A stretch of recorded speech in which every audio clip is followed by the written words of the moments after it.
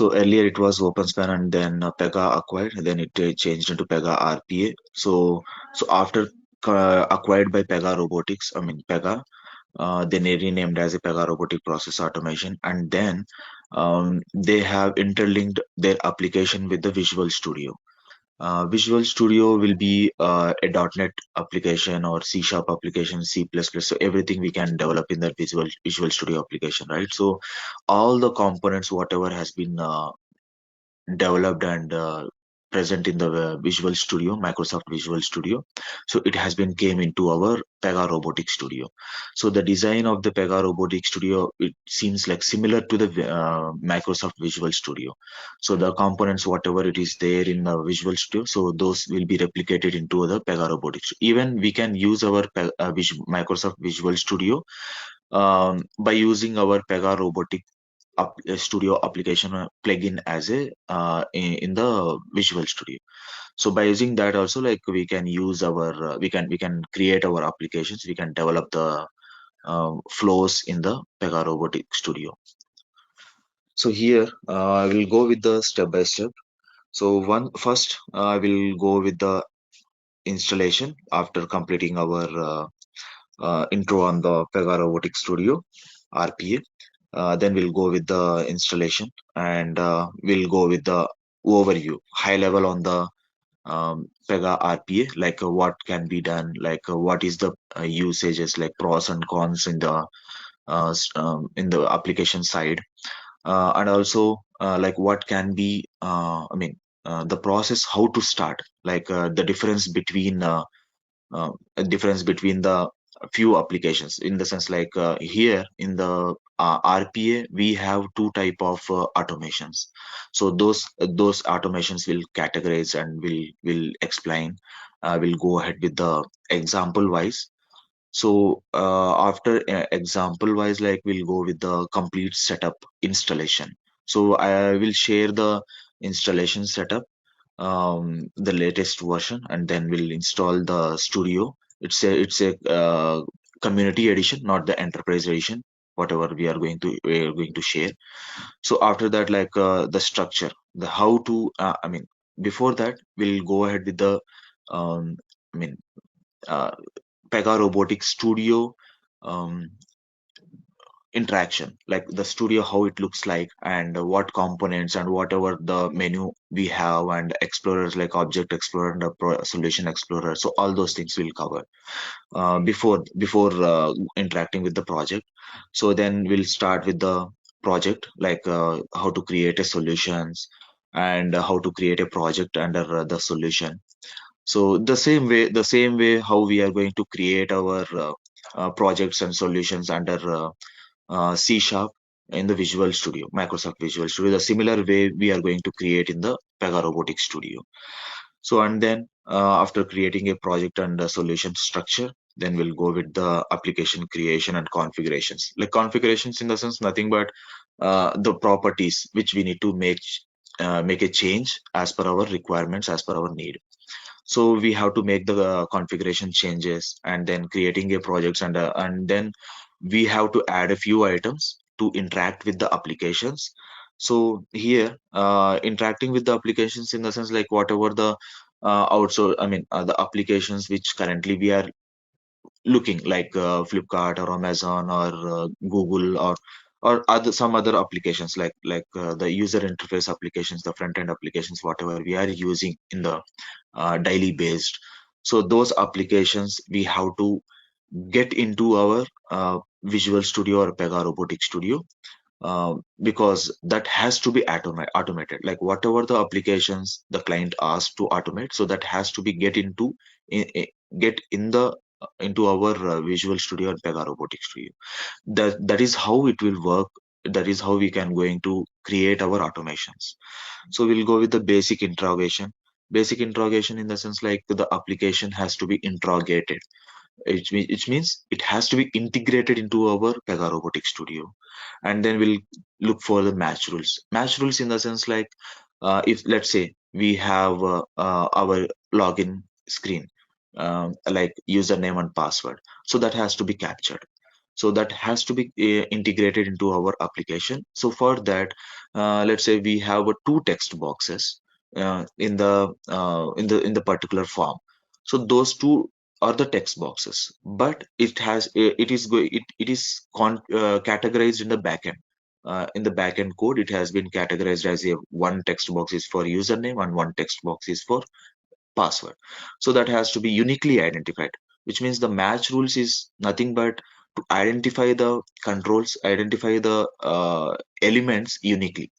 So for that, we have to work with the match rules. And then debugging in the sense like after entire thing, like after creating the projects, creating the solution, so we are going to check how the project is running, like is there any hiccups we are facing, or any errors, any issues we are going to fix. So that we have to check step by step process. So that is called like debugging. And diagnostics tool in Pega Robotics, so whatever the tool we have created, which means this is our Pega Robotics Studio.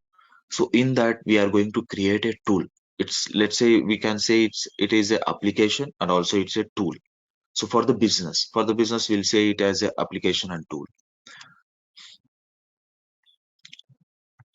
So on the studio, like the familiaring with the studio completely, the way how we can add or panels or remove our panels or add items into our Pega Robotics Studio, uh, configuring the items whatever we have added. So all those things, like we interacted with the studio. And the toolbox items, like toolbox items is nothing but our .NET components. So whatever the .NET components we have in our Visual Studio present, so those .NET components will be visible, even though we can add out of the application. Like if you are not there, if some of the .NET components or some other C# components is not available into our Pega Robotics Studio, we can add as a DLLs, so data link library. By using that, we can add and we can get into our Visual Studio or Pega Robotics Studio. So that components can be used into our automation as well. And also C# scripting. So here, this Pega Robotics Studio is a completely as a tool. We can use C# scripting here, not like majorly. It's like 10%. That is also if required. If it is not required, we can go ahead with the entire automation, entire flow as a drag and drop content. There is no need of coding here. Everything is a drag and drop, and that has to be know, like for which flow, for which requirement, what we have to use. Let's say if we have a string that has to be converted into a integer, or else if we have a string that has to be splitted and replaced or something like that, concat. So all those things can be done without using our C# scripting, or without using any outsourcing applications or any outsourcing scripting, something like that. So we don't have to use. It's completely our choice. Like our choice in the sense, like for examples of for practice purpose, like we can use. But coming to our real time scenarios, that has to be decided by our client. So why? Because some clients will access C# scripting, some clients will not accept. Because if they are using this Pega Robotic Studio, what's the purpose of using C#? So that's the reason. So they will not allow us. So it depends on the client based, and it depends on the requirement based. If it is not possible through our Pega Robotic Studio, then we can go ahead with the C# scripting, and that components can be added, that methods can be added into our automation.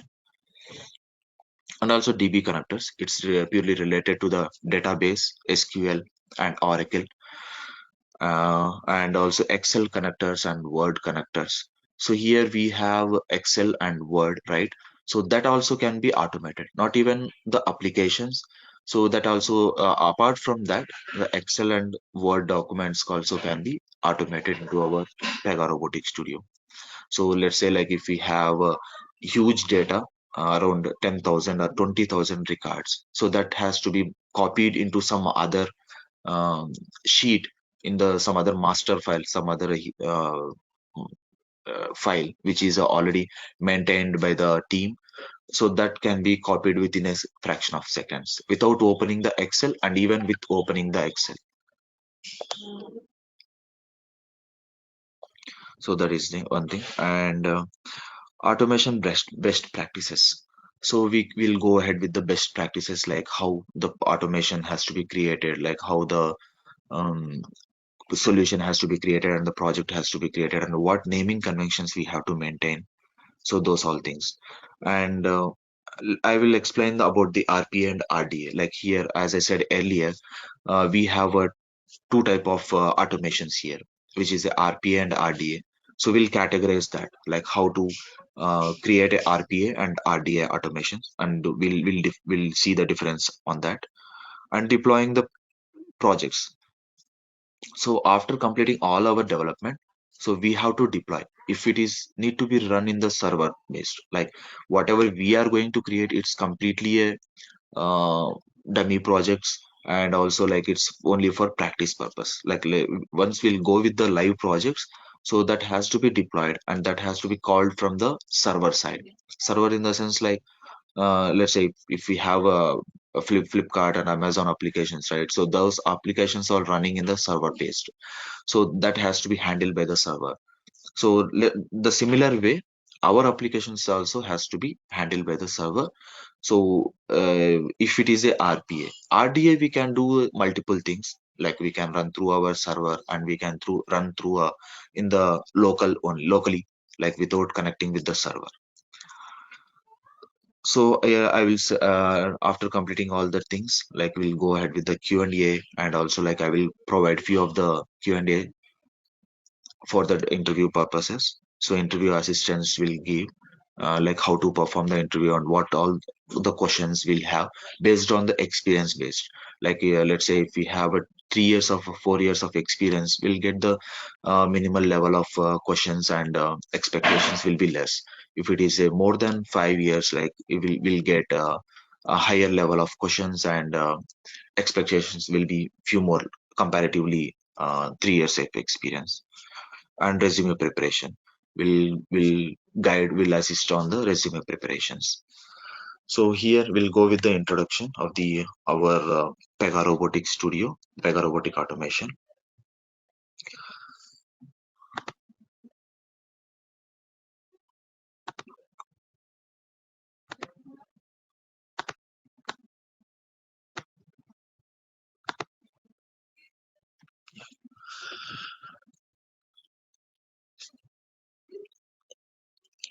So my screen is visible, right?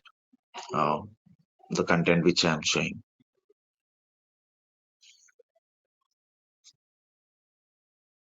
So anyone has been Googled, or anyone is went with a few things which is related to RPA.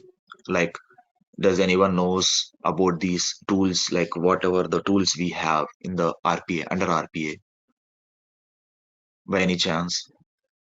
Yes, I think there are like automation anywhere. Hmm.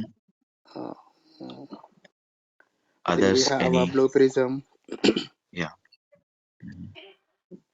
I guess we have UiPath RPA also. Yeah, UiPath is there. Yes. I have one more quick question. I'm sorry for the interruption Yeah. for here. Um, in the syllabus, right? Can you explain Mhm. us like how can we interlink the Pega applications and using robot managers and like logging using Splunks? How can we view the logs using Splunks? I think can we Splunk in the include? sense like it's completely out of the application, like Splunk logging. So it's not like I mean, the Splunk has to be server has to be created, so all those things needs to be done, right? So it's completely like live based. So we are into our training. It's here. It will be completely trainings, right? So there will be a sample and practices will be going on. So the Splunk server needs to be created, and that Splunk server needs to be integrated into our application. So those all things are like live, like it's completely huge. So the dashboard has to be there. So if we need to connect, so these things are completely different. But The properties like whatever we need to require to connect to the servers like Splunk server and also to the Pega robot manager servers, so that can be explained further. Okay. But the Yeah. the the live scenarios will be not possible. The like the properties which needs to be configured to connect to the servers, so that can be explained. Okay. Sounds good. And you can help us with connect rest as well, right? Including Sorry, in the syllabus. I mean, how can we sorry. use the connect? How can we use the connect rest services? Yeah, REST API. So Yeah, that REST also been APIs. like Yeah. for that also like the properties can be explained because Mm-hmm. that also requires the URLs, right? To connecting to the REST and API. So API services. So the URLs has to be there. So as I said, like Yeah. the properties can be explained. So what and all the properties we need to require and what needs to be updated as per the requirement based, and also Okay. the activities, robot activities, as you said, like Pega robot manager. So for that to connection to be established, like we need activities, right? So to interaction between the Pega, like the Pega pure Pega, like Pega robot manager servers and our Pega robotic studio, that has to be configured. So that has to be interlinked. The connection has to be established. So that can be explained. And but as I said, it's purely like properties will be explaining, not the connection, because the server has to be created for that. Okay. The properties will be explained, and what once the properties is updated and once the connection is established, like what we'll get. So the images can be shown, and also the live in the studio, the Pega robotic studio, we can show that like what properties needs to be changed and what needs to be updated as per the requirement. Yeah, this one's good. And one more last question. What Yeah. version we are using for the training So purpose? let's say like we have lot of versions for the community editions. We have 118, 129. We have like 19.1 dot. The latest version. Currently, we have a 22 version, but Yeah. still the clients is not updated on that. So even though if you go ahead with the 22 version, you will face some hiccups on the interview times or entering into the um, jobs. Why? Because still the clients are not adapted to the 22 version. They are still using 19 version. So that will be continuing this almost this year because there are few things needs to be updated in the 22 version. There are still some things has to be changed from the Pega side. So all the clients are still in the 118 version or 110 version, those still in the 100 version, Correct. 19.1.100. Yeah. So that has to be explained. So I will go with the 19.1.100 or 118. So we have multiple versions. So we'll be sharing with that the best version. So as of now, most of the companies are using above 100 only, not the below 100, 19.1.100 above. So we'll share with the best version without any like in that like few of the versions will have a few issues with we will not work with the few of the applications in the live based. So based on that, like we'll consider all those things and we'll share with the latest version. Okay. So my screen is visible, right? The browser which I'm showing currently, the Pega Academy. Yes, it is. And you know, in 118 version, do we have a configuration of Citrix machines? Citrix machine configurations we have from the initially onwards, but that has to be shown as a like just as I said, the properties.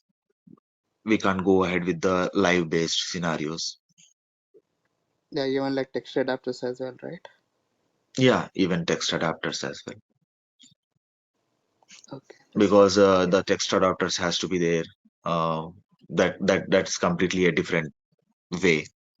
So you are asking whatever the questions you are asking, like it's completely a live based. Yeah, It's not definitely. our training contents. So you are asking completely a live based contents. So that will be getting an, I mean, if we know the properties like how to configure everything, so that can be possible uh, to approach our requirements. Yes, Once that's true. That's true. the configuration is the most thing here that needs to be configured, the properties, and then there is nothing like after the configuration is done, there is nothing like the interrogation of the mainframe applications and the connectivity of the Pega Robotic Studio and the Pega Robot Manager.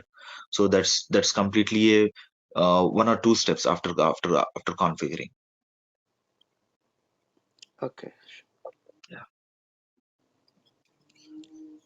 Yeah, thank you. Thanks for answering.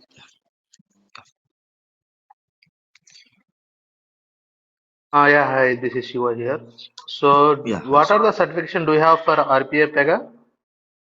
So we have Pega RSA, CRSA, like robotic system architect we have, business analyst we have.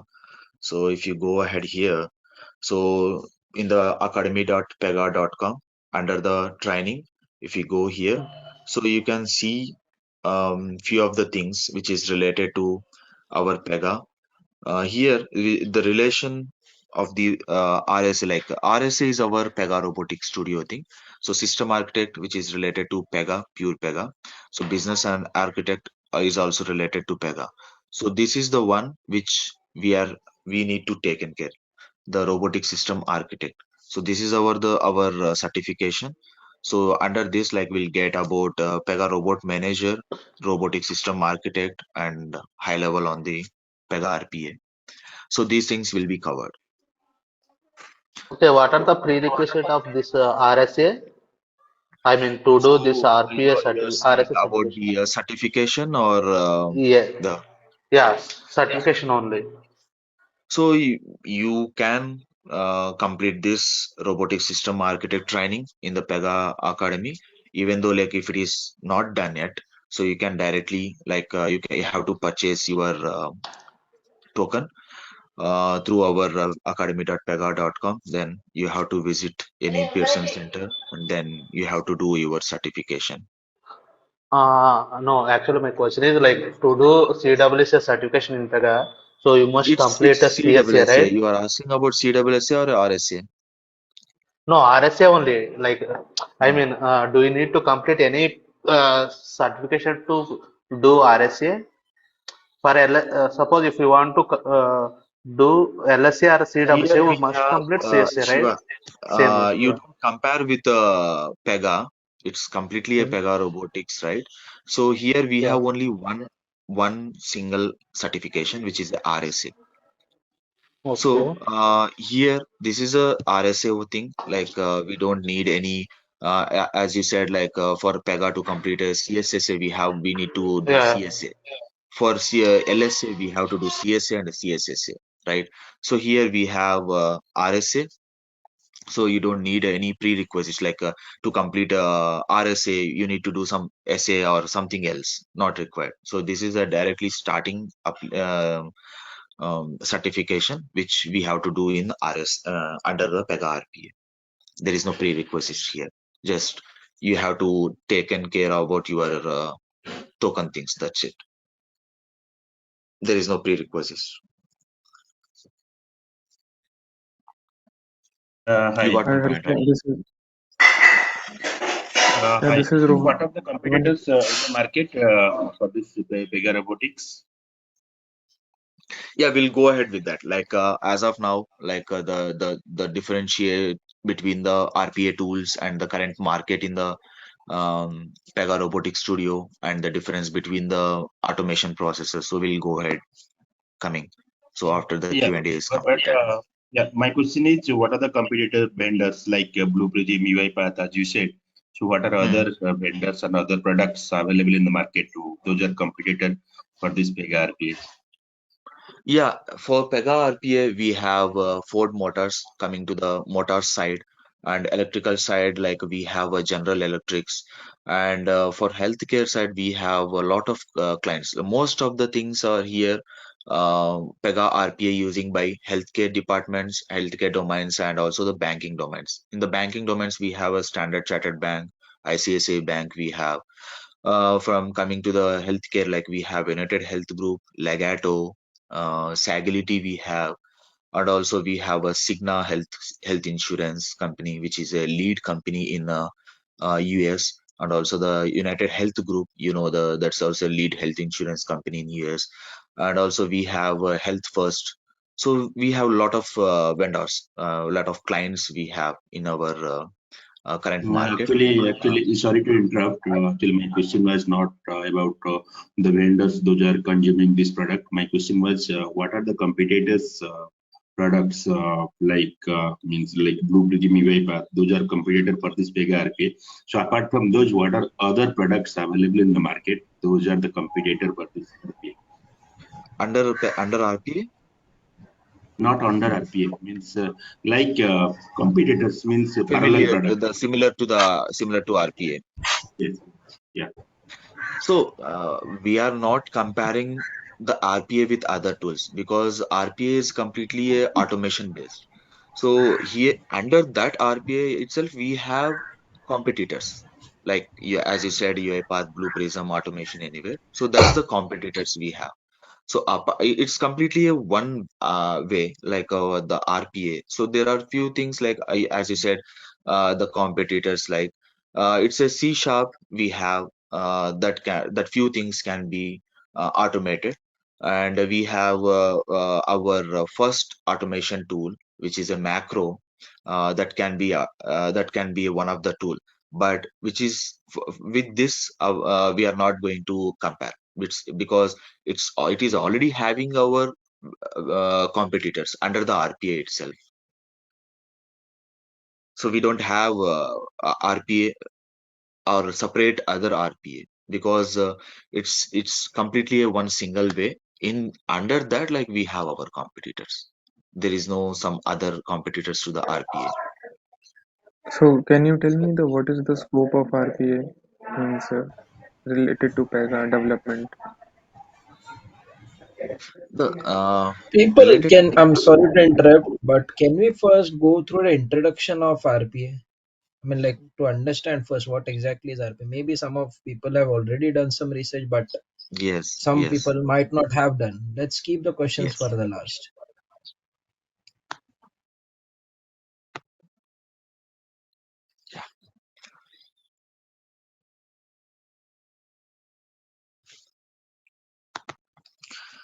So here we have this is a academy. So you can go ahead directly to this page. Here you can find out the robotic system architect. Under this, you can find out Pega Robotic Process Automation overview and the system architect, the course content, which we need to complete. Like if required, if people need to be done something hands-on after even though after our training, like you can go ahead here, robotic system architect. You can do your hands-on and research things here, and also the Pega Robot Manager, um, like to having a connection between our Pega Robotic Studio and Pega Robotic Manager, the server which needs to be interlinked. So that can be explained, like the how to creating a robots and registering the robots. So everything can be done here. So the overview of the Pega Robotic Automation. So here we'll go with the manual processes, right? So in few of the things we'll have manual processes. So all the manual processes can be converted into automation, like copying and pasting, and moving the files and copying the files. So all those things, copying the data from one application and pasting some into some other application. So the daily based jobs. So RPA, under the RPA, we have two type of categories automations. One is a RPA and RDA. So the difference between this RPA and RDA is um, RPA, which is purely running in the servers without any human intervention. Coming to RDA, the human intervention is required. So RPA is nothing but like a robotic process automation. RDA is a robotic desktop automation. So RPA, which is going to be run in um, servers like virtual machines. RDA is going to be run in the user machines. So here in the user machines, that user has to be interact with the application. So let's say um, uh, user like there is a application that has to be captured based on the user wise. Like currently today, I am logging into the application and I am using my credentials. So that credentials has to be passed into the application because the data has to be captured. Like who is logging into the application and what time and everything like so because of some reasons, some security reasons, clients will not allow to do RPA processes. Some user based reasons like we are going to use RDA applications. So here we are going to create a user interface interaction with the multiple applications, and also we are going to assist the users like how to use our applications after creating our automation processes, and we'll maintain a dedicated virtual machines for RPA processes which is going to be run in server based. So for that, like we are going to deploy our solutions, and we are going to establish a connection between server in Pega Robot Manager and Pega Robotic Studio. Then we'll going to schedule a bots. So those things will cover in the coming sessions, like how to schedule a bots into our Pega Robot Manager, and how to deploy our packages into a server. So here we can use our Pega Robotic Studio to automate few of the applications which is Sorry to interrupt. Sorry to interrupt in the meantime. As you said that we can automate because I think by using Pega also we can automate, right? By using queue processor and job scheduler. Earlier it was having agent and agent, right? So we can also automate. But what is the main focus and why we will go into this Pega robotic automation? So what is the advantage? So can you please give some live examples so that we can understand the background of RPA, so why we are using RPA in the application? so this is the introduction. Like if we go directly with the live examples, few of the things like few things coming to Pega, and you have been researched on the Pega RPA. You will get some clear picture if we go ahead directly with the live examples. Like few people will not have even few introduction of the Pega robotics, right? So those people has to be understood like what No, is it Pega means RPA. So we'll go ahead with the I'm just examples asking further. live example in the sense, means some real-time examples. Let's say in bank, how we are processing, or in a claim, or in insurance. So just a small example, so that we at So least we can. live examples can't be shown here because it's a No, training no, sessions. I'm not So asking to show, but he can hmm. tell, right? Let's say we are going, a customer is going to the bank and processing their account and trying to acquire a credit card. So in behind the scene, what are the automation process we are going to design like that? Some So theoretical. first we have to cover our introduction. Then we have to go our live scenarios, like the even as you said, the explanation of the use case or explanation of the scenario in the live.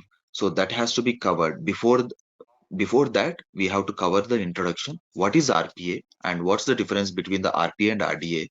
Then we have to go ahead, right?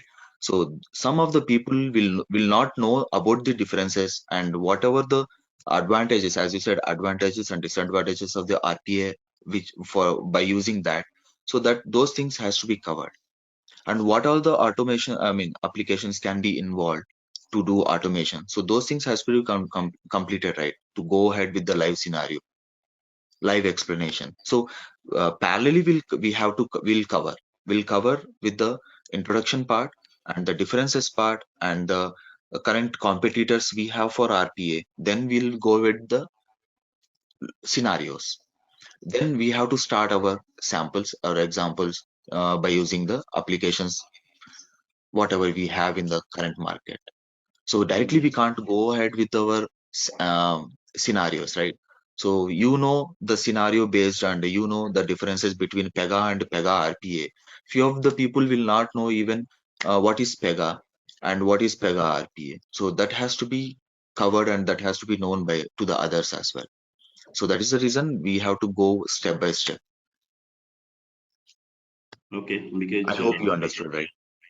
I got you, but the thing is that I thought that in the introduction I'll get some background, means why we are moving to Yeah, RPA rather. introduction is not yet done. It is still just started. Like we have covered few things, we have covered few questions, and we have gone with the syllabus, what we need to be covered further. And we have Okay, still we have the introduction call. Still we have not yet done. okay, fine. Yeah, got you. Yeah. So here the benefits of the, as you said, the benefits of the Pega robotic automation we have.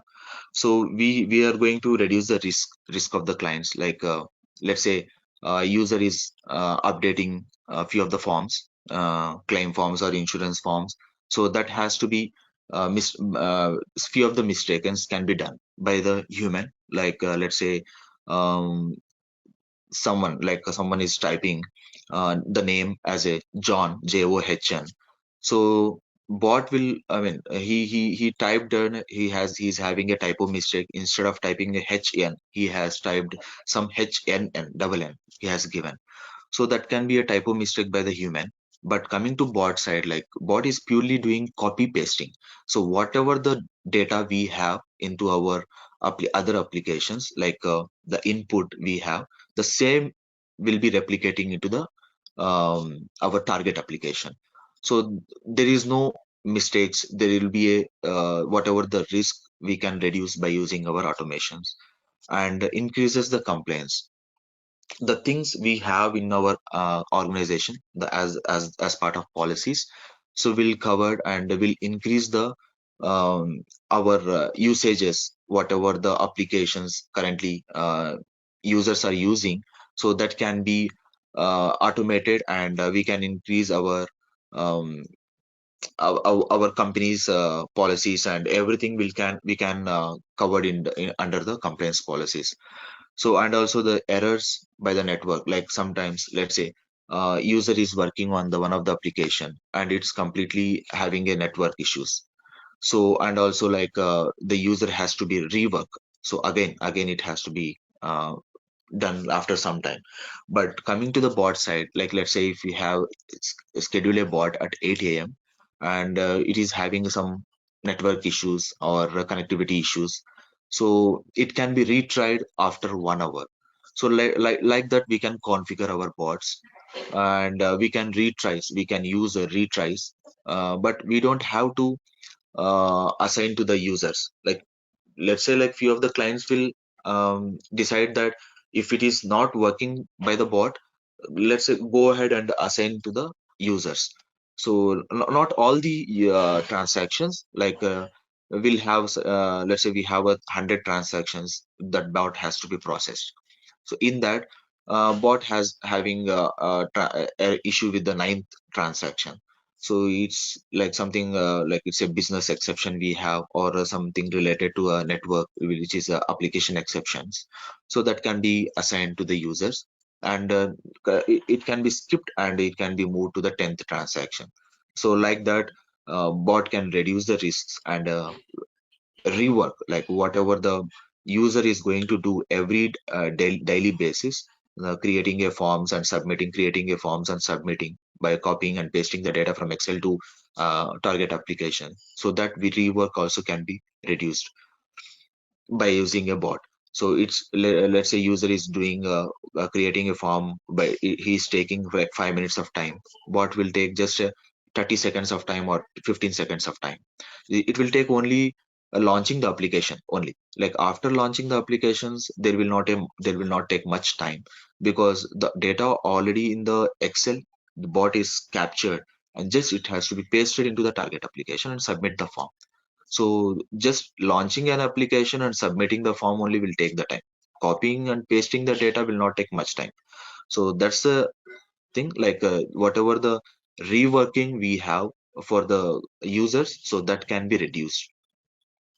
So and the redundancy and variability, so we can reduce the variability, like the users, let's say we have 100 users is working on daily basis in the telecaller side, and even we have uh, giant client, which is a do network in the Dubai, so that's a telecaller side. And we have a healthcare clients, United Health Group and Cigna, and also Health First. So Blue Cross North Carolina, Blue Cross, Blue Shield.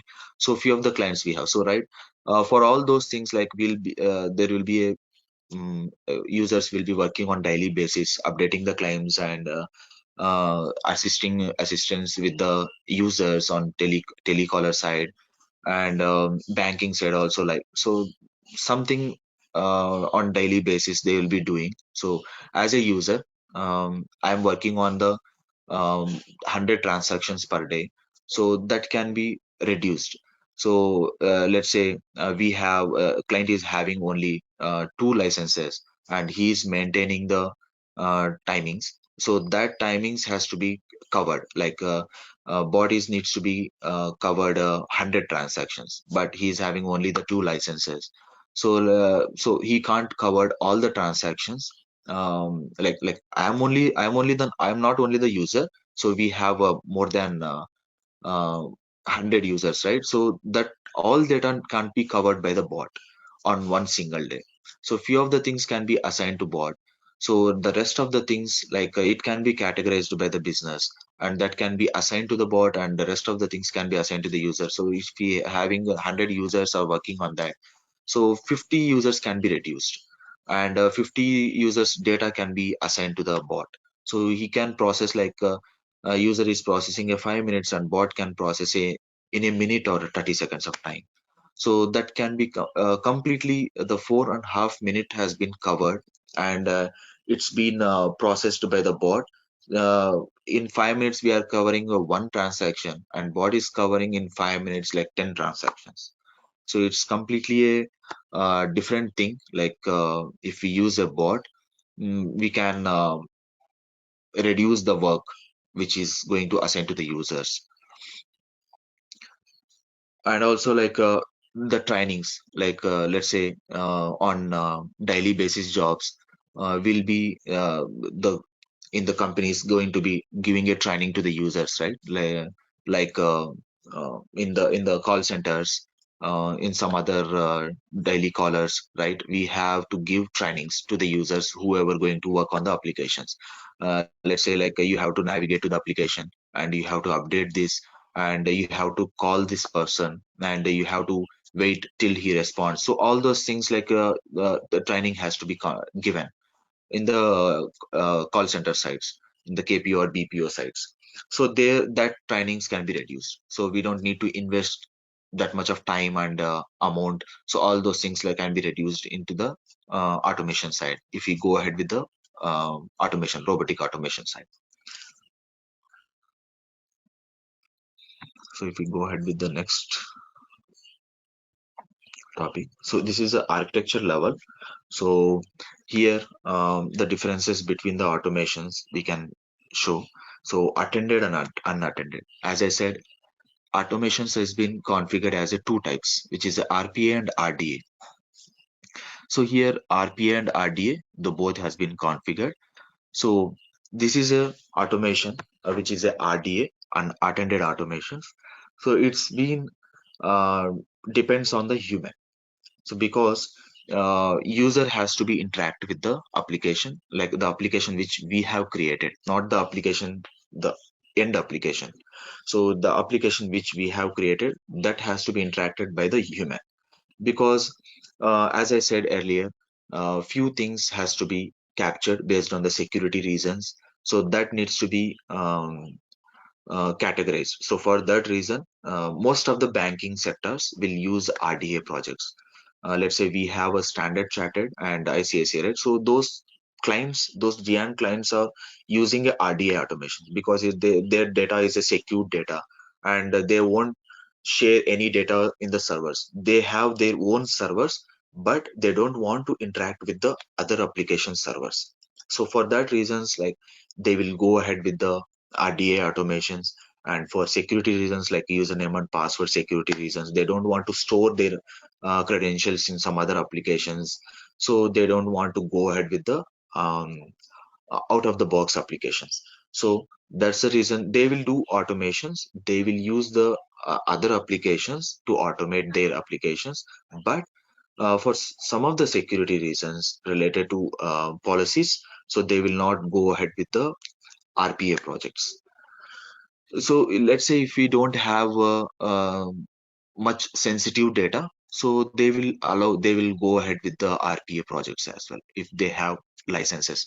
So if that is not a sensitive data, if it is a sensitive data, like they don't want to go with the automation, which is related to the server based. So here human intervention is required. It will be running in the desktop. Let's say like we have our desktops, everyone will be having once will go inside, like you will be giving laptops or desktops. So in that, user has to run his application. Let's say a user is giving his credentials and clicking on the login button. So by using that login button, so it's event based. So once the user is performed that event, clicking on the login, then it will start the automation. So that's a human intervention, event based automations we are going to create under attended automations.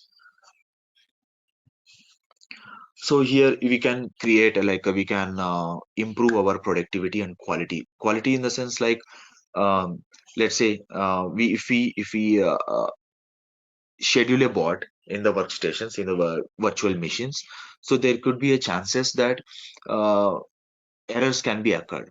Errors can be occurred, and that can be handled by using retry mechanisms, and also the retries after few minutes or few hours.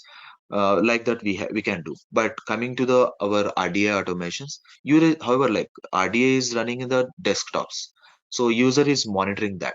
So if he is monitoring, he will know that this is the error.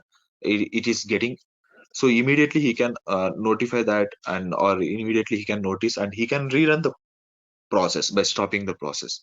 So it's not impacting to any others. If it is purely related to the uh, business based application exceptions or system based applications, so he can immediately stop the application. If it is not impacting others, he he can immediately restart the application. So he doesn't want to um, create any unnecessary things, unnecessary issues with the uh, stakeholders or with the vendors. So here he can improve the quality, like immediately he can stop and he can rerun the same request again. So here we can automate our task till 90% or 80% of the task we can automate. Like few of the things can be covered in our UI. Let's say we have 10 fields needs to be updated, so that needs to be filled by the user in the UI. So that is a 20% of task, or else like 10% of task we are user is going to do. And rest of the things, like everything, like whatever he has been updated in the UI, so that has to be validated in one of the application or a Excel based on the data he has been provided. So that needs to be validated, and that needs to be cross checked, and he needs to pick up some data from the Excel, and that needs to be updated in the other target application. So those things, everything will be the 90% of task. Let's say we have a claim data. So myself, I am the user who is self uh, I'm having the I'm claiming the my process. So I to have a dependence. So those things can be validated, like who is calling, and whose request is this, and who is the self, and who is the dependent and spouse and child. So that needs to be categorized based on the request giving by the user. And after validating, he needs to pick up few details from the Excel or from the other application as a input application. So pick up the data, and that data needs to be pasted in one of the target application. So these things can be done by the bot. And also the validating also can be done by the bot, and the data which is inputting, giving as a input in the UI, that needs to be done by the user. That's a 20% or 30% or 10% of the task. So that can be decided while we'll go with the live scenarios. And coming to the unattended automations, which is purely RPA, which is going to be run in the virtual machines. So here we are not going to give any UI, anything. Like, it is completely a server-based run, which is running from the Pega, and completing the process entire thing in our runtime, Pega Robotics Automation, and then moving back to Pega again. So because that has to be completed, right? So that has to be notified that this process is completed. So that's how, like, we'll start with our process from Pega side, and we'll complete the entire transaction center process in our automation, and again we'll go back to the Pega. So there we are going to update the success or failure status. So that is how the case, the item, whatever it has been generated in the Pega side, that can be closed there. So we have to go back to the server. So like that, like it will run, it will keep on running the processes till the all the transactions has been completed. So if there are any exceptions occurred, if there are any timeout, or else like if there is any uh, downtime is going on, so we'll be notified if there is any downtime from the application side.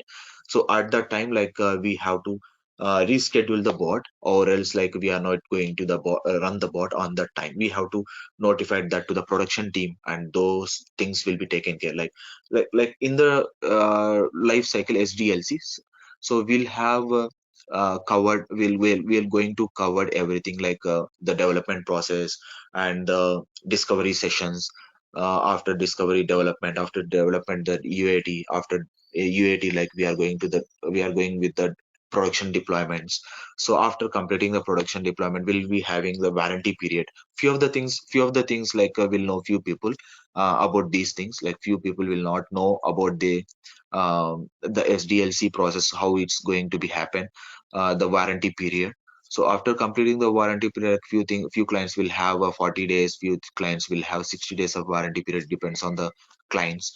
So after completing that, the entire things will be handed over to the production team. So they will be notified about the downtime, and they will be notified about the timeout issues, everything. So if it is a timeout issues, then again it will retry from the Pega side. Like, we can maintain two type of retry mechanisms here. One is from within our automation. So if, let's say, we are interacting with the one of the application, we have three pages. Like, bot needs to be moved into three pages. Let's say page A, page B, page C. So page A process has been completed, and bot moved to the page B. So here in the page B, bot was having some issues, like data is not updated, or the page, in that page, like few things is not loaded, like say like button or text boxes or combo boxes are not loaded. So here, if it is not loaded, then bot bot will try then and there. Like, it will retry to refresh the page, or else it will wait for some time, or it will not going to kill the application. Like, it is not going to kill in the sense like closing the application. It has to retry then and there, like refreshing the page again, or else uh, like it will wait, or else like it will try with the some other approaches. So it shouldn't go back to the page A, and it shouldn't try from the starting onwards. So this is the retry mechanism within the application, within the automation, within our automation. So there will be a global retries.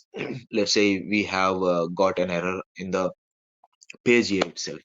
Even though, like, we can try local retry, let's say within our automation itself, even we can try from the global retries.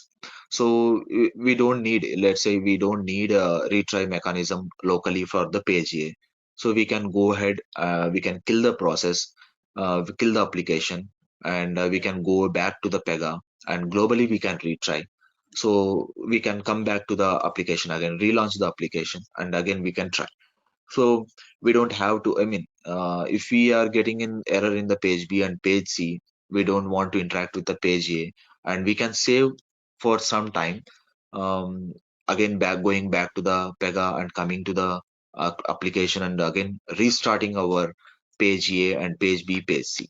So like that, like we can do some categorization in the automation itself, and from the Pega side itself, if there are any errors occurred, like there could be a chance we'll get errors in the server based, even comparatively our RDA automations will get errors in the unattended automation, because no one is monitoring this application, because it's completely running in the virtual machines without any human intervention. So it requires a dedicated workstation in the sense virtual machine it requires. Or even though we can run, like not only we can run one single process in one single virtual machine, we can run 10 processes under one single machine, based on the schedule based. So let's say there is a 10 processes which is needs to be automated and which needs to be deployed and has to be run in the server. So it is running on the first process will be process A will be running in the 8 a.m. and process B will be running at 10 a.m. So for process A, it requires a 2 hours of time. It is running from the 8 to 9, 9 to 10. So 2 hours it is running, and immediately next process has to be picked up. Like process B has to be picked up. The same process we can assign to the same machine. So it requires a dedicated, if it is running on a 24 by 7, or else like a 9 to 5 timings, or 9 to 6, or some timings will be notified by the business. So if it is a dedicated workstation is required, then we have to schedule our bot from 9 a.m. to till 10 p.m. or 11 p.m. So that needs to be dedicated workstation is required.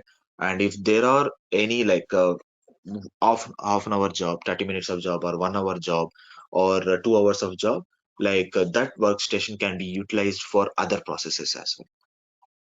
We can use the same virtual machine to multiple processes to be run, and this is 100% automated task. So there is no manual intervention, there is no user interface we are going to provide to the user, and there is no data has to be entered by the user, there is no inputs we are going to given. So everything has to be automated, everything, the input parameters has to be uh, captured by the bot, and that needs to be taken from any input application or input Excel things, or some other outs, I mean, out of the application, like Excel or something, like the inputs wherever we need to get. Like we can get from the email, we can get it from the Excel, we can get it from the SharePoint. So those things can be captured by the bot itself. There is no user is going to assign, or user is not going to given to the bot, nothing. So that everything needs to be automated. So here we have our automation development process. So the development process will be going to be done in the Pega Robotic Studio. So whatever the development we have to do, that needs to be done in the Pega Robotic Studio, and that after completing the development, we need to deploy our packages, and we need to run the packages, right? Whatever the packages we have deployed, for that we required Pega Robot runtime. So runtime, like the process whatever we have created by the developer, so that needs to be tested, and that needs to be deployed, and that needs to be executed by the user and executed in the virtual machines. So that by using runtime, we can run our packages in the locally itself, and we can run if there are any virtual machines, that project has to be run dedicatedly, like that has to be installed, runtime has to be installed in that virtual machines, not the studio, because it's purely related to the server, right? So it's purely virtual machines, so that has to be uh, installed, like runtime has to be installed, not the studio. In the developer machines, Pega Robot Studio has to be installed. So with that Pega Robot Studio, we'll get the package, runtime package as well. We don't need to install separately the runtime package. We just need runtime studio, I mean robot studio, By using that, like we'll get a robot runtime, and also we'll get our service. So RPA services, which is related to the packages. So the packages needs to be the package in the sense like package server. We have robot manager, right? So that can be configured if we get RPA services that has to be installed. So we'll get all the packages under the studio, like whatever the package we are going to share. So that can be covered. Like we'll have a RPA service, we'll have a runtime. Runtime will not it will be not showing in the package which we are going to share under the installation. So if we install a robotic studio, we'll get automatically the runtime. So that I will show like how to create a shortcut and where it will be located. And also under the Pega Robot Studio, we'll get as I said, RPA services, and we'll get native foundation. Native foundation is nothing but to connect connection establishing between a database and our robotic studio. So for that we required a native foundation. So we'll get as a package itself. And even if we have Pega Robotic Studio, we need a Microsoft Visual Studio shell, which is not purely Microsoft Visual Studio. It's completely one of the part of the Visual Studio. We have a shell integrated, right? So two things, like in that we'll need shell. So that will be coming under the package, which is our installation package. So we don't need to do separately for that. So it will be installed by our installation package itself. We don't need that. So for that, like let's say like if the user is having like I'm having a 16 GB of RAM, so the performance will be a speed. So that needs to be depends on the application, how the application is behaving. Like if I'm opening the Pega Robotic Studio, it will take a few seconds of time because my RAM is high. So other user is opening, so he's having a 4 GB of RAM. It will take some time to opening the application because it's a installed application which is installed in our into our system, right? So it will take some time to open the application. It depends on the performance. So for that, like you have to maintain a few system requirements, that 8 GB needs required, and few data has to be free, like 50 GB of data, because it will create a few folders into our program data and app data and program files, and even in the documents for the solutions. So it will take some space here. And even if we have a Microsoft Visual Studio 2015, so we don't need to install our Pega Robot Studio. We can directly go ahead with the Pega Robot Studio plugin. We'll get a plugin also. So if someone is having a Microsoft Visual Studio subscription 2000 for the 2015 Studio, they can go ahead with the Pega Robot Studio plugin. They don't need to install a Pega Robotic Studio separately. For that reason, like they will have plugin. So, and robot runtime will install automatically. If we install a Pega Robotic Studio, no need to install separately in the developer machine. For that, but for the testing machines and for the production machines, we need to install robot runtime. We are not going to install a studio. So that is purely server-based machines, right? So there is no need to do studio installation. So that can be taken care by the support team, or it depends on the client. So some clients will give a responsibility to the developers. Some clients will give the responsibility to the support team or production team. So they will taken care about the production machines and testing machines. So that's completely depends on the client. So deployment strategy, like for the deployment, like once the process is completed, so you have developed all the requirement into your application, so that needs to be deployed. So for that deployment, like we need a Pega Robot Manager connectivity. So that has to be configured. That needs to be connected to the Pega server from our Pega Robotic Studio. So that needs to be web-based control URL we need. So that web-based URL we have to provide in our Pega Robotic Studio, and that needs to be configured, and that needs to be integrated with the both the applications, and then we can deploy our packages. After establishing a connection, we have to restart our Pega Robotic Studio. After restarting the Pega Robotic Studio, it will ask for the credentials. So there we have to give our credentials. After giving the credentials, like it will start a connection. It will establish a connection. Then we can open our solution, the project, whatever we have automated. So there is a deployment process we have that can be discussed further. So after deploying the process, like it will go ahead with the deployment, and the package will create the packages it will create in the locally and also in the server. So that I will show you like where the locally it is going to deploy, and deploying it in the server also, like by connection or by establishing the connection, it will deploy into the server. So we have to maintain the version numbers. So based on the versions, we can decide like which version is doing what. So and also we few comments has to be maintained, and then deployment process has to be completed. So we'll get a success message once the deployment is processed. And also like after deploying, like in the robot manager, we have to do few things like assigning a package, and assigning a bot to that particular package, and assigning a creating a robots and work groups, everything will come.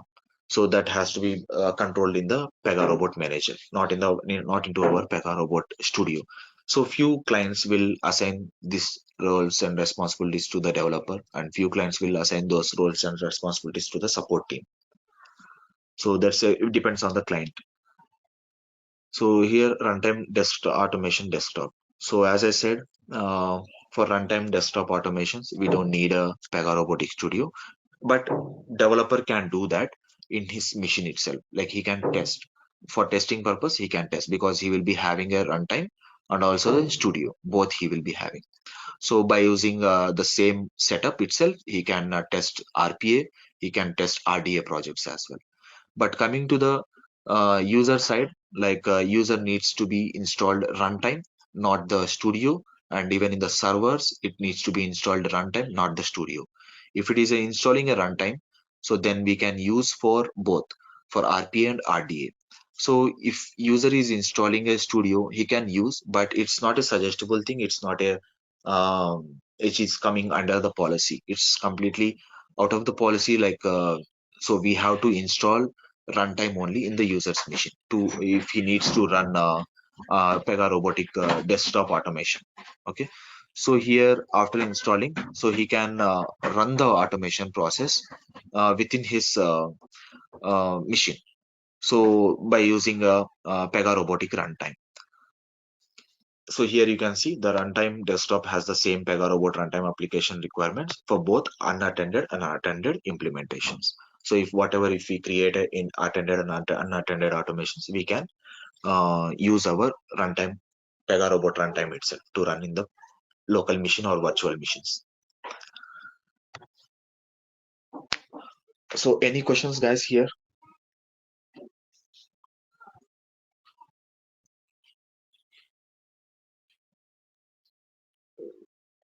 So we'll Hello. cover a few things, few introduction Yeah, part in one the next question is, session. Yeah.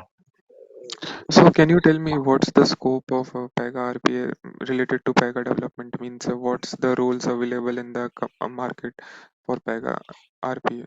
So for Pega, Pega and Pega RPA, we have the similar roles like developer roles, like system architects. We have technical architects. We have so even leads also developing the projects in the RPA.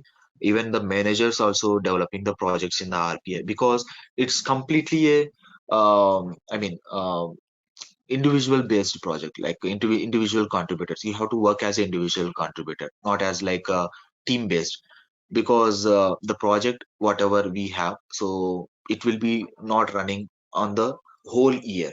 So few of the processes will have 6 months of period to develop for the development, or 3 months of period. It's a short based applications, short based developments only. So in the Pega we have 1 year. The development process will go to 1 year or 2 years, like that. But in the Pega robotics, like Pega RPA, will not have 1 year or 2 years of time for the development. will get based on the requirements. As I said, copying the data from Excel, pasting in our target application, and submitting the request. So this is the process, and few of the things will have interacting with the multiple applications, like copying the data, going into the one application, and from there going into the other application. So like that will have, but it will not take more than a 6 months of time. It's a short span projects, whatever will get as per the requirements. So that can be automated within the 6 months of time, or 4 months of time, and it will be deployed, and it can be maintained by the server. Yeah. Okay, understood. So what's the salary means for this RPA means what's experience we should need? Can we go as a fresher or like we can? No, in the RPA side, like few tools will have freshers, but it depends on the client. But coming to Pega Robotic Studio, it requires an experience. It's like a minimal experience of 3 years it requires into the RPA side. So even if you are working in the earlier you have worked in the UiPath or some other RPA tool, or else you have worked in the .NET, and currently you are working in the Pega Robotics Studio, like from past 1 year or 2 years. So it can be considered as a overall experience. Based on the overall experience, if he is having 3 years or 4 years of experience, based on that he can consider. But for freshers, Pega Robotics Studio, Pega RPA will not having openings, because they expect minimum 3 years. And coming to the salary part, it's comparatively to others other tools. So Pega RPA will have huge salaries in the market. Let's say, like, if you have 3 years of experience, and currently you are having a 6 lakhs of package, you will get double the project, like 100% hike you will get, because that much of demand we have for Pega RPA in the current market. So one of my colleague, like one of my friend, like she was having a 5 years of experience, and she was having a 14 lakhs of package, let's say, and she can get around 20 plus of packages, 20 plus. And based on the requirements, like, you can give the counter offers, and you will get a more than that, whatever you, I mean, it depends on the um, job will get, like it depends on the client if he can So provide more than that. so like I'm So we'll having comparatively other tools, we mm, have for Pega RPA, we have good salaries in the market. okay, like I'm having 3 years experience in Pega development. So can I go for RPA? It's possible or it's not? Yeah, you can. Not even Pega candidates, even the .NET candidates also can go. And even if you don't have any knowledge on the any tools, like let's say you don't have a scripting knowledge, and you don't have experience in some other applications also, like, you can go ahead with the Pega RPA, because it's not based on any scripting or any, it is not required any prerequisites. Okay, with Even the knowledge of Pega development, I can go. with the empty brain also, you can come with the Pega RPA. Yeah, okay. Yeah.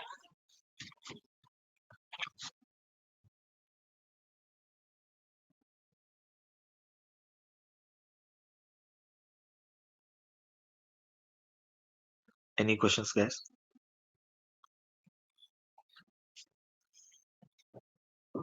So what's the duration of this training? Means it's for 1 month or like Yeah, it's 20 to 25 days, because it's just a tool, right? So it will not take much time.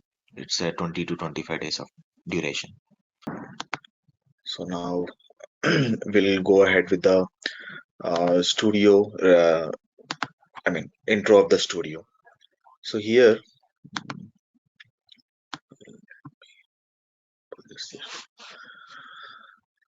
so as I said in the last session, we'll be giving you the installation setup file today. I will ask team to share with you through a Google Drive or Yes, some other. yes, sir. Uh, Sir, record the section.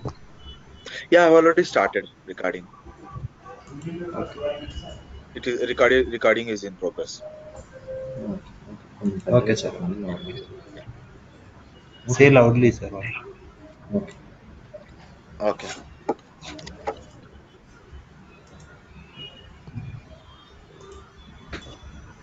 So as I said in the previous session, a team will be sharing you the installation setup file so that you can install the studio in your machines.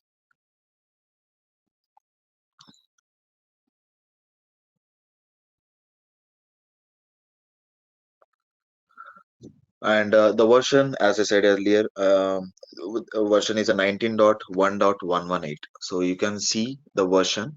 So in the help about Pega Robot Studio, so 118, 19.1.118. This is how you can check your Pega Robotic Studio version. So I will give you the document also, like how we can install, and also I will show you how to install the document in this session. Install the Pega Robotic Studio in this session, and also the overview of the studio.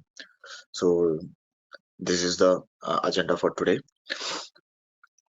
So once you are completed the installation, so you will looks like the Pega Robotic Studio, just similar to the Visual Studio. So as all of you know that like how Visual Studio looks like, so the same way Pega Robotic Studio also will be looks like. In the left side we'll get Object Explorer. In the right side we'll be getting the Solution Explorer. Here in the Solution Explorer we can see our solution, whatever the files we have added, items like automation files, and a few of the application adapters, like as we say applications we call in our RPA side we'll call it as a adapter. If it is a web application like based on the URL, so we'll say it as a web adapter. If it is a Windows application which is already been installed in our machine, we call it as a Windows adapter. So all the items like whatever we have added under the solution, we'll have project. So in that project, like whatever the items like automation files, as I said, Excel files, and also adapters, so all those things will be visible in the Solution Explorer.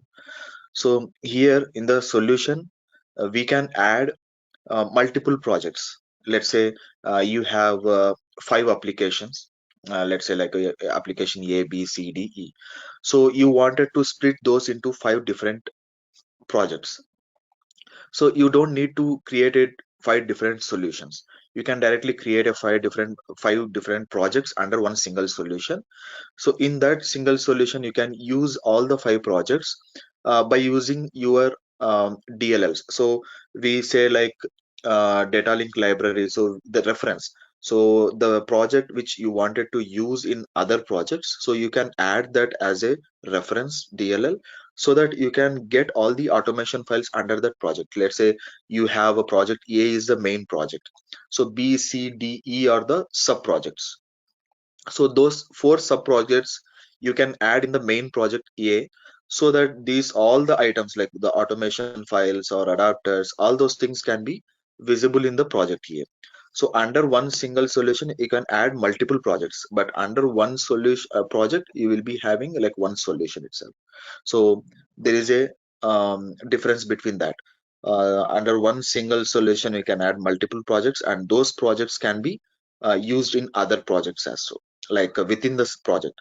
So if you want to transfer some data, like let's say like from A application to you wanted to move to B application, and that A application data has to be moved to B.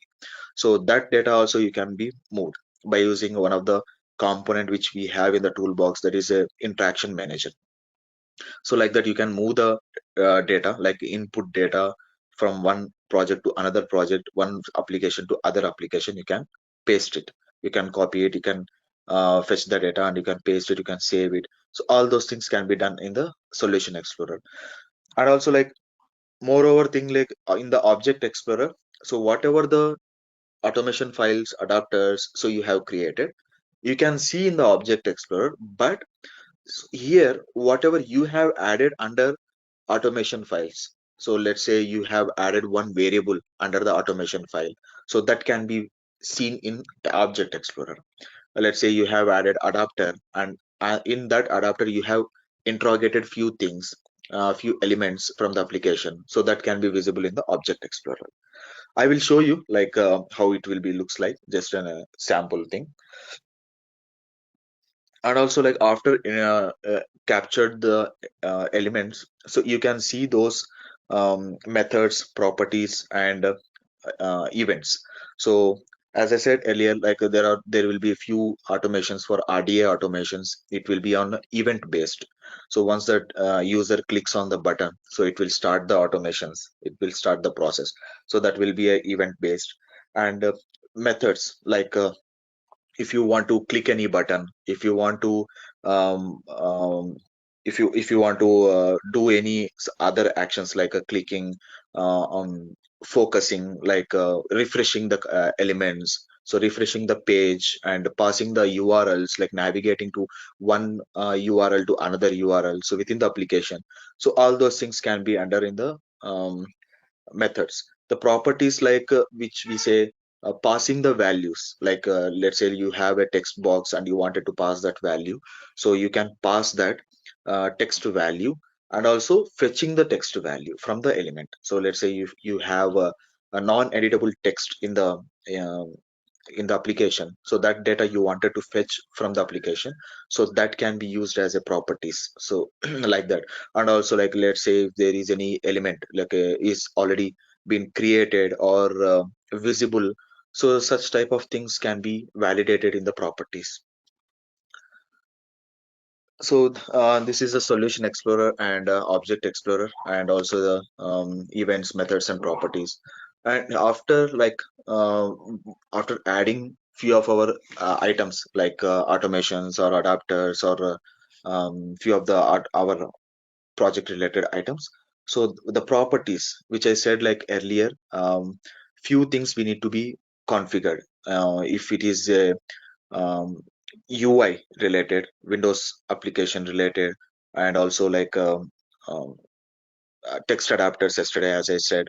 So for those things, like the properties has to be configured, and also the connection establishing between the Pega Studio and the Pega PRPC. So that those things has to be configured. So that configuration has to be done in the properties. Let's say you have a web application and you wanted to interact with that web application through our browser, like Chrome browser, or else like Mozilla Firefox. So like that, you wanted to interact with that applications by using the URL, right? So you can't directly paste that URL in the Google Chrome, and you can't directly try to interrogate it. To interrogate the application, we have to interact from our Pega Robotic Studio to browser. So for that, we have to update our URL in the properties panel. So in the properties panel, we have to update, and then we have to start our interrogation.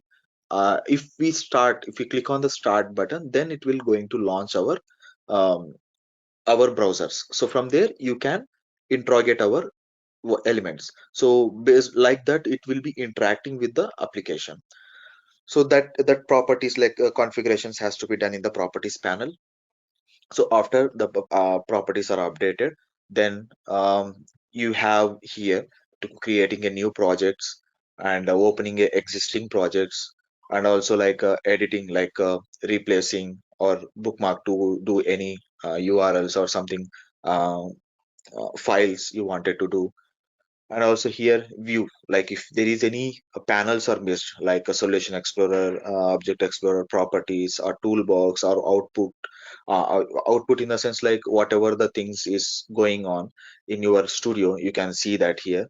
So like that, like you will be having all the tabs, all the panels here. You can show like if you click on the output, you can see here output panel. So like that, you can able to disable and enable here. And debug, coming to debug, like as I said in the previous session, debugging the process. Let's say if you have a project created already and you wanted to check step by step, like how the way it is moving, what values it is moving, it are taking from the application, what values it is passing to the application, and what is happening in our application. So those things can be monitored step by step by using a debug. Here we can, once the project is created, we can see a lot of options here, like toggle the breakpoint, and um, step into, step over, step out. So like that, you can see. So for that, we have shortcuts also. I will show you like the what shortcuts for step into, step out, and step over. Just similar to our Visual Studio only, like all those things. So here tools like connecting to the database. So external applications we can check, and also log viewer, like whatever the logs it has been captured from the studio, so you can view from here itself. And windows like layouts, even the panels you can dock and hide. Look, this is a common thing. And also help, so you can see here our versions and studio versions, runtime versions, anything like RPA homepage directly you can navigate from here. So this is a 118 version. It's a currently the most of the clients and vendors are using this 118 and above 100 versions Pega Robotic Studio. So still the clients hasn't moved to 22 version. It's a lighter version, 22 version, but still it is not adapted by the clients. So because of the reason, most of the projects are running in the 19th version. But coming to 22 version, most of the things has been changed. The UI also changed, and a few of the properties has been changed. So most of the things has been changed, and it came into a lighter version compared to comparatively older versions. So if we wanted to migrate from 19 to 22 version, there will be a lot of challenges that developers needs to face. So it's slightly still working on few things. Pega is still working on the few things, and they wanted to update few things in the Pega Robotic Studio. So still it is keep on going. So still it is not stable, and because of the reason only like still the clients are using 19 version.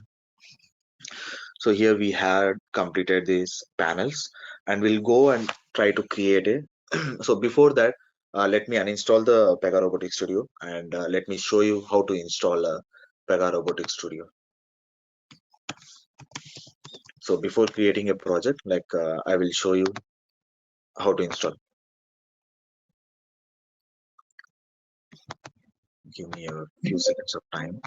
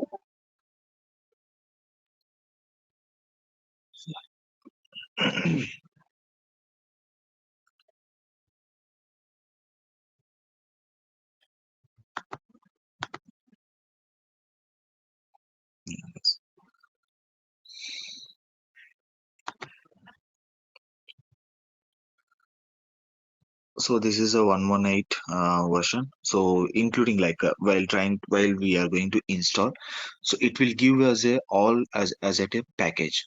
So we'll get a native foundation, as I said, native foundation usages, and also Pega RPA services and Visual Studio 2015 updated 3.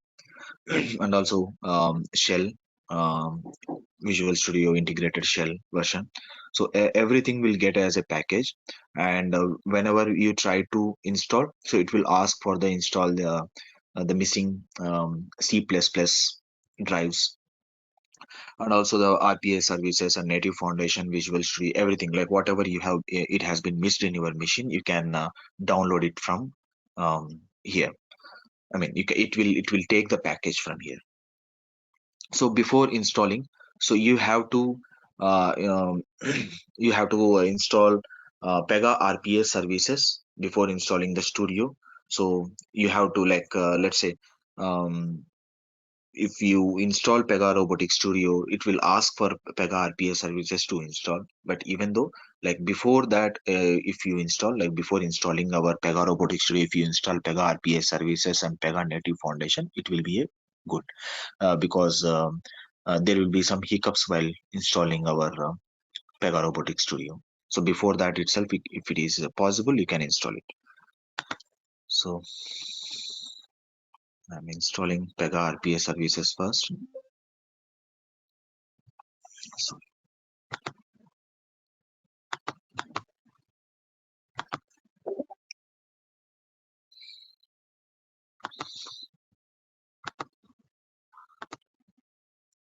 So no need to do anything, no need to change any path, nothing. So directly you can click on next, next, next. So here, yeah, as you can see, the robot work group, robot name, robot service operator. It's purely related to the Pega services. Like if there are any projects you wanted to, if there are any bots you wanted to run from the server, it's as a RPA, so you have to register your bot, and that bot name and operator name, and also the work group in the sense like for each and every project, like for each and every bot will have individual work groups.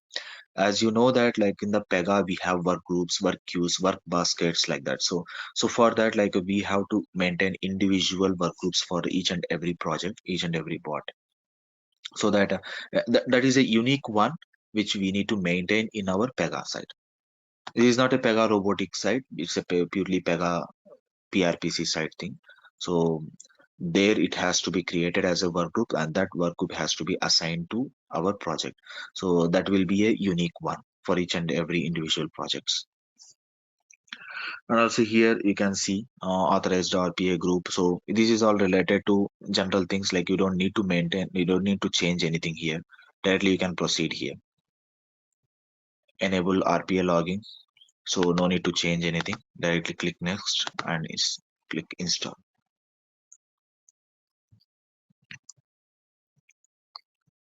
As I said, RPA services is connecting to the Pega services and other REST API SOAP calls services. This will be used for that. So it is finished. So I will go ahead with the native foundation setup.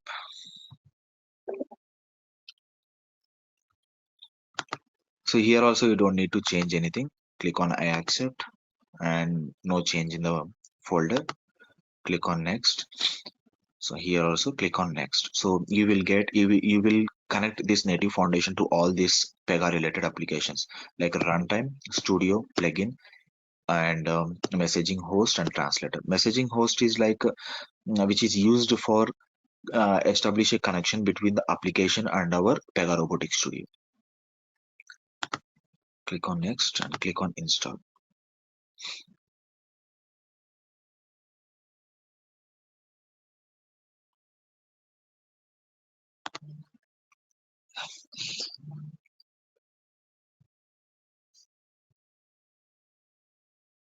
Now I will go with the Pega Robot Studio setup.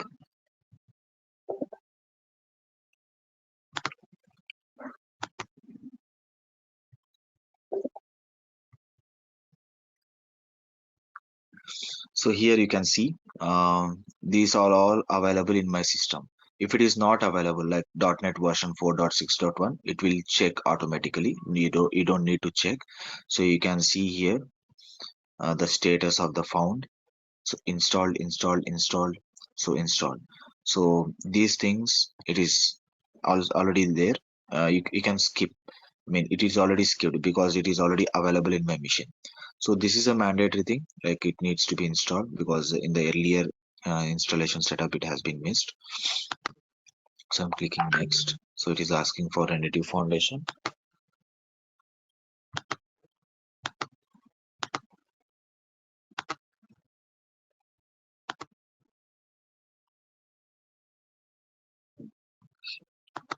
It's correctly installed.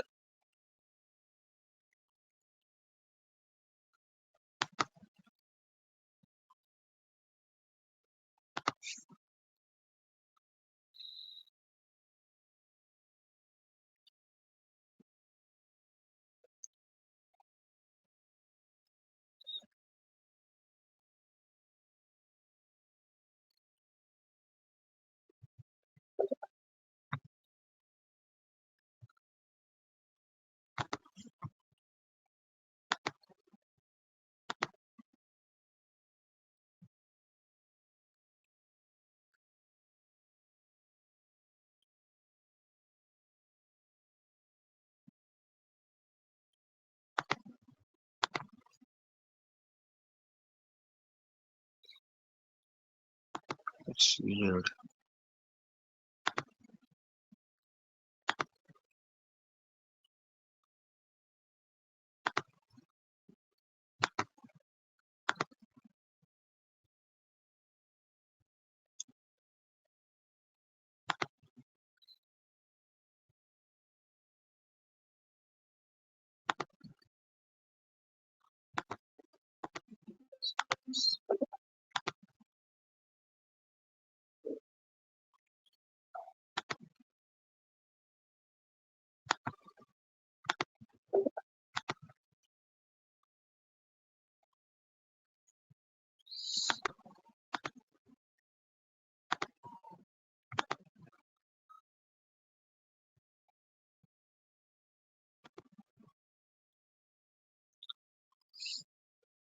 1 second, guys.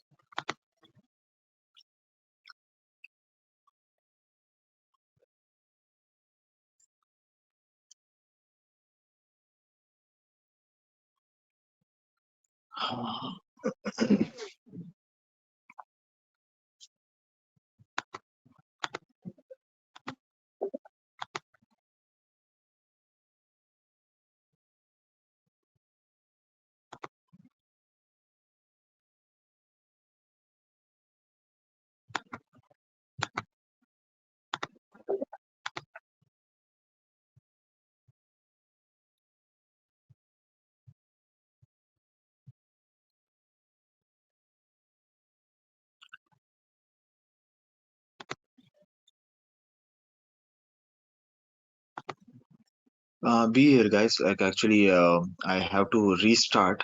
I will rejoin the system which I have currently in this system. Like I have uninstalled, right? So I have to restart the machine and connect back. So stay here. Like I will be connecting back again. I'm restarting my system.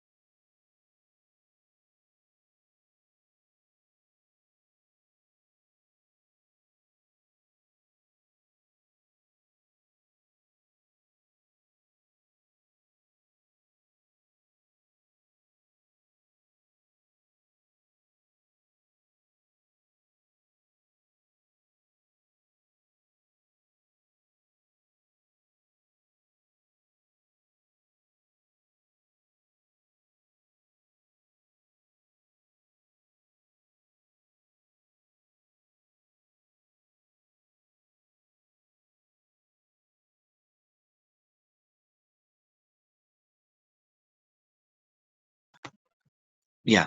Hi guys. Uh, uh, Praveen, are you able to see my screen?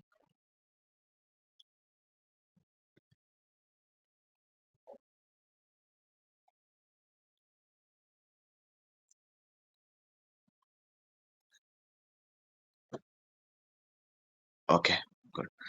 So I'm going with the Pega Robotic Studio setup. So once it is started with the administrator, run as administrator, you will get a this screen, and here you have to accept, click on next. And if it is not installed, that RPA services is not installed, you can select no. I mean, you can select yes.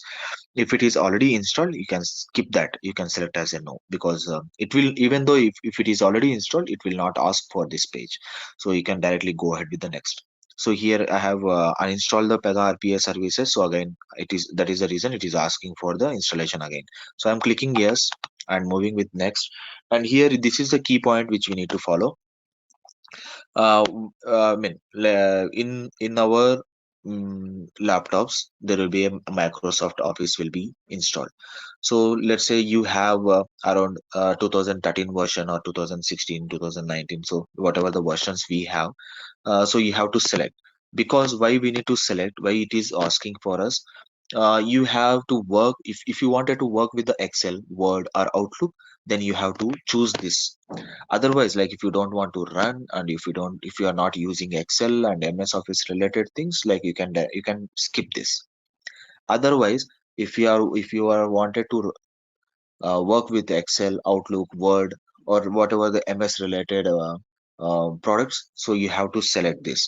And as in the recent days, like in nowadays, like each and every client or vendors are moving into the Office 365.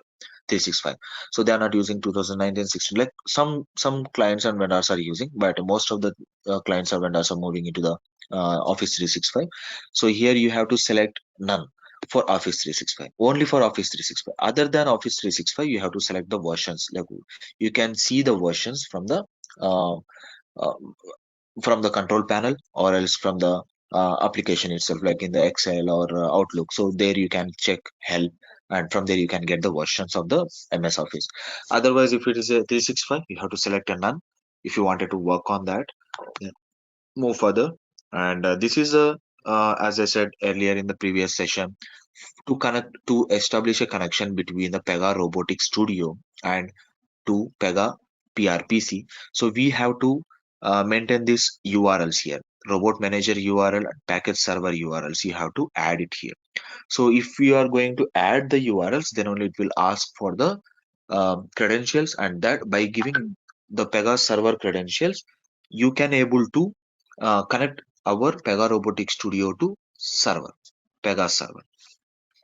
So right now, these are the properties which we need to change while the installation. Even though after installation, if you forgot, if we selected none, even though we can change the URLs, these settings from the backend later on, like whenever you wanted.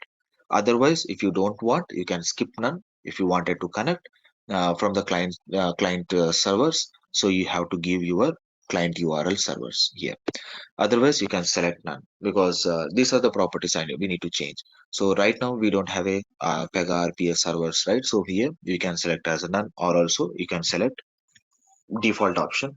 Click on next, and this is a intelligence related, so you don't need to check or uncheck this. So you can skip this. You are not going to use this. Is the advanced version, still no one has started to work on this, and no client is using this. So right now you can skip this, and even though if these settings are enabled or disabled, you can make the changes from the backend in the files. Like there are few files we have while installation.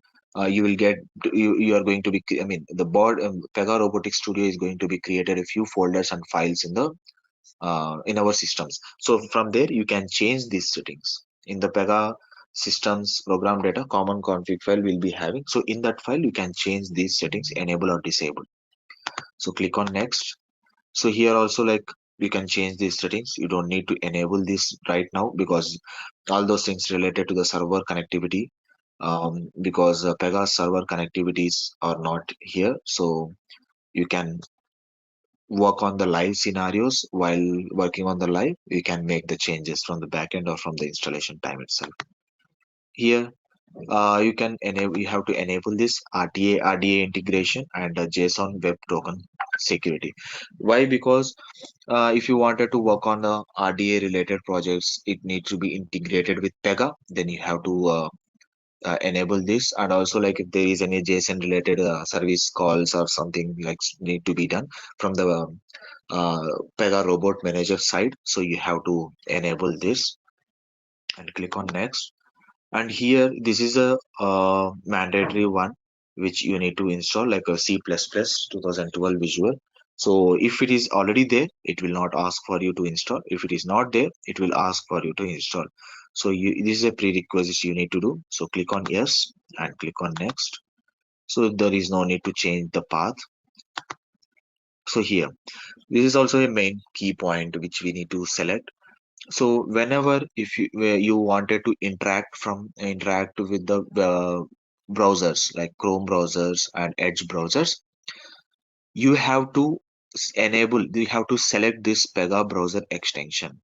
So if you select this Pega browser extensions, it will automatically add the extensions into our browsers, so that whenever we try to interrogate, it will activate it and it will try to interact with the Pega Robotic Studio and the browser. So this is the mandatory thing to interact with the uh, any web applications. So this extension has to be enabled. Even though if you forgot to update here, we can add those extension into our browsers from the backend. So the extension files will be available. It will be given by the Pega Robot Studio itself while installation. So those files can be added to the browsers, to Edge browser or to Chrome browser. So click on next after checking. If you want to create a desktop shortcut or start menu program folder, so yes, if click on next and click on install. So this is the RPA services one setup. Click on next, next, install.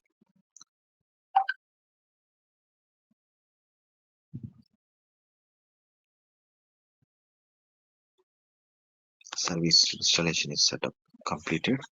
So we have selected a browser extension setup enabled, right? So it is asking for the installation. Here click on next and click on accept. So no need to change any path here, so it is a default path. So click on next and you can see here, while browser installation, it will ask for the Google Chrome and Microsoft Edge extensions. So if you click on next, so it will be adding in these two browsers. The extensions will be added in these two browsers. So I will show you like where you can, how to navigate to the extensions and what extensions is enabled or disabled. You can check, and also the extension versions will be having. So that also like you have to remember while preparing for the interviews or any other things.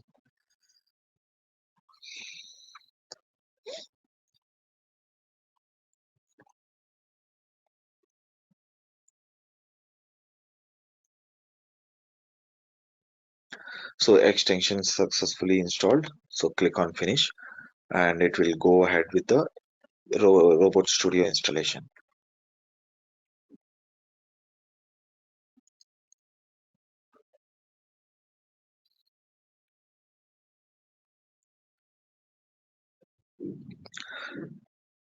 So here it will ask you for Visual Studio if it is not installed.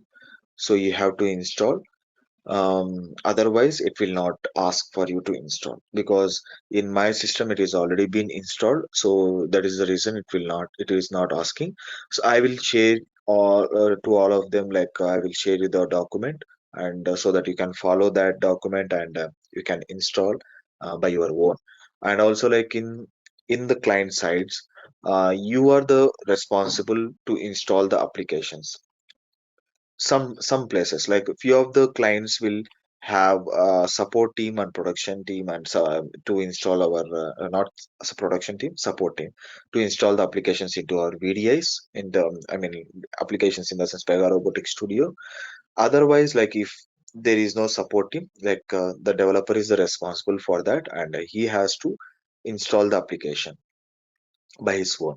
For that, team will support you to get the admin rights so that you can install the applications, Pega robotic related applications like RPA services, native foundation, and Pega Robotic Studio and Visual Studio Updater 3. So these all things needs to be installed. So for that you will get a admin rights. You will have to get the admin rights from the IT team, and so that you can install it.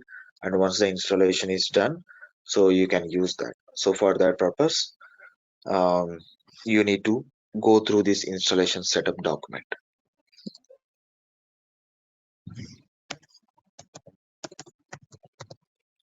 Okay. So this is how we are going to install. So now let me open this Pega Robot Studio. So this is a 19.1 version, and the sub version is 118.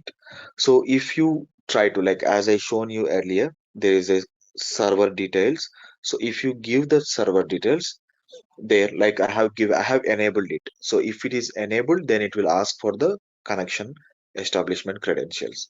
So if we select none there, it will not give us this pop-up. Why? Because I intentionally I have given there as a yes to show you like how it looks like in the live scenarios in the real time.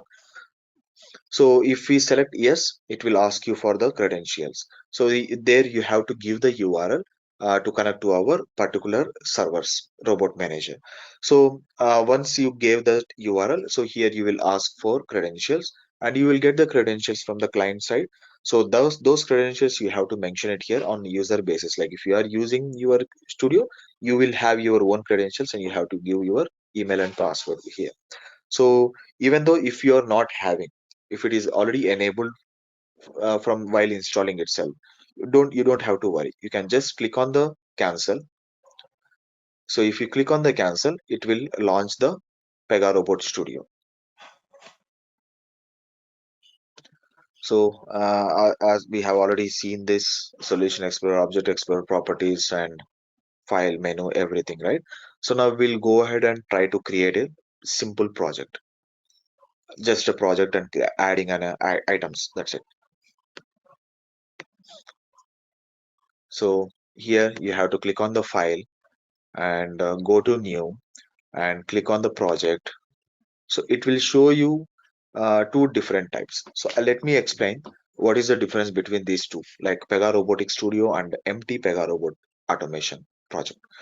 So here, if we select Pega Robotic Automation, so what it will try to do, it will try to create in a project under one solution.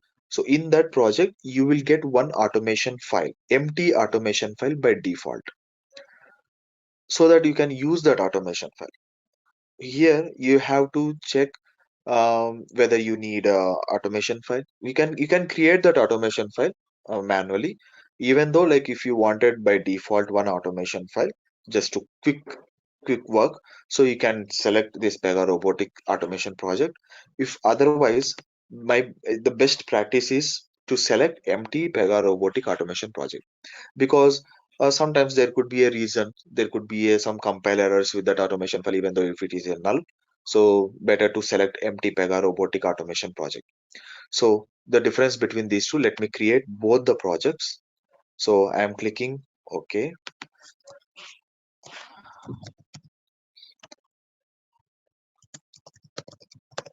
demo project 1.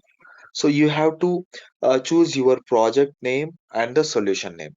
So the solution name will be different, you can maintain, and the project name can be different. So let's say you have, as I said, 5 applications you need to be interact, and that 5 applications will have one project name, like one whole process name, right? So that process name you can maintain in the solution name.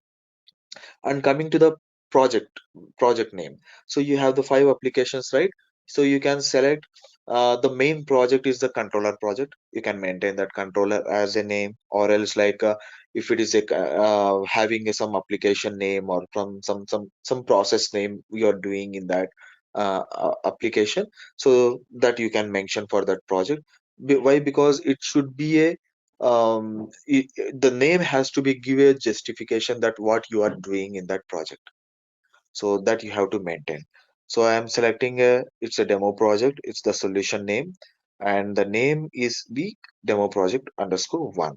So you shouldn't maintain the special characters like at the rate or hash like that. So you have to maintain only underscore or else hyphen. Hyphen also not suggestible. Underscore you have to maintain, and the no spaces you have to mention here in the solution name and also in the project name. So clicking on OK, I'm creating a Pega robotic automation project, which will be going to create one automation file, empty automation file. So in the right side solution explorer, you can see the automation file, which it has been created by default, and the project name and the solution name, which I have given. So in this project solution, I'm going to create a one more project. As I said, under one single solution, you can create a multiple projects. So I'm going to create a one more project. So that is an empty Pega robotic project, and I'm going to give a Pega project name as demo project underscore 2. So you can see here the difference between these two.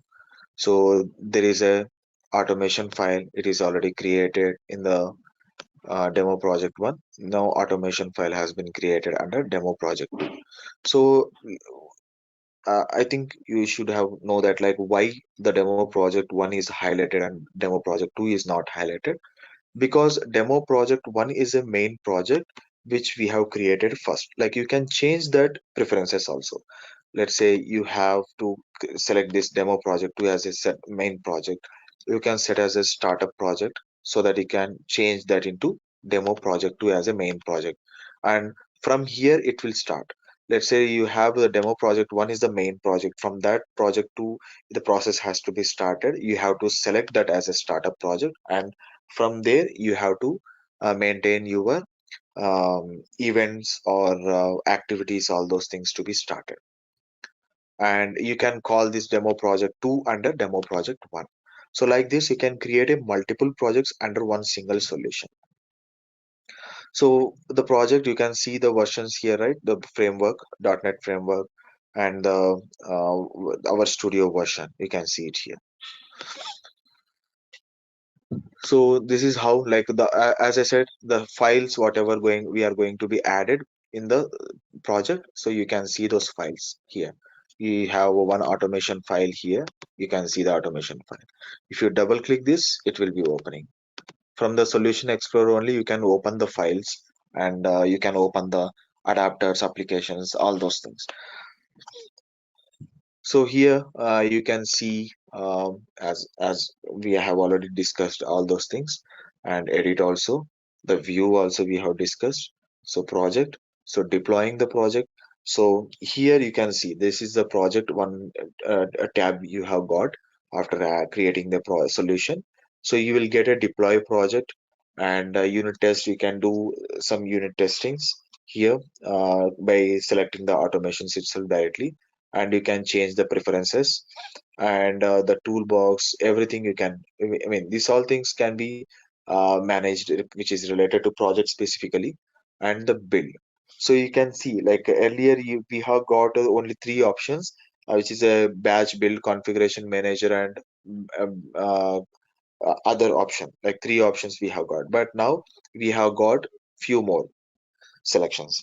So here if you wanted to clean in the sense, like if let's say you have got some compile errors or a few issues you will be facing, like wherever, like whatever the application if you use, like Visual Studio or Pega Robotic Studio or UiPath or some other vendor applications also, if you are using like I mean this coding development applications, so you will get some compile errors or some issues in the application itself while developing the projects. So for that reason, like you have, if you want to resolve that issues, so you have to clean the solution. If you are cleaning in the sense like whatever the unnecessary files, unnecessary data which has been created while working on the project, so you can it all can be deleted by clicking on the clean solution. The clean solution has to be done for 2 to 3 times, because if there are any files are missing, so that can be deleted. So if it is cleaned, then you have to rebuild.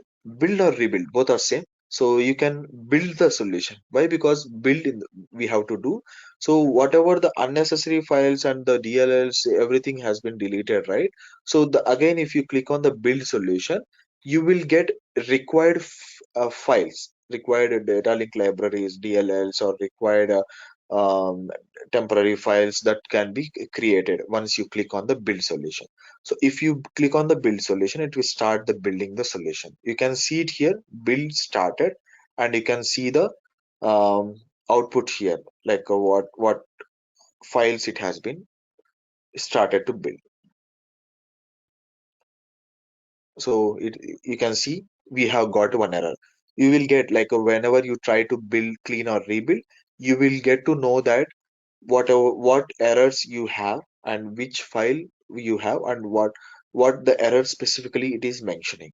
So it is saying that project must include at least one design file, which is saying project is not having any files here in the demo project too.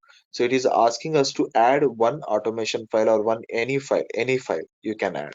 So here if you add this, and again I'm trying to build a solution, it will try to read the demo project one, and it will try to read the demo project two, and once the build is succeeded, it will show you the message two succeeded or up to date, zero failed, zero skipped. It will show you like this. So this is the build and clean and debug. Earlier debug we didn't see the much options, as I said. So if you create a project or solution, you will get the more options.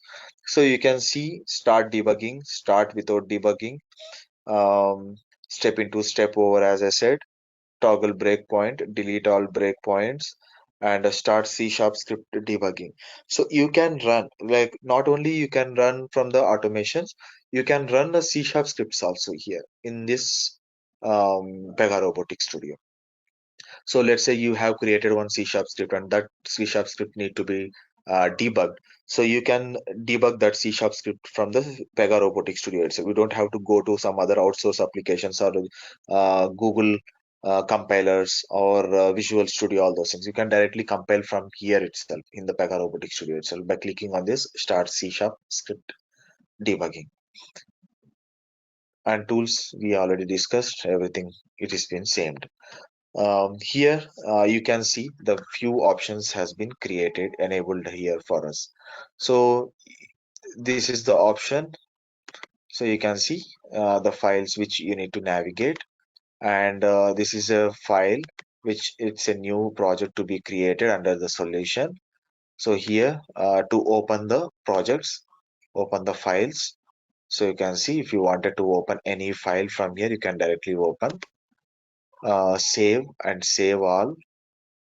So it's a most recent solution. So let's say you have created some other solutions, like let's say you have been worked on projects still from the past 2 years in the organization, right?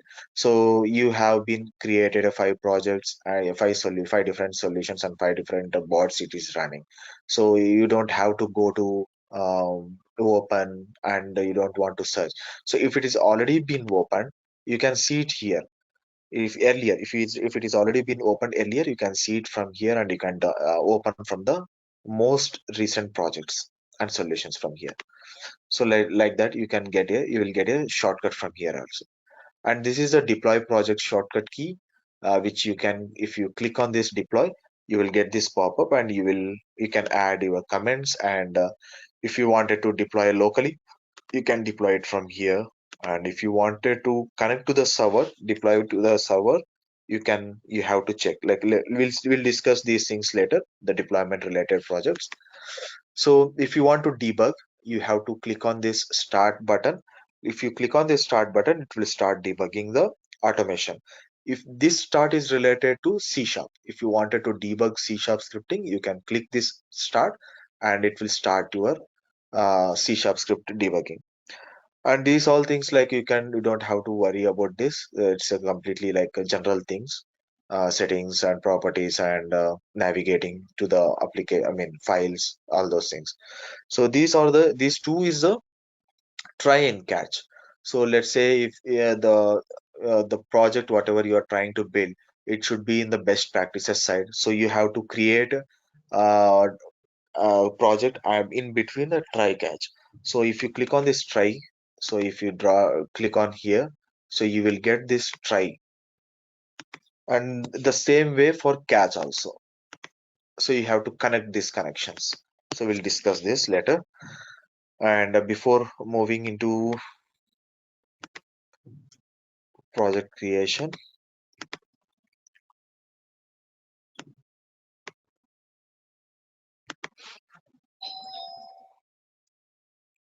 so we'll go ahead with the toolbox. As I haven't shown you the toolbox right in the previous, because we haven't created the solution. So let's go with the toolbox.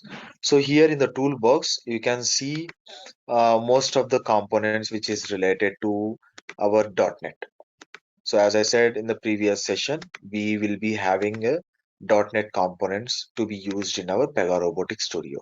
So these all related to .NET, and few of the things are related to Pega Robotic Studio. So this runtime is related to Pega Robotic Studio, and these variables are related to .NET, and few things like data. This is related to SQL query and oracles and connectors. As you can see, sorry, this is data. Connectors, as you can see, Excel, Outlook, Word, PDF, SMTP, service client, like service client in the sense like REST and the SOAP, and also here advanced level type of components. You can see file utils, string utils. You can see script, C sharp script. If you wanted to add any scriptings, you can use this component. So switch, wait any, wait all, so all those things like WinHalapi utils. Like WinHalapi is equal to like a mainframe application. It is related to. So few things we have, expressions also we have. So whatever the things in the .NET, you can see most of the things here. Otherwise, like a few things which is related to Pega Robotic Studio. So even you can see a file dialog, open file dialog. Let's say like you are going to upload one file, so you will get some pop-up right to select the path and file there. So just similar to that, you can use this open file dialog, and error logs you can mention.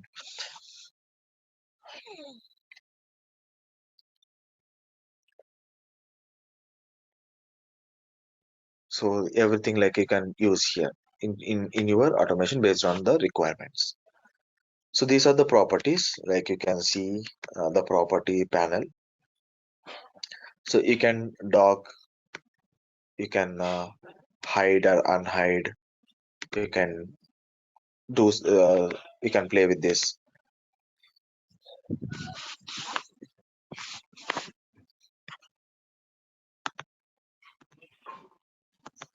So this is all about, like tomorrow we'll start with the project creation and adding the few items to the project and to the solution. Any questions, guys? So the team will be sharing this installation setup file.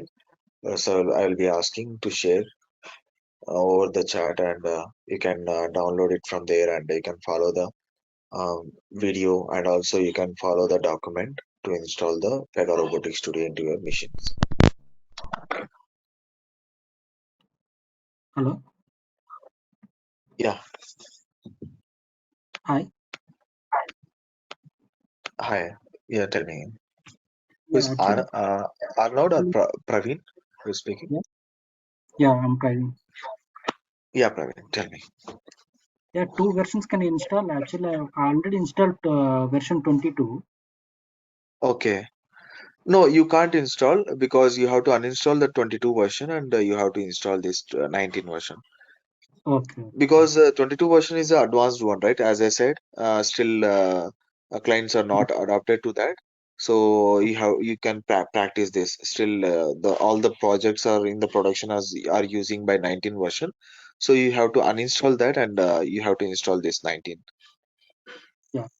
You One more can't use that question. Actually, current we are version using in the same. .NET C Sharp is there, no?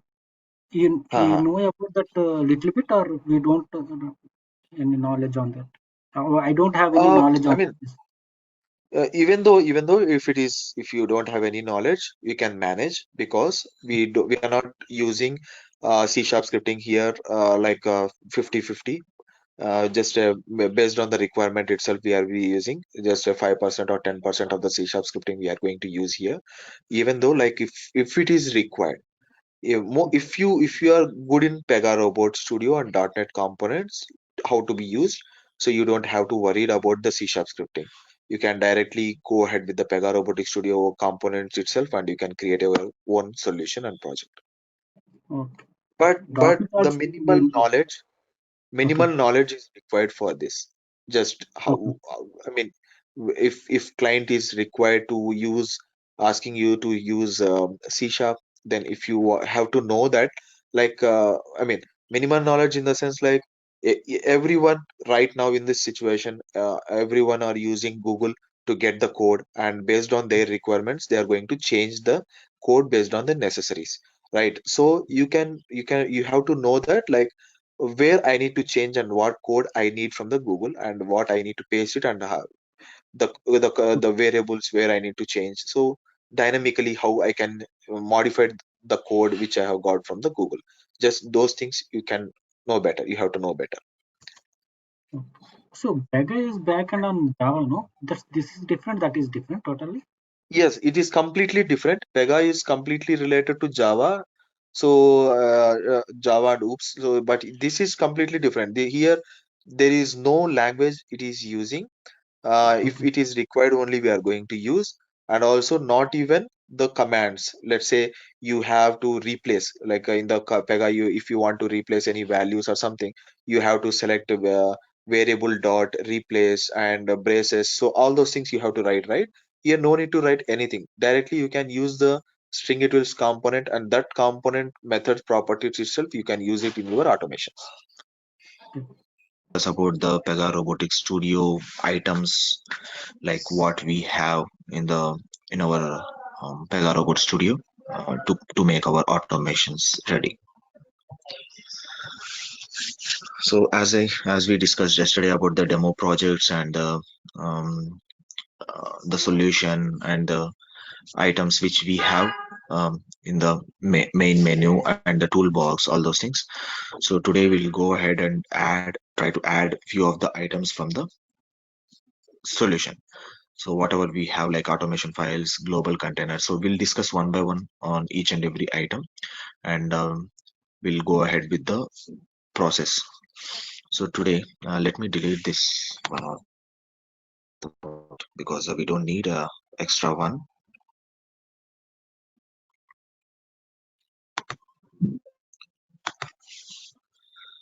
So here we have already added the automation.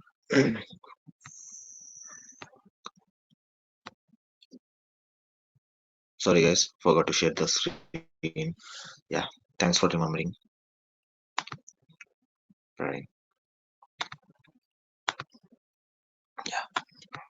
So yesterday, like we have discussed about this items, right, related to the solution. Under the solution, we can add multiple projects, and the menu about the toolbox we have discussed, and about the start and stop, and the try catch blocks. So all those things we have discussed. That just the high level of the items which we have there in the Pega Robotics Studio.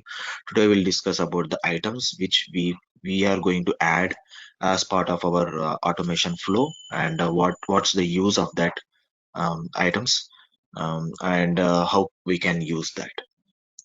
So I have deleted the one of the project which we have added yesterday as a demo project 2. So we'll go ahead with the demo project 1 because the demo project 2 is not required, and that will create unnecessary questions and unnecessary confusions. So I have deleted that. and I will also delete this automation file. You can directly click on the delete so that it will delete the file. Yeah, now I will go ahead with one by one. So here, if you give a right click, so you will get the items like a build, rebuild, clean. So if you want to clean or rebuild individually for each and every project, you can do it from here. Clean and rebuild or build. So you can clean it. So if you clean like one particular project, so you can do it will clean that one selected project alone. So like that you can clean, rebuild, and you can add project items here. So and also like you can add other items like which it is required for the automation flow. So here you have new items. Like if you click on your new items, you will get all the items which it is present in the Pega Robotics Studio. Apart from that, you can add existing items. Let's say you have one of the reusable file, which is like automation file. You have a reusable automation file, and also like you have a script which is a reusable. So some things will be having reusable in our coding industry, right? So that can be added as an existing item. So and also like if you have a user interface which is already developed in the in other project, in other bot, so that you wanted to use few things from the UI user interface, so that also you can add as existing item, and you can make the changes as per your requirement. And you can create a folder just similar to the folder which we are going to create in our file explorer. If you click new folder, it will create a folder, and you can add existing folder also. Like let's say you have 5 items which is there present in the folder. So and that folder you don't want to add each and every item, you wanted to add the whole folder. So instead of adding each and every item, you can add entire folder itself, so that it will add whatever under present under the folder, it will add all those items into our project. So and also like you can add directly without clicking on a new item. You can add a new items like new automation directly from here. New Windows form, recording, you can do it from here. And Windows application, web application, universal web application. I will explain these items like Windows, what is Windows application, web application, and universal web application. So this local process citrix. So this is a this local process and citrix is purely related to the live scenarios, which we can't do in our training sessions. So but we'll have the documents, and you have to go through the documents, but it is we can't do examples on those things. So we'll discuss one by one on the items. And also here add reference, as I said in the previous demo session. Let's say you have a few of the projects under one solution. You wanted to use some automation files or some items from the other projects. So you can add reference from here. If you click on the add reference, you will get a project names here. So if there are more than one, you will get that project names here. Just selecting that project name and click OK, then you will get the references under under this references tab. You will get the project name under that reference. So like that you can add other projects into within the solution, other projects into our main project or some other projects, so that you can utilize those project automation files or some other scriptings, some other let's say components, .NET components, or all those things you can use. So yesterday I have shown you that set as start a project, whatever the project you wanted to start it from initially. So you have to select that as a startup project. And debug. So we have already discussed about this. Like if you go ahead with these things, like it will go step by step process. Like if you keep the breakpoint, otherwise it will go as a flow. If you kept as a breakpoint, then it will stop there, and from there you can go step by step. And these all things, like cut, remove, delete, rename, unload project. So if you click on unload project, what it will do, it will show as you like this dummy project. It will not show as you like a actual project which you have. So whatever the items you have, it will not be visible here. So you have to reload the project. Sometimes you will get a error while adding as a existing project. So you have the add, right, existing folder or existing item, and also on under the project you can add exist project, add existing project. You can add as a existing project directly itself. The entire project you can add under the solution. So like that, sometimes you will get some errors while loading the project into the solution. So at that time, you have to reload that. Otherwise, you will be seeing like this error message, like this plain. And here, imported items and project. You can import from some other solutions to these solutions and run actions. So you can make few of the automations and few of the projects to run or not to run. So these options will help you like this.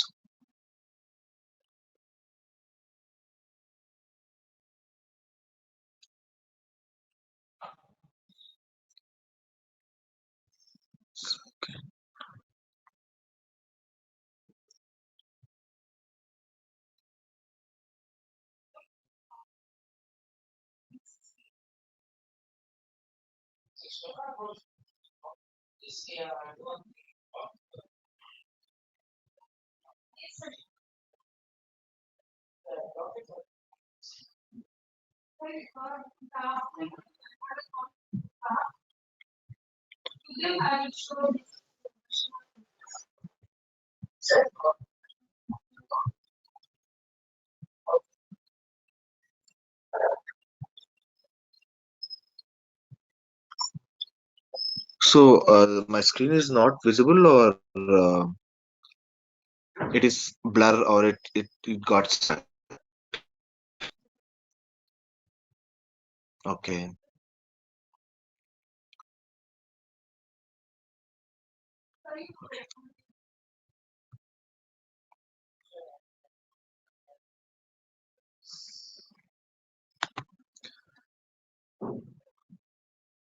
So here, as I shown you yesterday, deploy project. So here we have a shortcut key on the menu. Under that, like even though like we have here as a deploy project. So open folder in File Explorer. If there is a file, if there is a project you wanted to open directly from here. So if you click here, it will open in the File Explorer. So here directly you can zip or unzip, or you wanted to do any actions, like you can do it from here directly. So if you don't want to go and search where the project is, so you can directly open it from here. So on the properties of the project, so if you click on the properties, like you will get the properties of this project. So this all is like get properties. These are all things like just we will be using our which you wanted to change on a regular basis. So that is one thing. And also like if you wanted to deploy the project, while deploying itself, it will automatically increase. But again, if you wanted to make any changes in the version, so you can make it from here in the deployment here. So, and these things are will be the same. We don't want to change anything here. We don't need to change anything here. So you can keep it as it is. So we'll go with the items to be added. So add, click on new item. So here you will get all the items.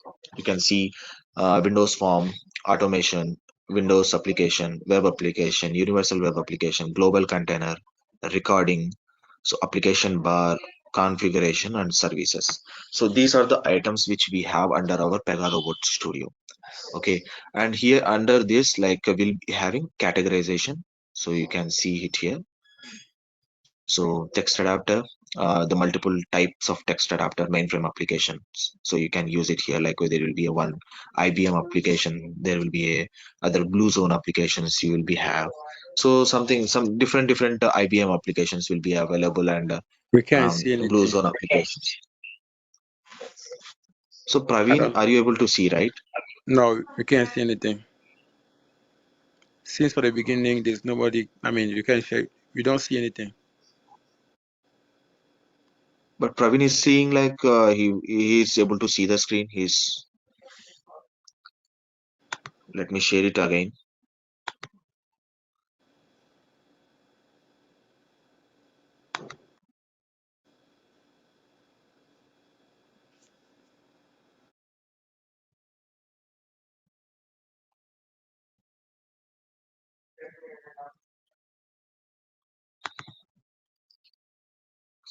Is it visible now No, it's or not. not? I I think, mean, I don't know about other people, but me, I can't see anything. but Praveen is able to see. I think you were having some network issues or something. No, I don't have any network issue.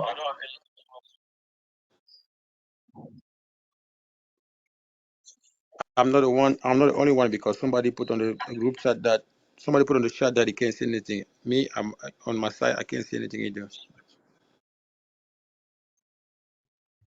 No, Praveen was saying he can able to see the screen.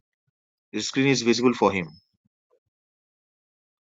but I don't know like why it is not visible to you. Praveen, are you able to see my screen, right? I'm never. I'm Yes. not able to see anything. Now you are closing the screen. Yeah, now it is not visible. Now I have stopped the sharing. Yeah, But before while it I am was. sharing the screen, so it is visible for you. Yeah, yeah, it is visible to me. Yeah, now it is visible. So now it is visible, right? Yeah. Yes. So it's problem from your end or not? Like not from my end, like because Praveen is able to see my screen. I'm not sharing for the particular person, so it is not an option here. So it is going to be shared for everyone. So it might be an issue from your end.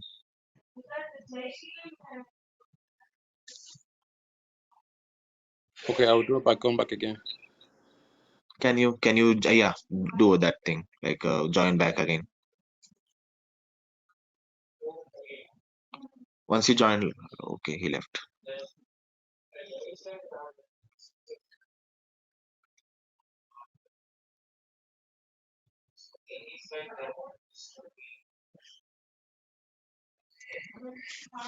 Yeah, able to see, right, Praveen? I have reshared Yes. it again. Yes. Yes. Yes. I Yeah, am. thank you.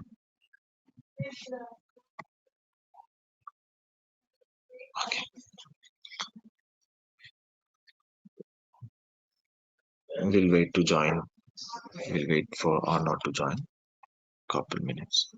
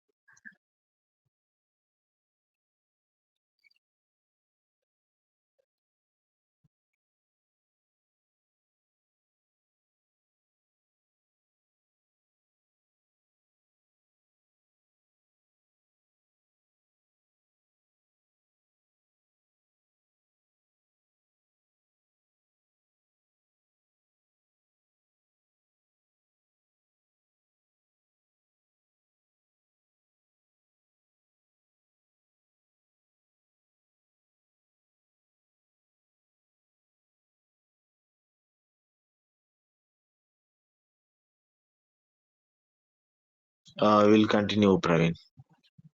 Yeah.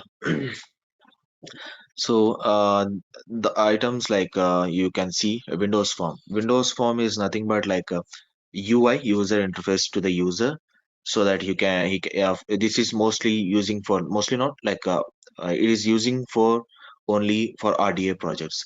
Like let's say a user want to click anything, like user want to add any details in the text boxes, or some other rich text box, or a file needs to be uploaded, so something like that. So for RDA projects, like RDA, I have said like attended bots. So for that, like you can be using this Windows form. So if you select, and if you click on add, it will add it. So before that, like let's say, let us change the name here. So you can mention demo underscore UI, so user interface. So if you click on add, it will try to add a user interface here. So this is a plain user interface. So you can add it any values, like let's say button, labels, text boxes, file explorer, open dialog box, or something like that. Like you can add it from here. So in the toolbox, you can see the items which you can able to see it here. So you can add all those items under this user interface design form.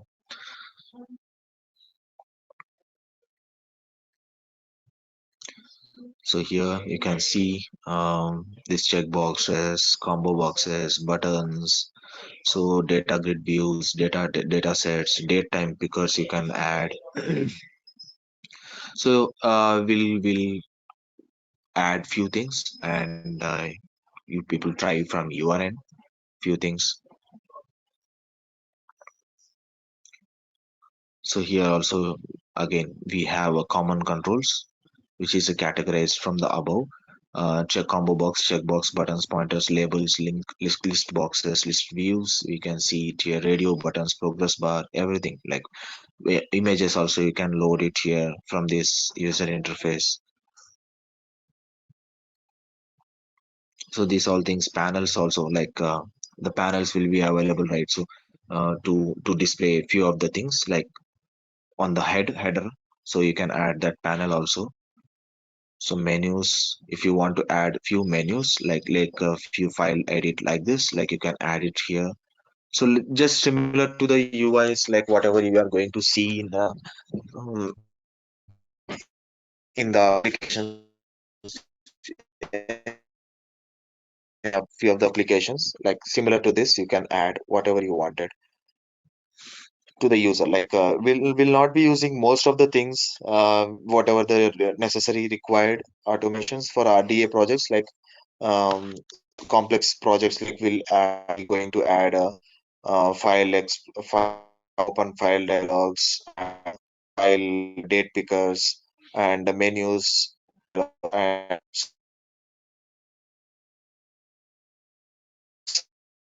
will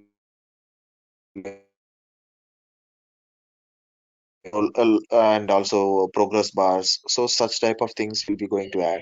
But for a few of the text box and radio buttons, drop downs, or labels. So here you can see a open file dialog, save file dialog. Like let's say like we'll have whenever we are trying to download the file from the browsers. Sometimes if you change the option in the settings of the browser, whenever you wanted to try to download, you have to select the path manually, right? If you change the option in the browser, so that like at the time you will get a save dialog box. This is the save dialog box, and open dialog box whenever you wanted to try to open the file in the browser.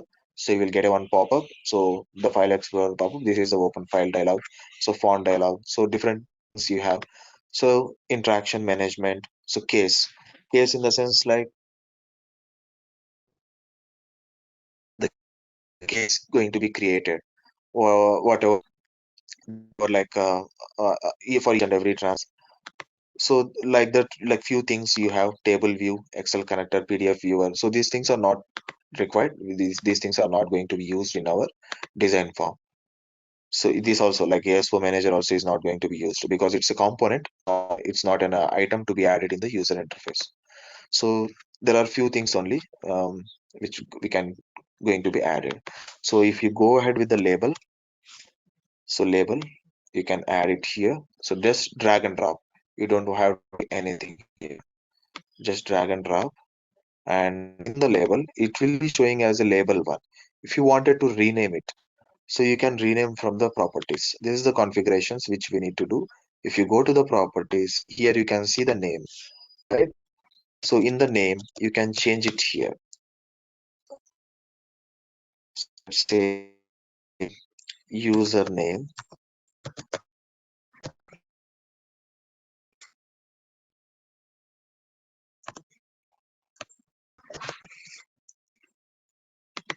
So this is the name which you can see in the object user. There is a text. You can see it here, right? Appearance. Appearance is in the sense we are showing the message, showing the label to the user. And name is nothing but displaying this name, what this label is related to, displaying that to developer. So name is related to developer and text appearance is related to user who is going to be use this user interface. So the name in the name design. So in the name you have to maintain as a best practices like what it is related to. Let's say you have a label or you have a text box, you have a combo box. There will be having some prefixes. That is a prefix you have to mention for the in the design form like here. So that for the developer he can identify this is the label, this is the text box. So for that purpose we have to maintain our best practices here. For the label you are going to maintain as a LBL.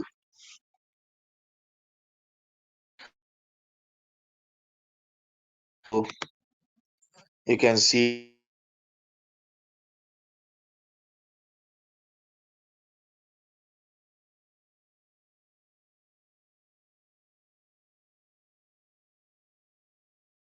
here.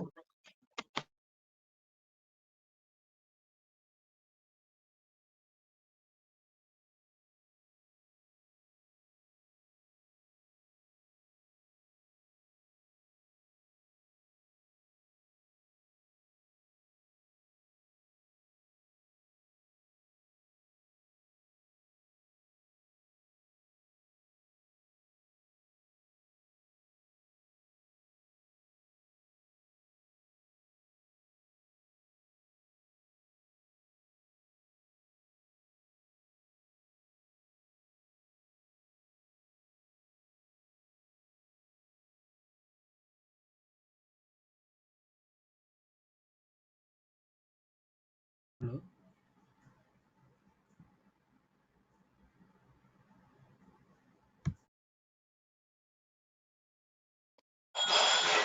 Yeah. So in the text box you can rename here. Like we don't have text boxes like to be displayed to the user any text in the middle in the text box. If you want to display anything like let's say um, let's say something you wanted to show to the user like type here. So you can see it here, and here you can mention as a text box. For text box prefix as a txt. So txt and username. So this is the name which is going to be displayed to the developer, and this is the name which is going to be displayed to the user, right? So even you can play it here. Let's say like you wanted to maintain some coloring for username and for a text box also. You can make it here. We'll discuss further these things, and now we'll go ahead with the other item which is going to be added under our solution. So here automation. So we'll go ahead one by one this, then we'll go ahead and we'll use the items whatever we have in this solution. So automation file. So this automation 1.os, so you can rename it here.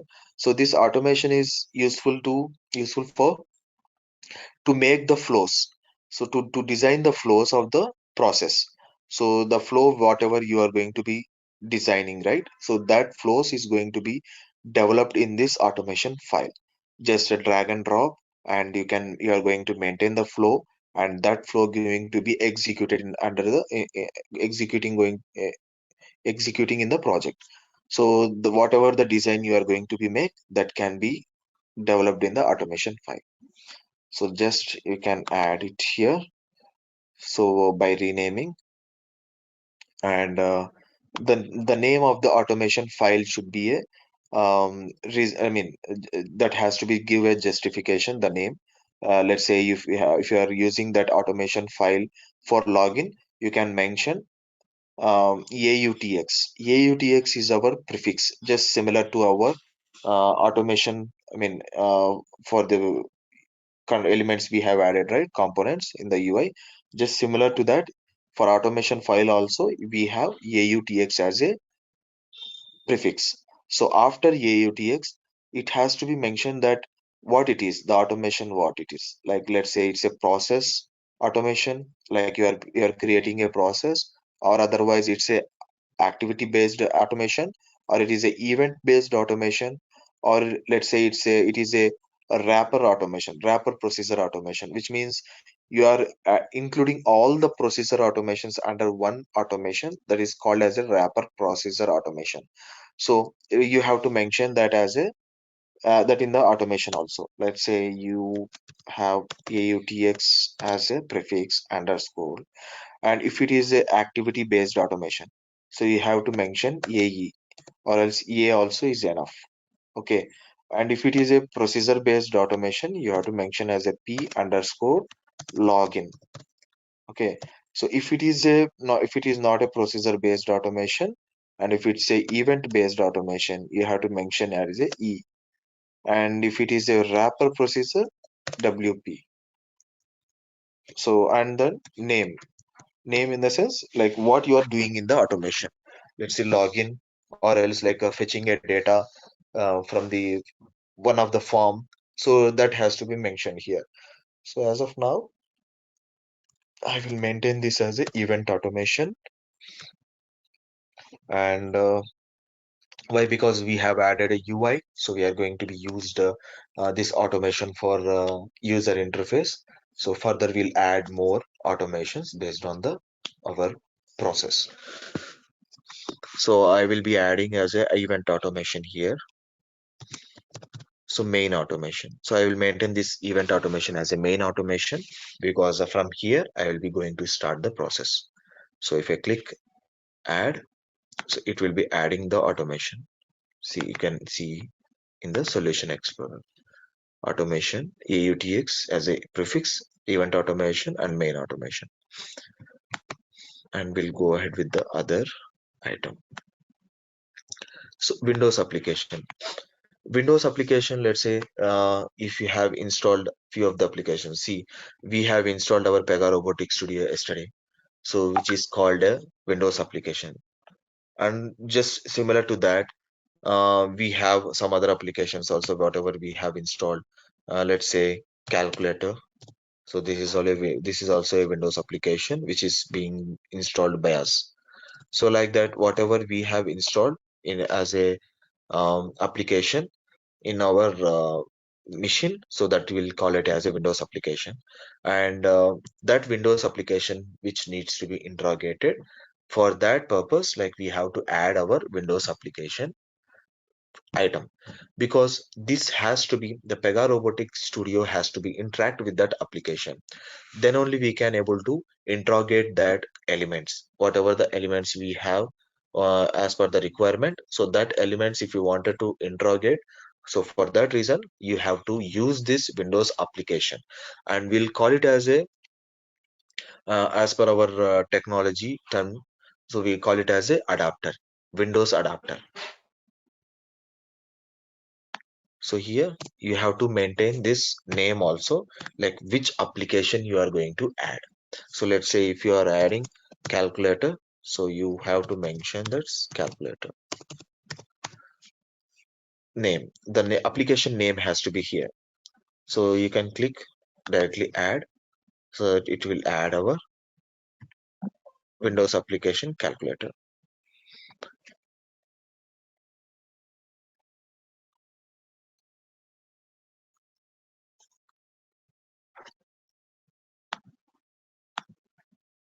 And we'll go ahead with the other item, web application. So in current days, in nowadays, like no one is using web application because web application is purely interlinked with the Internet Explorer. So Internet Explorer is completely changed into Microsoft Edge. So in all the organizations, earlier it was having a Internet Explorer as a default browser, and nowadays, like everyone has been migrated to Microsoft Edge, right? So that's the reason. So no one is using web applications. This is a I mean, web application in the sense Internet Explorer is not using by the clients. So everyone has been migrated to Microsoft Edge. So for that purpose, like we are not using this web application.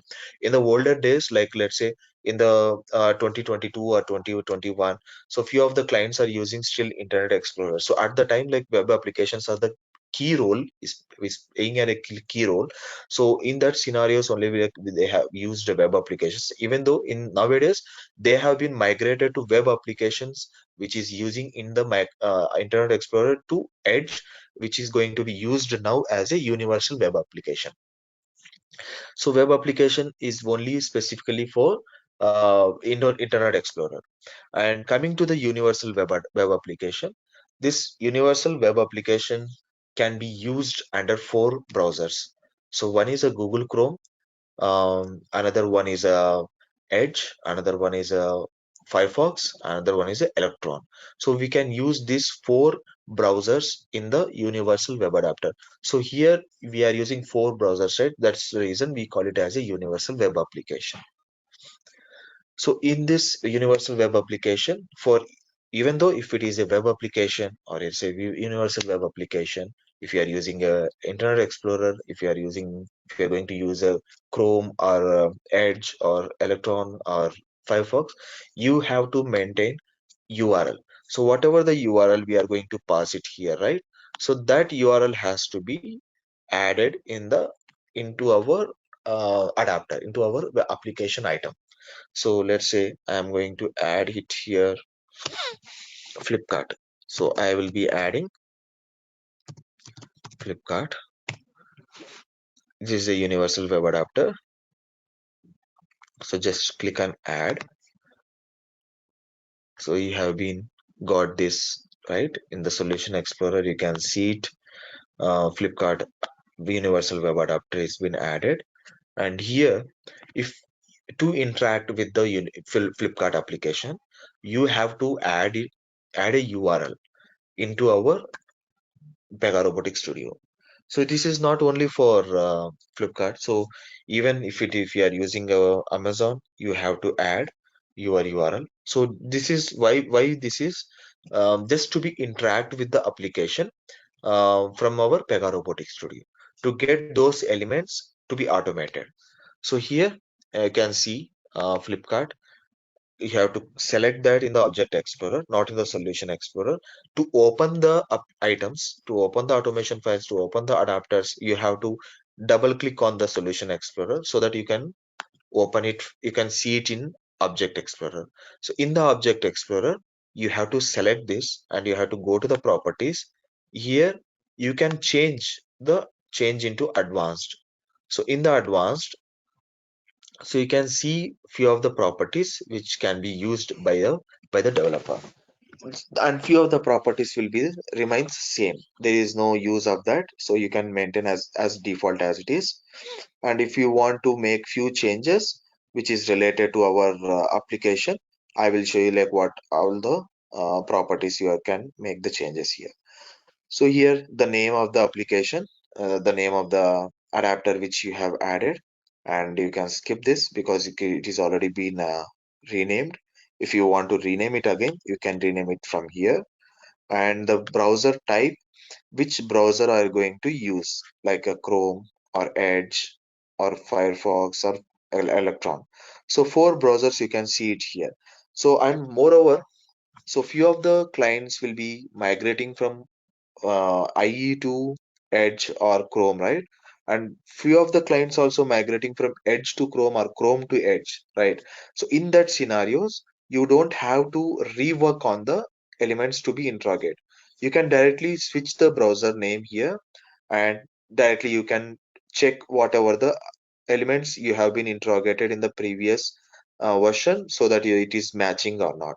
You don't need to do anything. Like just minimal things you have to make the changes, like match rules, which it is matching or not. You have to just cross check the elements which you have interrogated. Instead of that, like you don't have to do anything. But coming to web application, to universal web application, you have to rework on each and every element.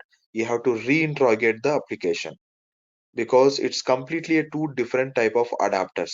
So you have to rework on the each and every element, each and every adapter. I mean, interrogation you have to do, and each and every match rule you have to check. Everything you have to rework if it is migrating from universal web adapter, I mean web application to universal web application. If it is within the universal web application, you are going to change the browsers, just migrating from Chrome to Edge, Chrome to Firefox, Chrome to Electron, or Electron to Firefox. So you don't have to make any changes, just you have to make the change in the browser type, and just you have to cross check whether it is perfectly matching or not. That's it. So that is for browser type, and that's the thing. You have to check one more time whether you are using Chrome or Edge. Based on the requirement, you can make a change here, and start on project start. Whenever you are going to make the change, this has to be make it into false, because so most of the times we have to make this as a false. Why? Because once you click on use launch the project, like you launched your application, it will start the application. Like let's say it will start the Flipkart application. It is this is not a best practice. Why? Because uh, sometimes the application will be launched in the middle of the process. Let's say in the starting itself you don't have to launch the application. In the starting you have to work with Excel or Outlook or Word or some other application. So after that you wanted to go with the actual application which you needed for the process. So in that scenarios only you have to make this start on project start as a false. If you launch the application initially itself, it's a it's not a best practice, because it is already been launched, and it will take some uh, memory from your system, and the process will get slow, and unnecessarily it will be opening the application again. Whenever you try, you have added some methods in in your project. Let's say the adapter start. So for the best practices, you have to maintain the start on project start as a false. This is one of the property you have to make the change.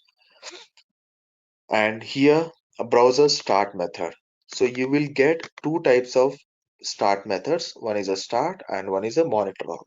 So the difference between this browser start method, if you keep the start, what it will do, it will directly, I mean, whenever it launch the application, it will automatically activate. You don't have to launch the application. It will you have, if you have added in your solution that adapter has to, that application has to be start, then it will directly start the application and it will start working on that.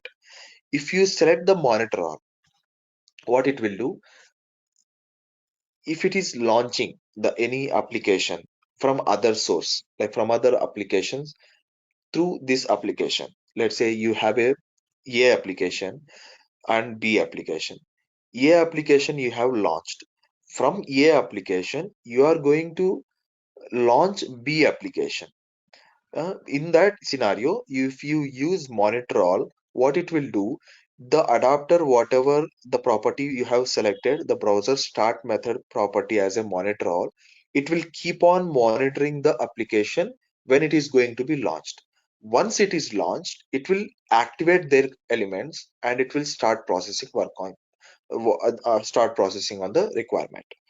So here the difference between the start and monitor, start will start the application. It will start the application whenever the browser started, and monitor all, it will keep on monitoring the application. Whenever it is started, it will activate the elements.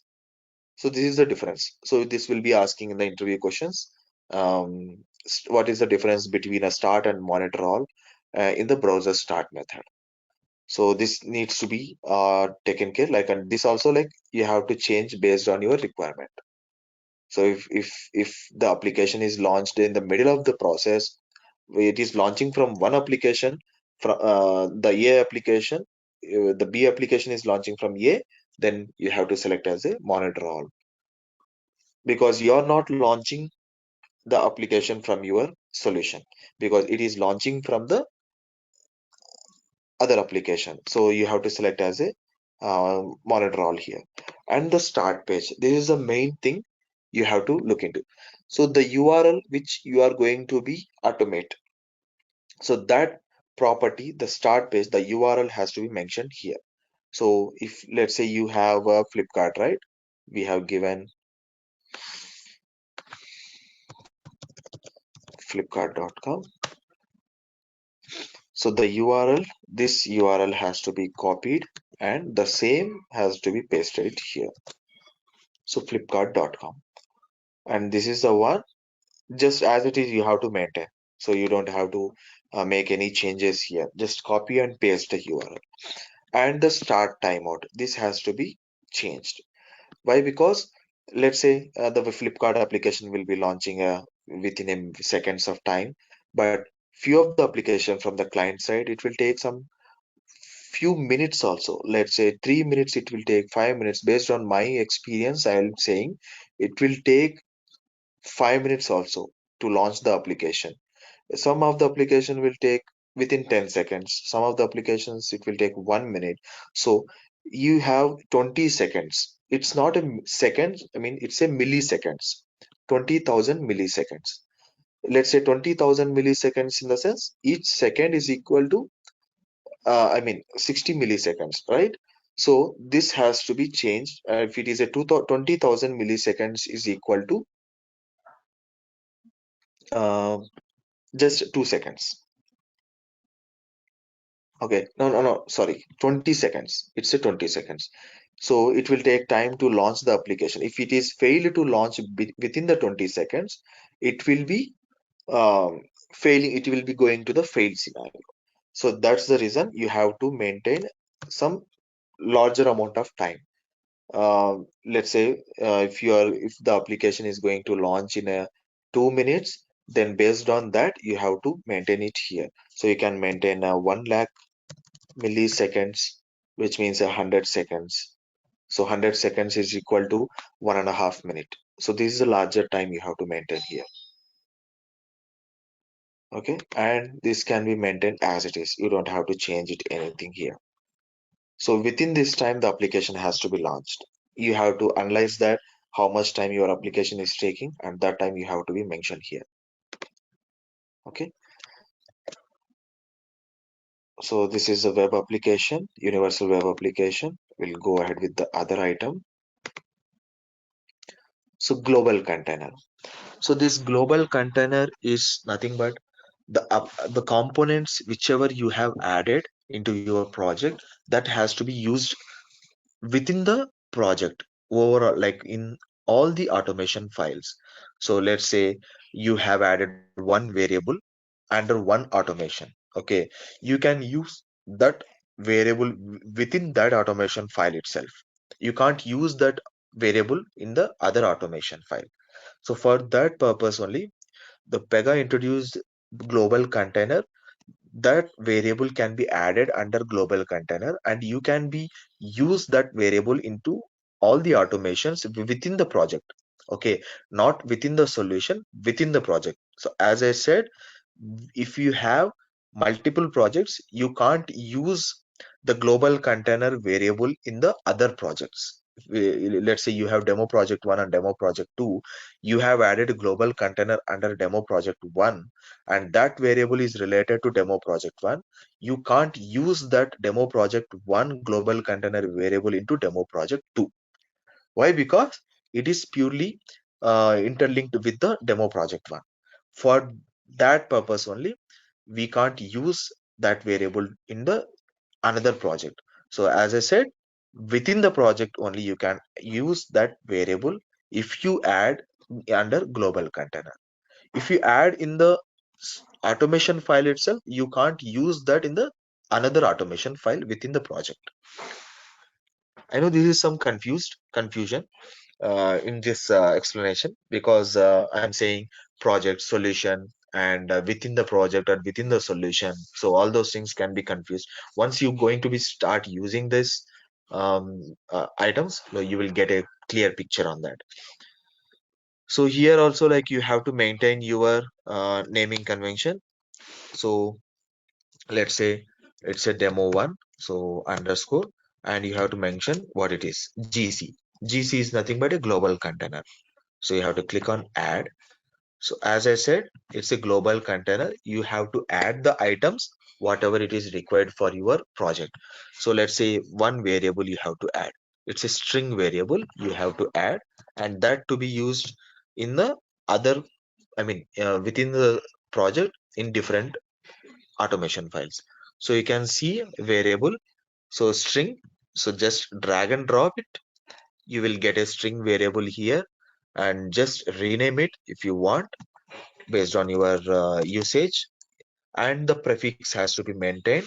The prefix is string, for string is str, and the and what it is, like, let's say the str is using for the username, you have to maintain that as a str username. So like this you can rename, and you have to save this,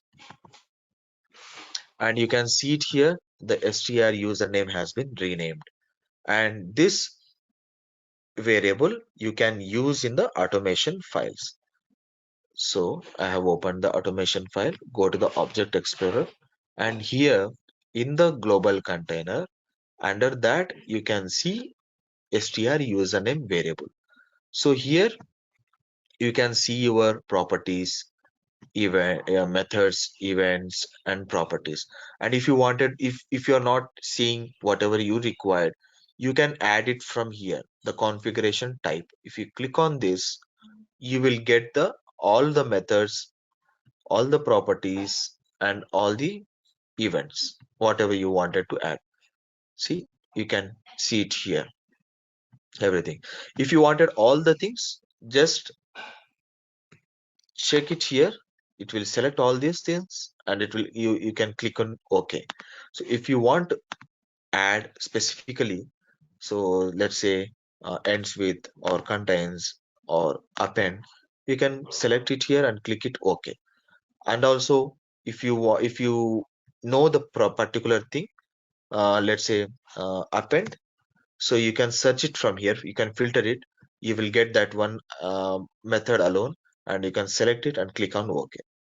Like this you can add extra items whatever you required. So if you click OK, it will add all the values, so you can see. So like that, the this global container can be used, so by using components from the toolbox. So all the components you can see it here, so those components can be added. So even Excel also, if you wanted to use globally within the project, so you have to add that under global container. So you can see all those things can be added.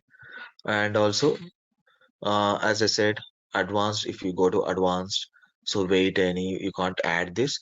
And you have a script, right? As we discussed earlier, script, if you want to add and that method to be added, used in other automations, so you have to add. Whenever you are going to use a script, you wanted to use a script, you have to add that in the global container, so that it will be reusable for the all the automations wherever you required. So you have to add, you can add a script here, and all the things like whatever it is required based on the requirement. So string utils, sorry, string utils. So in the string utils you can see different things, concat, split, replace. So all those things can be visible. If it is not showing here, so you can see it, and you can add whatever it is required for you. Concat, contains, ends with, so like that. So if we click OK, you can see items here. So like this, you have to use this demo, global container, and let's go ahead with another project item. Recording. So recording, we are not using this because recording is not stable, and also it will be not using for the projects to record. Just but in the other applications, let's say in other RPA tools, RPA modules, UiPath and automation anywhere, we can use recording, but it's not an accurate one because again, if we interrogate, again we have to make the changes in the uh, selectors and match rules. Why? Because it will not be identified uniquely. Sometimes it will, sometimes it will not. So this is not an accurate one. So we have to make the changes again to make that element as a uniquely identified. So this is not going to be used. And application bar also we are not going to be used. And configuration and service. Configuration is like um the variable which you are going to be assigned, and the value is three different values. Let's say you have a three different environments, which is a um, development environment, testing environment, and production environment, right? So for those three environments, you have three different URLs to be launched. So in that scenario, we'll be going to use a configuration, and in that configuration, you are going to use three different URLs, and that three different URLs is going to be assigned one for one single variable. Why? Because uh, if we have a three different URLs and three different variables, that needs to be configured. That needs to be differentiated by using some other logics. If we use configuration, you can differentiate those three URLs in the configuration file, and those three URLs can be used within one single variable. So that's the purpose, like we will be going to use a configuration, and also you can maintain, which is a static one. The static things, right? The static values will be having, um, let's say some path, let's say some file names. So something like that you can maintain it here. And even though we have a few different approaches for maintaining a static values, here one this is one of the approach, and another one is a Excel you can maintain to read the static values for the project or solution. And also from Pega, directly from Pega you can store the variables there, and you can get the static values from there. And also we have SQL. So in that table, you can create a table, configuration table, and there you can maintain headers and values, static values you can maintain, and from there you can fetch the data, and you can process. You can use that data as a static values. So for static values, we'll be using a configuration. So for configurations, we have different multiple approaches. So based on the client's requirement and based on our architecture suggestions, like we'll be using our configurations part. Few of the clients will be using Excel still. Few of the clients are using SQL. Few of the clients are using this configuration file, and few of the clients are using XMLs also.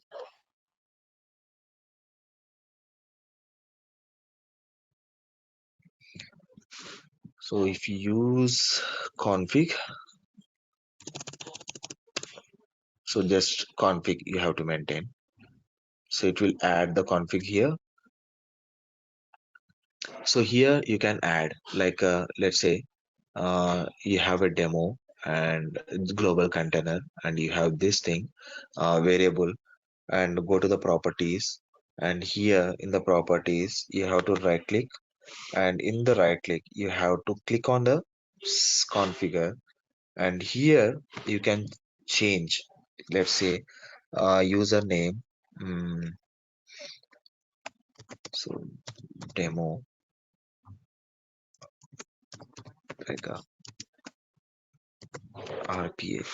See the value. This is a static value which I'm adding to this config file. Okay. If you click OK, so you can see the value. here, demo underscore pega RPA. So this is the static value. So whenever I will pass this, I will use this variable. It will read the value from here and it will pass the data to me in the application. So for that, like to store the config values, I mean the static values, we are going to use the config file.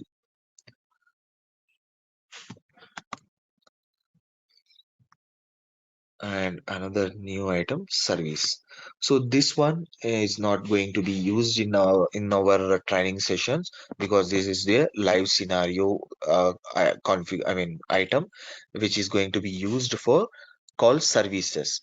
So let's say you have a application which you don't want to interrogate, just you wanted to get few things from the application, that by using the URL. So service call. So by using the URL, so you will get the input parameters from that application. Just provide the URL and get the values. That's it. So for that purpose only, we are going to be used a service for service item.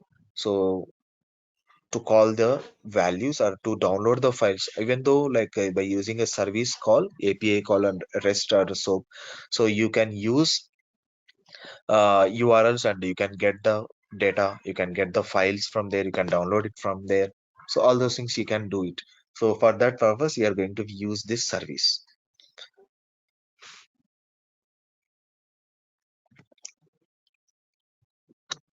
Yeah, tomorrow like we'll start with the flow to be designed in the automation file.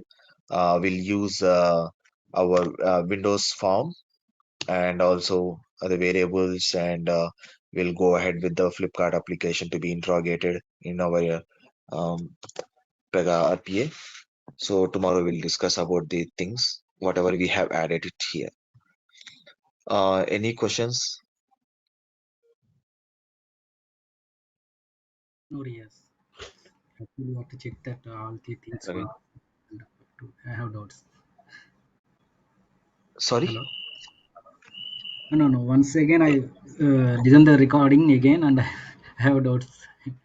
Yeah, yeah, yeah. To, to, Go to, ahead to with the know recording. what are And also, yeah. like I have already shared the installation file. You will Okay. try to if parallelly, like go ahead with the recording and also install the application and Okay. try to add items, and so that you will get a clear picture on that, right? Okay. So Yeah. I have already shared the installation file. Okay. Anytime, like the team will share you the setup file. Now you can able to Yeah. share your screen. Yeah, Yes. show me like where you are getting the error. Yes. Actually, once again, I will install. When I'm installing Pega Robotic Studio, I'm Mhm. getting Visual Studio Update 3 is error. Yeah, So yeah, I'll yeah. remove everything. Fine, I will guide you. I got the issue where you are finding. Yeah, but Yeah, I'll research that one, but I didn't get any solution for that. Yeah, I share the yeah, screenshot in I understood. WhatsApp also.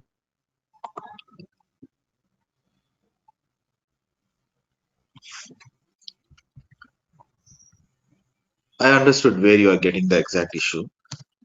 That's a Okay. common issue in recent Yes, days. Earlier, we were not able to getting those such type of error messages, but now, yes, like yes, yes. this Visual Studio issues we are getting in all the machines. Even in my machine also, I have got the same Visual Studio Updated Yeah. 3 issue.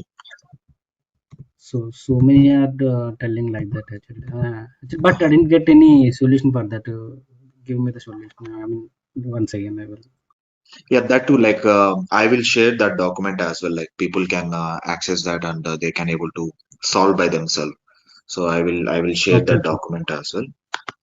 I will ask team okay, to okay, share that document. okay, okay, okay. Before that, I will guide you like what you have Uh, to do as part of this installation.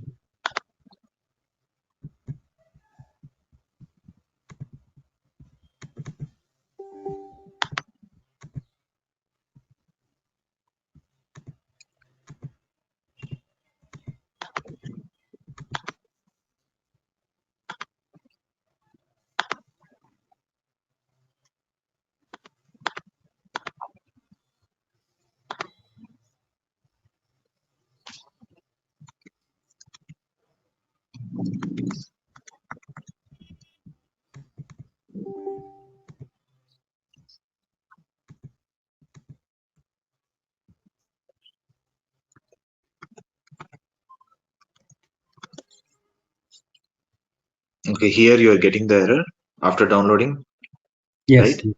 yes, yes. Yeah, Yeah, understood.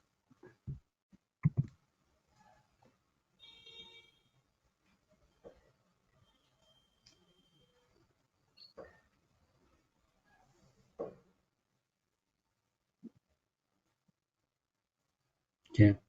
This is the Yeah, I got now. So let me share one URL. You have a broadband or mobile network you are yeah connecting? broadband. Okay, No broadband only. it's a good thing. Like I'll be sharing one URL. Just Okay, paste that in your Chrome and try to download that file, ISO file. okay, We have to mount that okay. and then we have to load that into our updated 3 package and then only it will work. It will try to install the application. So copy that URL. Okay. I have shared you in the chart. So Mm-hmm. by pasting that into Chrome, like you can able to see the file. It will be download directly without asking anything. So you can save it. So it will take some time. Yeah, okay. We'll move further with the session, and then we'll Okay, okay. at last like Okay. we'll install your application. Till that time, like it will take some time. Like I think Sure, sure. it will be almost 7 GB of data. So that Okay, particular okay. ISO file will take 7 GB of data. So it should download. So just download and leave it. Will install after the class session. Sure, sure. Okay. Okay.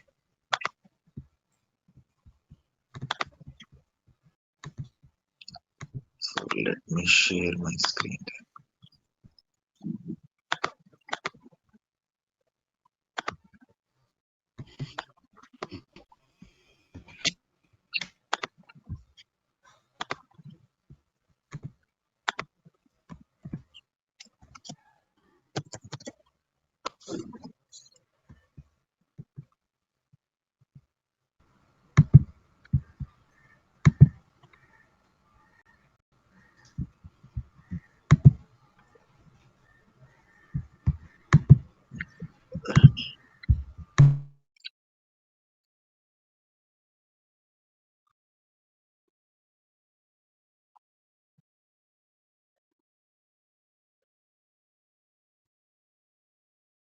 Hi, good morning. This session is for Pega RPA training session.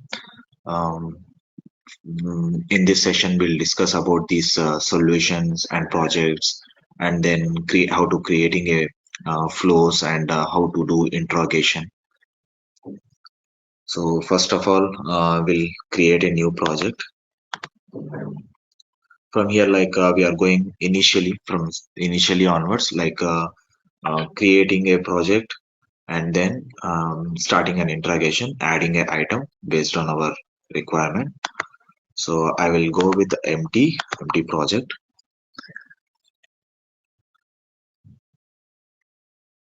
So empty project will create everything is like without any automation file.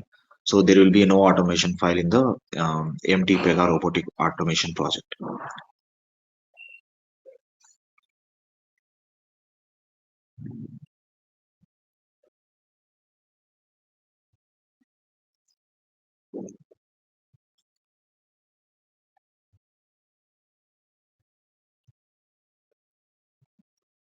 One second.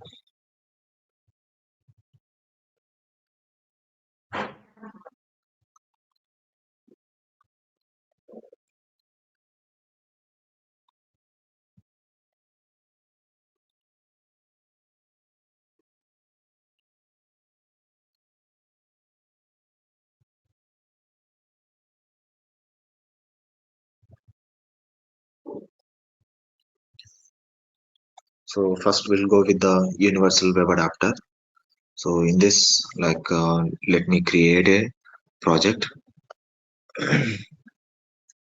So there is a CRM project. Project name is a CRM. We'll give because we'll cover both the applications like Windows applications and web application within the project. So for this, like we'll create a new project, and there is a empty Pega robot project, and adding a new project name called Acme Search. So because why I'm saying Acme, we have dedicatedly training websites for Pega. One is Acme search website. Another one is Windows application, which is a CRM application. So both on those applications we are going to work on. And if you want like a few things you wanted to practice, like you can go ahead with the Flipkart and Amazon applications, like our e-commerce web applications, and some other web applications also. You can try it like a Google. You can try like by searching the data whether it is able to search or not. And also like we can try you can try Gmail logging whether it is going to log in or not. But coming to Outlook, like there is a connector we have, so that connector we will be going to use in our automation flow. By using that connector we can send an email, we can receive an email, we can search an email, we can keep on monitor the Outlook. So all those things like we can do, like whatever the human can do manually, so those things we can do in our Outlook. So let us create a project.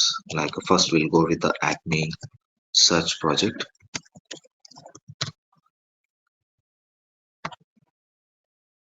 So this is a solution. We have to change that. Pega RPA training.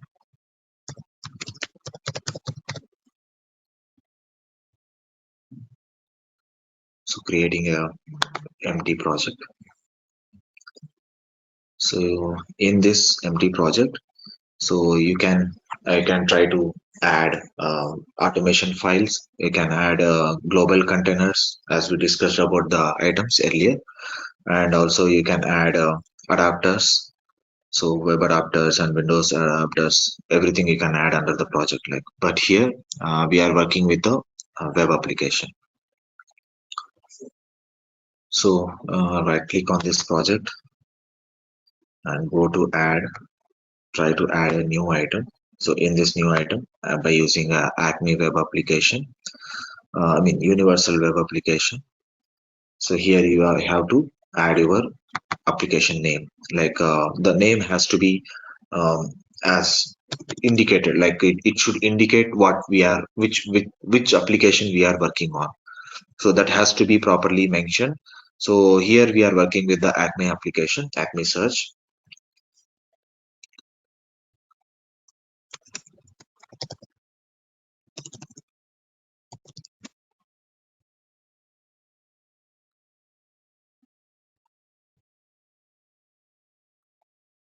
So here by creating a application, so you have to choose whether you are going to work with um, Chrome, or else like you are going to work with Edge, or else like you can also choose Firefox or Electron web applications. I mean browsers you can choose.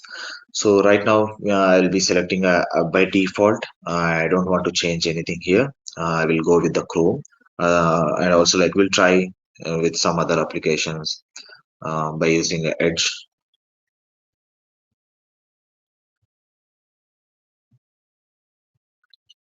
So here we'll be having our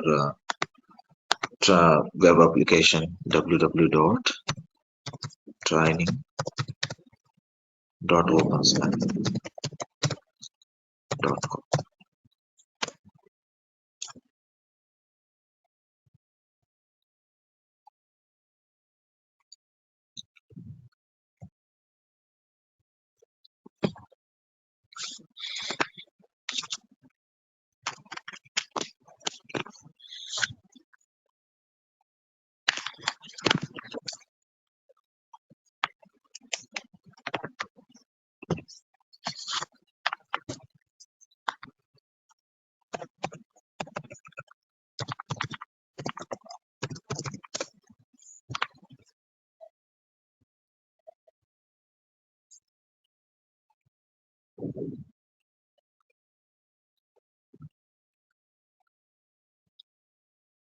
I think website is not working. It's down.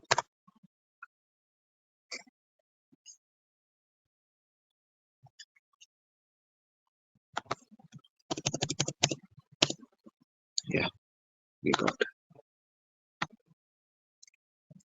So nothing you have to do. Just if it is open, just copy the URL name URL and come to the properties of the adapter. So here just you can search with the start page property. Here we have. So just paste it here and try to make a change of browser start method. So if possible, like if based on the requirement, if the application is launching in middle of the process, you have to select a monitor all to monitor the application, and the start on project start you have to select as a false. And rest like the start timeout, if it is taking more than 20 seconds of time, just follow to maintain like more than that time. If it is taking 60 seconds or 30 seconds of time, or 40 seconds of time, just keep it to 40,000 milliseconds, which means 40 seconds. So on the remaining rest of the things, like you can keep it as it is, you don't have to change anything. So just save it.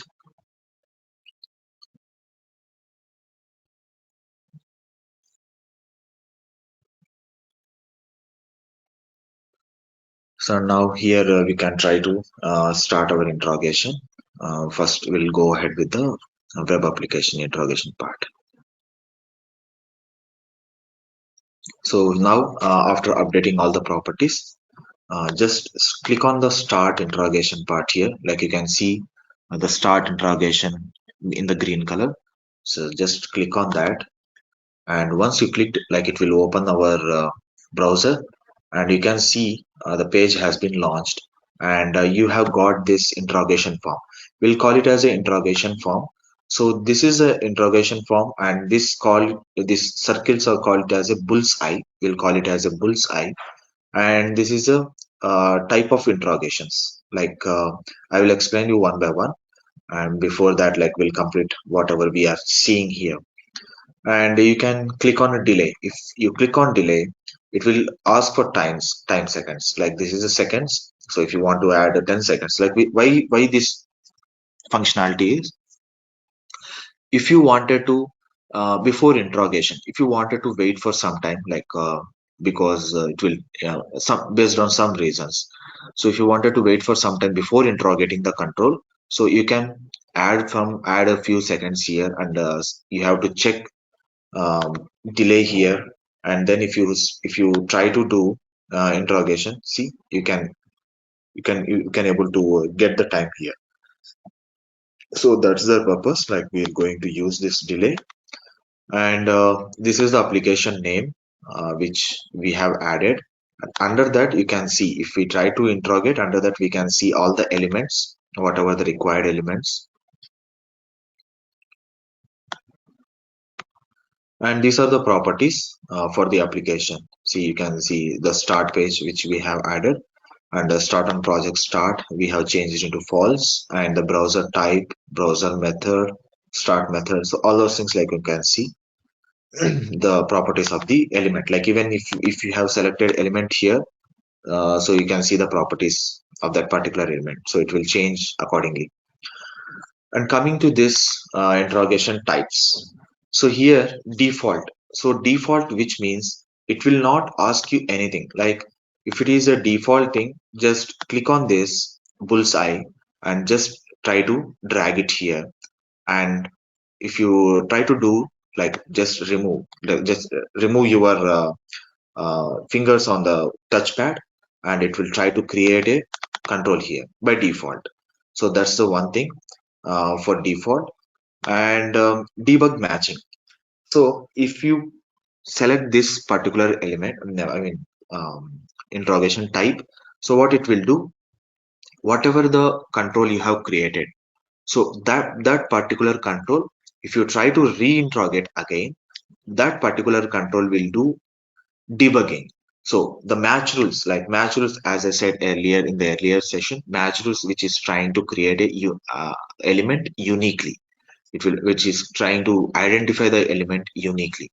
So that match rules will identify uniquely, but it's not an accurate way. We have to do manually few things in that match rules, but it will do some work. whatever you want, like 70%, 60% of work it can do by using a debug matching. If the particular element is not matching uniquely, it is not able to identify uniquely by our interrogation form type, which is a default. So debug matching will do that work. So 60% of work can do, and rest of the things like we can do, we have to validate, and we have to make some changes, and accordingly, like we can go ahead with that particular element. So replace control. So we call it as a control here. So here the username and the password sign in.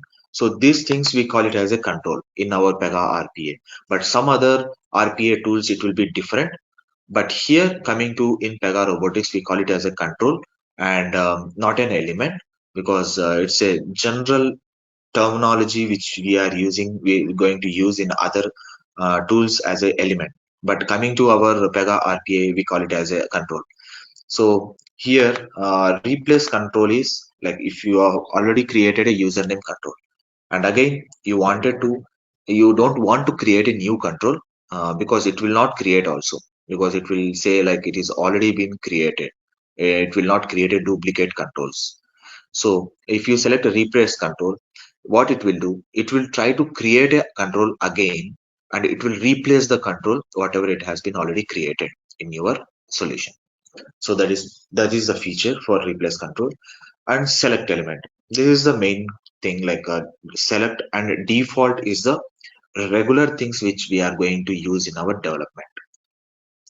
So default I have already told you, like it will not do anything, just you click and drag and leave that, so it will create a control.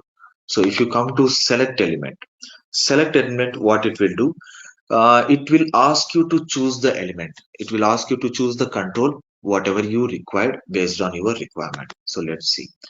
So here, if you try to select it here, just click on the bullseye, drag it here, and leave it.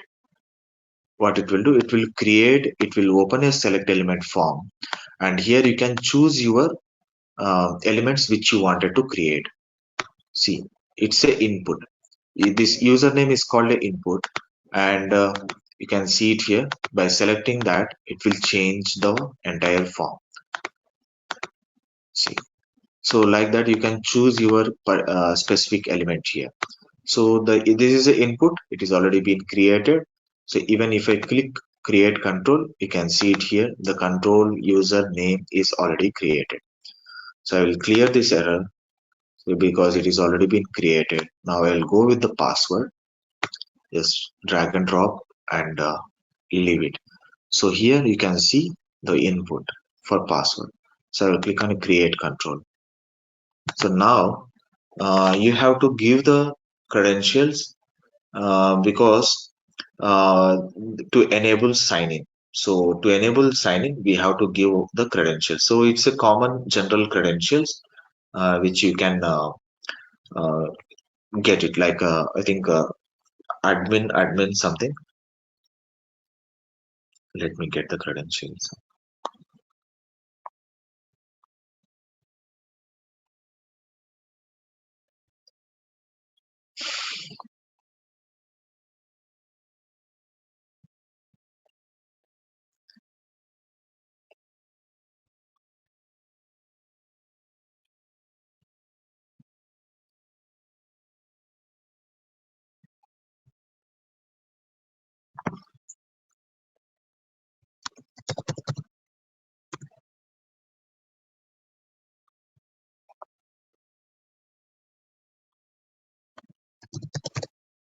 So once you give username and password, then only you can able to see that sign in button is enabled.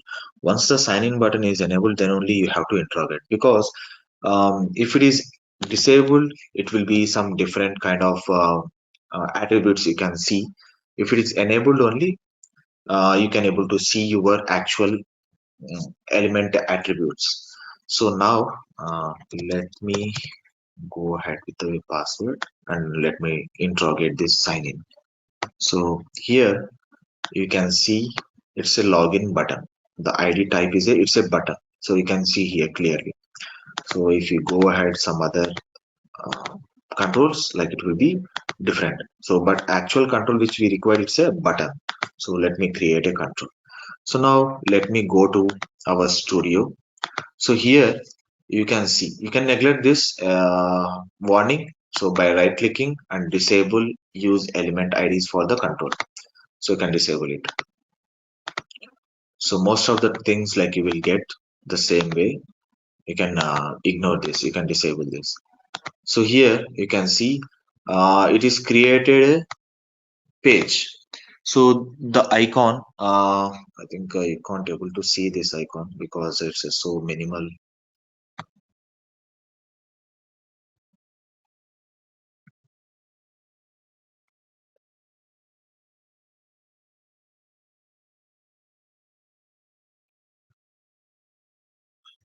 Let me change the view.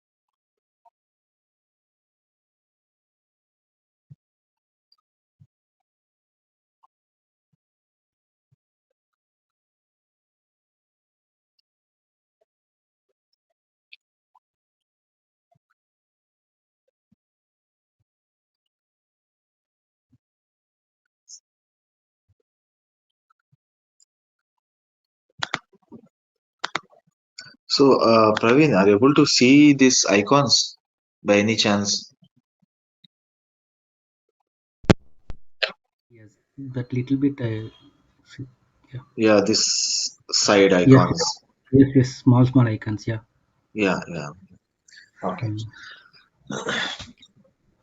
So here, this icon, you can see the globe. There is a globe green color.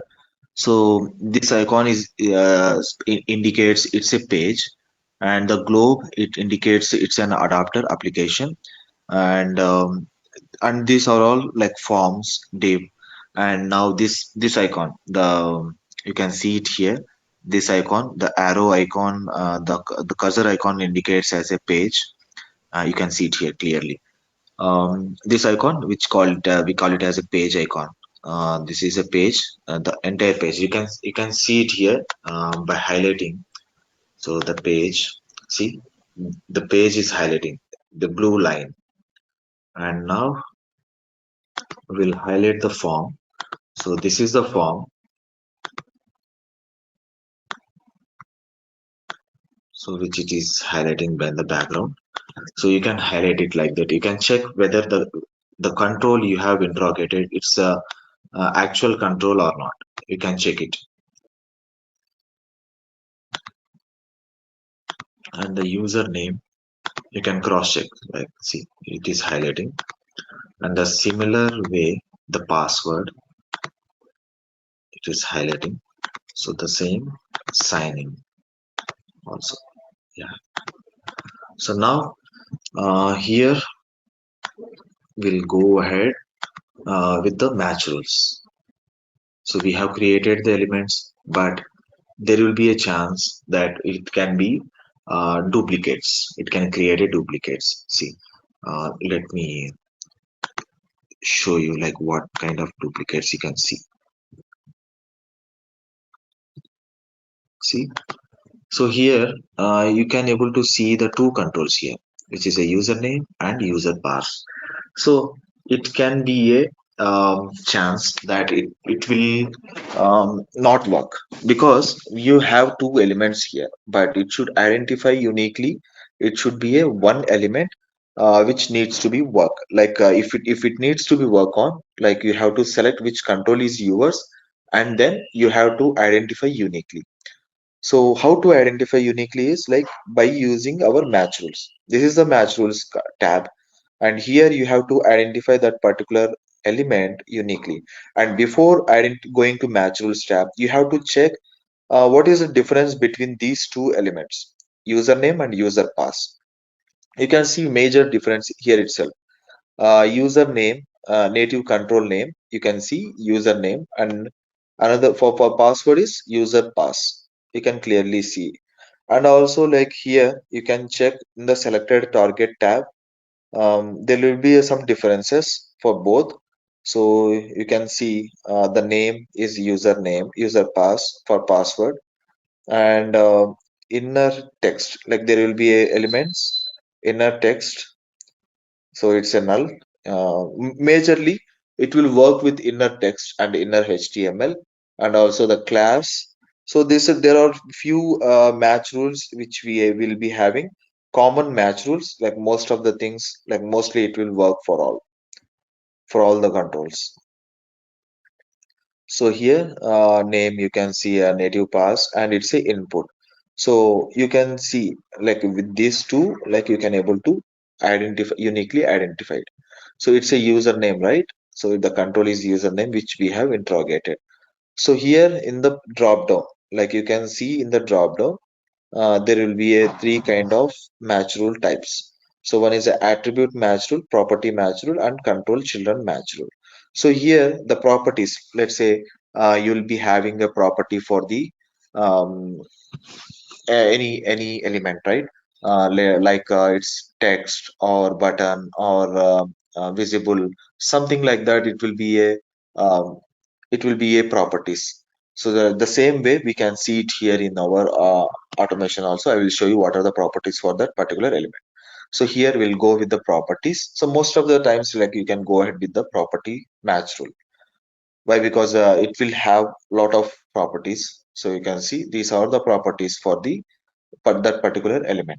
So here you can check where you can find your ID. ID you can see this can be make you identify uniquely, and also the name. So you can go ahead with the name also. So if it is matching with one match rule itself, like you can go ahead with that. If it is not matching with that more than with one, so you can recheck again whether it needed another match rule or not. So just try to click on the create match rules. So I have selected only one, which is ID, and trying to click create match rules. So it has been identified uniquely by using one match rule itself. Why? Because we have to select if it is matching with one itself. We don't need to check another one, because if we give more match rules, it will take more time to refresh the elements. It will take more time to activate that particular control. So that's the reason if you give only one single match rule, then it will try to refresh, it will try to match within fraction of seconds. See, if you click on the refresh, it will refresh the element. So just that's the way you have to create, you have to select your match rules, you have to identify your match rules uniquely. That can be some confusion while creating a match rules, while selecting the match rules, but based on your practice, like it will change.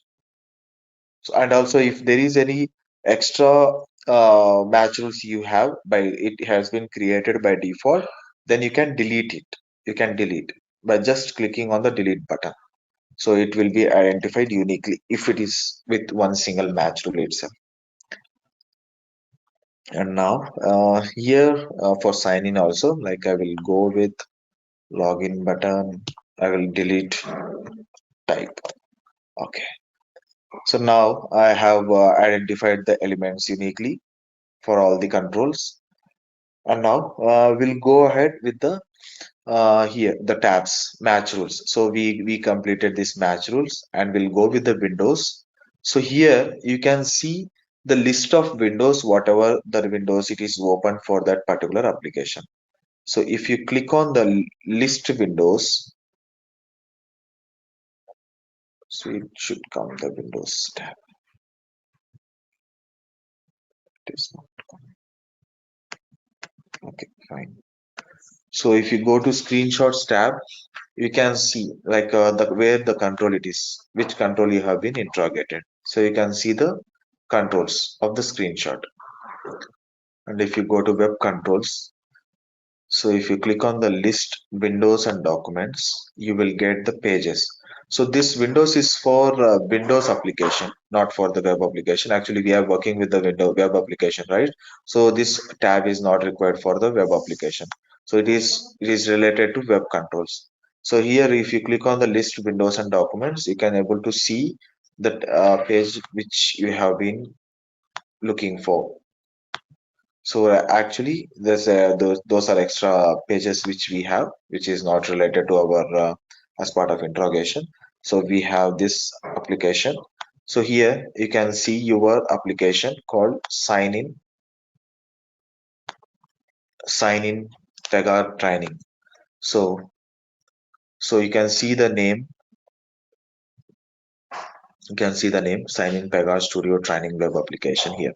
In the Google Chrome, it has been opened, and this is the page.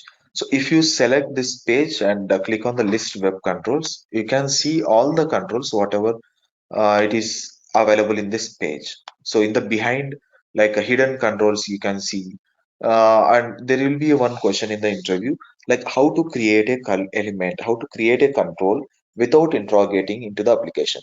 So this is the way you can create a control without interrogation. Without interrogation, you can create a control from the backend.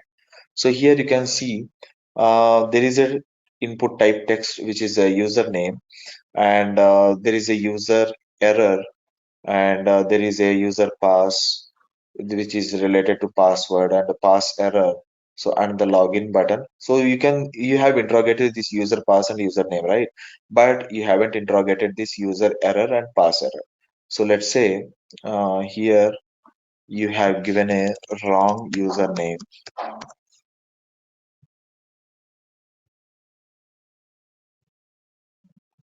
It should give an error. So that is related to this. Okay, gone.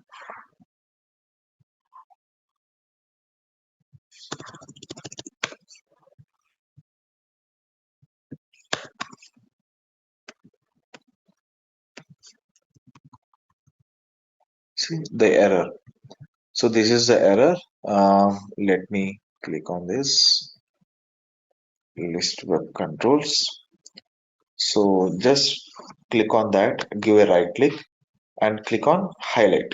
See, you can see this is the error. This is a hidden one, and you can try to create the control by clicking on a right click and click on create control, so that it will create a control here in the backend. So that control you can see it here, right? So the same way you can create any element, any control from here by without any interrogation, right? So here we'll go with the naming convention now. So we have covered this interrogation of that particular form, the page login page, and also the hidden controls which can able to interrogate. So before that, let me create a automation here. So one automation, new automation I have clicked. So the naming convention of the automation is AUTX, as I said, underscore P underscore login. So here I am logging into the application, right? So I have just given as a login. Okay. Now I will save this. I will go to this match rules tab. So now there is a adapter application name. It not no need to be created and no need to be changed anything because we have already been changed. And now we'll go with the page. So the page you have to click on the properties, and now here you have to change the name because you can't keep the same way, right? The same name for all the time. So you have to change the name here. So the name is, for page you have prefix called PG. PG is the prefix, so you have to maintain as a small letters, and in this, like, you have to maintain that what it is designed for. So it's a sign in page, right? So just I'm maintaining PG sign in, and this is a form, so which is a sign in form. So I will maintain form. For form, it is a F for M. It's a prefix, and the form which is indicate to sign in. So form sign in. Okay. So now this is a password error message, right? So it's shown as a div in in our controls, web controls. You can see. So, one second.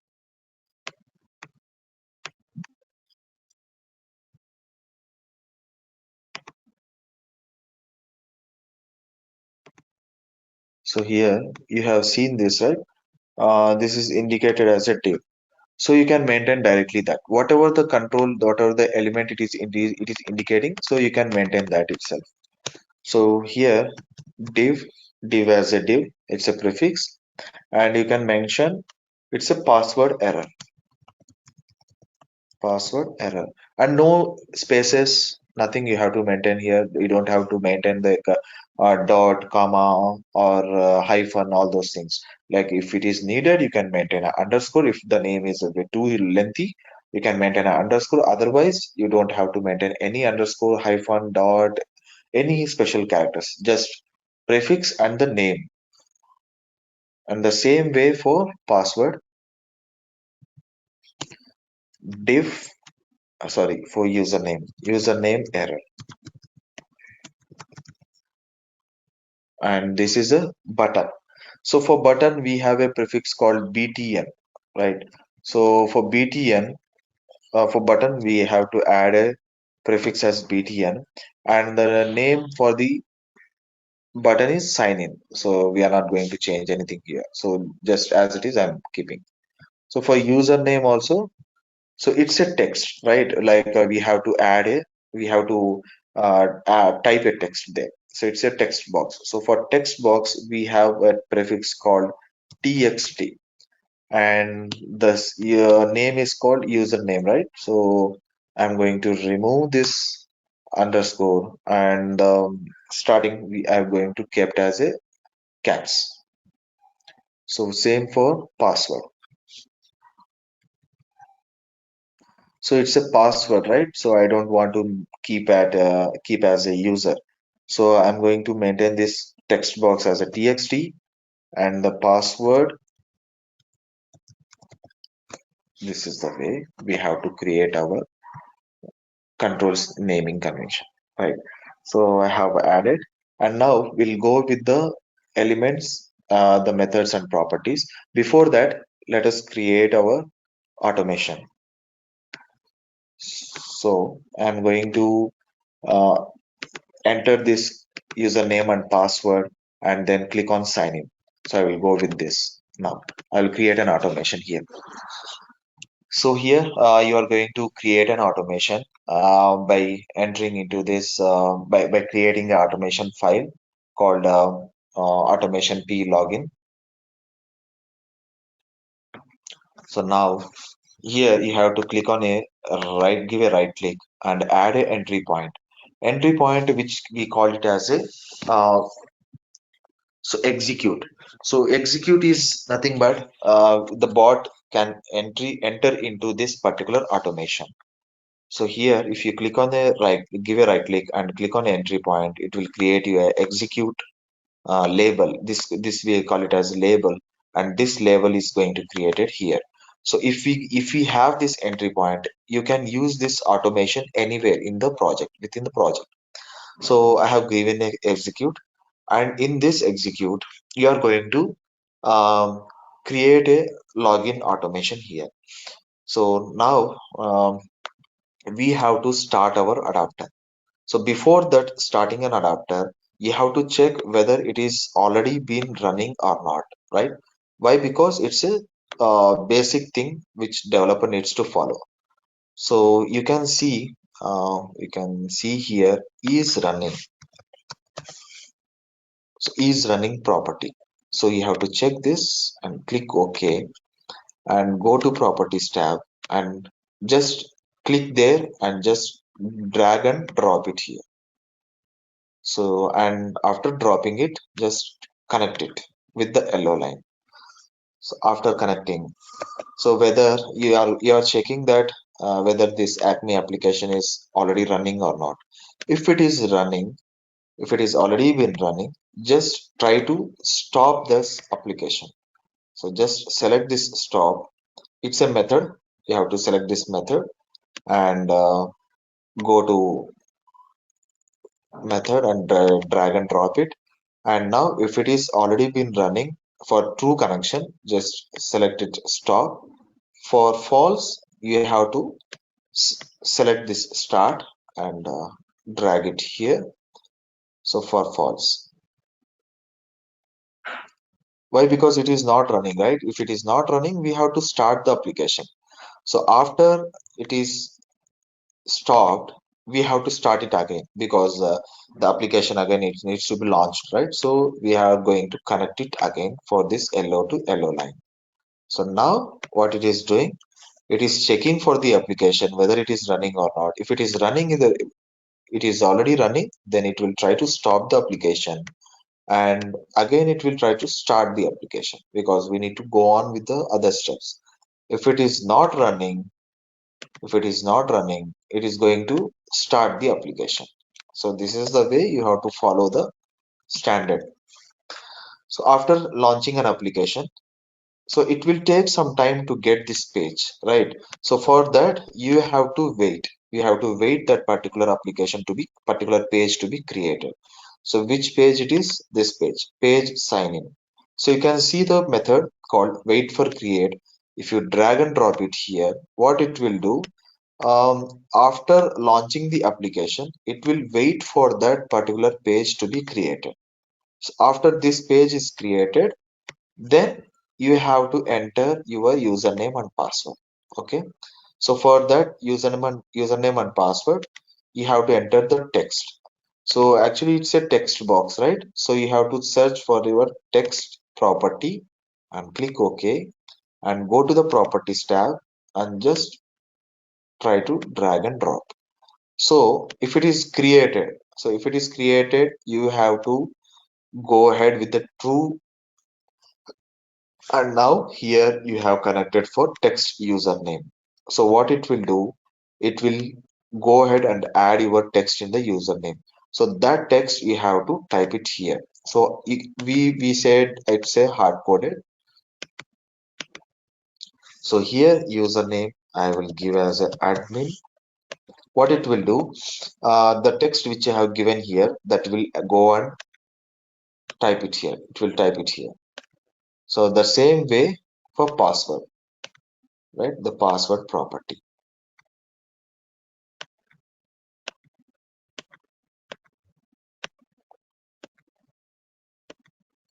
So admin.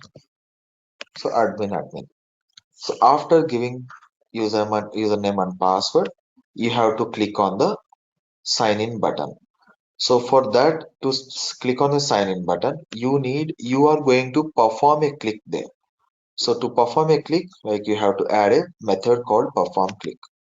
So go to methods tab, click on the methods tab and click on the perform click. Just drag and drop. And now connect this yellow line. So after connecting this yellow line, what it will do, so it will launch the application and it will enter your username and password and click on the sign in. So after clicking on sign in, it will enter into the application. So now, so we'll create one main automation here. So that's a main automation which we can call all the automation within that. So I will create a main automation. So just a main. So here in this main automation, you will add we'll go with a web application and it's a we'll think this application is a RPA application. It's not a RDA. So for RPA application, how we are going to start? So there are two ways, which is first way by using a activity, which is a robot activity. So robot activity, what it will do, it will establish a connection from Pega to Pega Robotics. So from Pega, it will start and it will come to the Pega Robotics and it will execute the job and it will again back to Pega.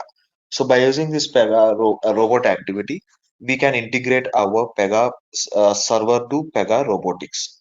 So that is the one way. Another way is like if without any giving a robot activity, we can start our RPA projects locally itself. So by as adding this component, runtime loader or project started. What it will do, it will start the project immediately. Like whenever you started, like launch the, I mean, you click on the start button, it will start the project immediately. So now here what I will do, I will add this automation in this main automation.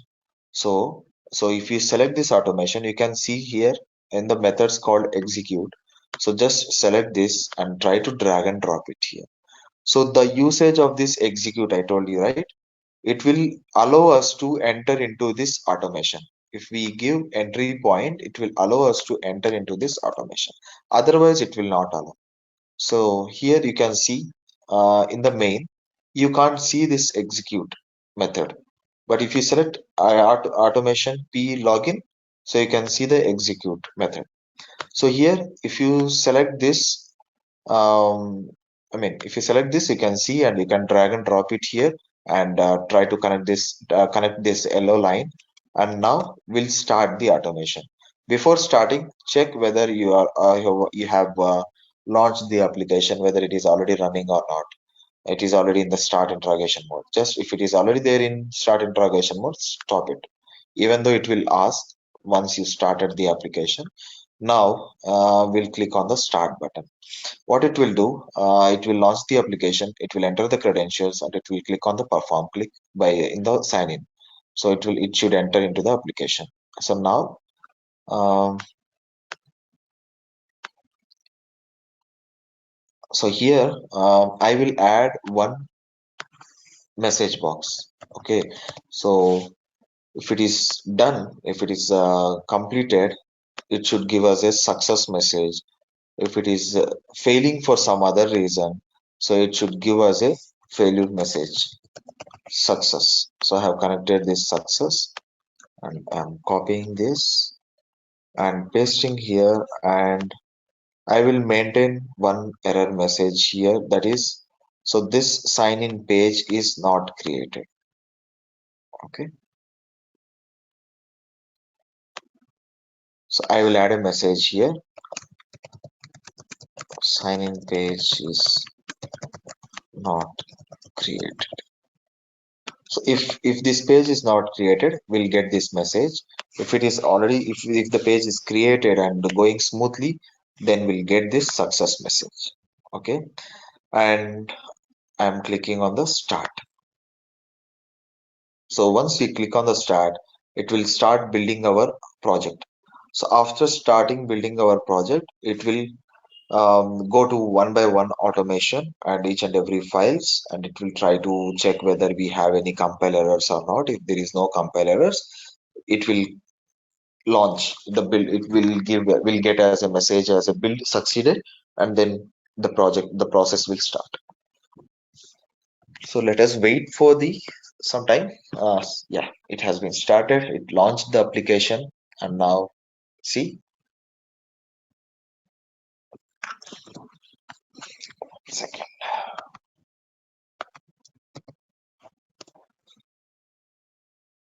it is it is success, but I didn't click on this sign in button.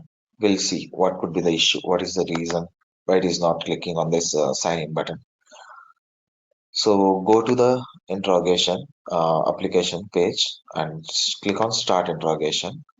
So we have to check why it is not clicked on the sign in button, right? So now we have to select this username and now try to check why, what the reason. So now click on this text username, right click, and now here you can check whether the button is clicking or not and the text is passing properly or not. So by clicking on the text test control method, so you will get few of the methods which you can test it here. So for that, like we need a admin set text property, right? So I'm giving admin. If I click invoke, so you can see it here. It has been typed admin in the username. So the same way, similar way, I'll be doing for password.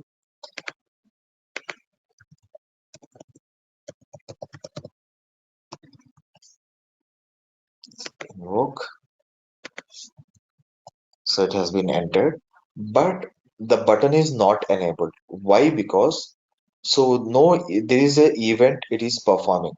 So if we do manually, we are, however, like we are doing some actions on the, we are moving the cursor and we are doing some actions manually, right? So it will, so that it will activate. But through bot, it is not activating. Why? Means it is doing some events in the backend. So for that, you have to check what event it can work out. So after entering the password, you have to check there is an event which it is performing, and we have to identify that event. So in the outer HTML,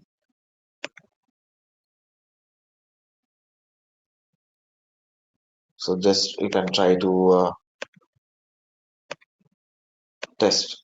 So there is a method which is called a raise event. So here you can see, yeah. So in this raise event, just try one by one, which is supporting for our application. So first try with on blur. So if you click on blur, it should activate. If it is not activating, then try with other method. Go with on change. Even if it is not activating, then try with other one. On click. No, it is not activating. So now try with the on copy.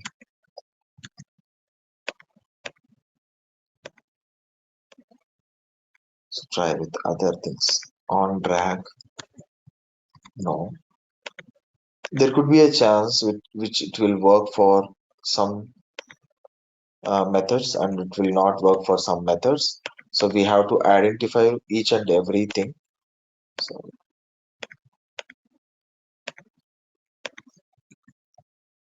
so we have to validate till it activates. So on key down, no.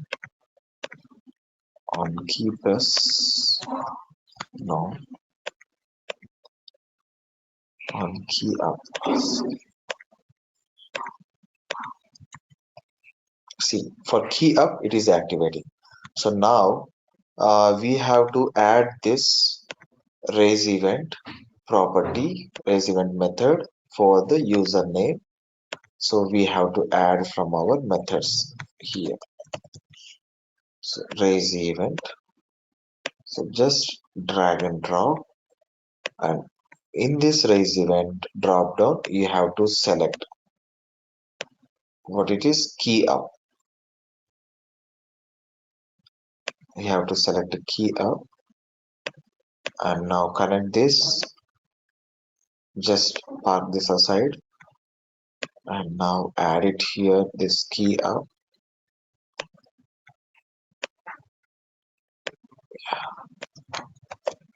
and now go to the interrogation. Stop this, and now we'll start the application.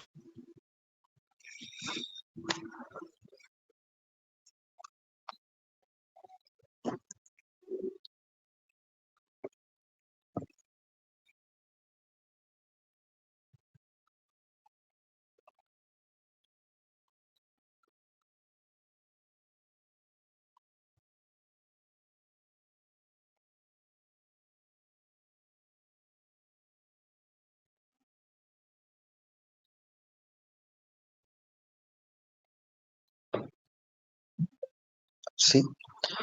It has been launched the application, and we got a success message. So and you can see it has been launched. And after launching, like we have to do, you can do some examples like by interrogating this drop downs and again other drop down and the view details. Just try to interrogate and don't do any automations. And so let me stop this. So we have did launching an application and waiting for the sign in form and entering our credentials and activating our sign in button and clicking on the perform click. So these things we did and they created the automation.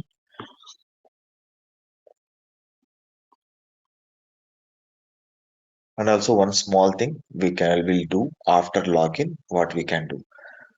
So just start interrogation.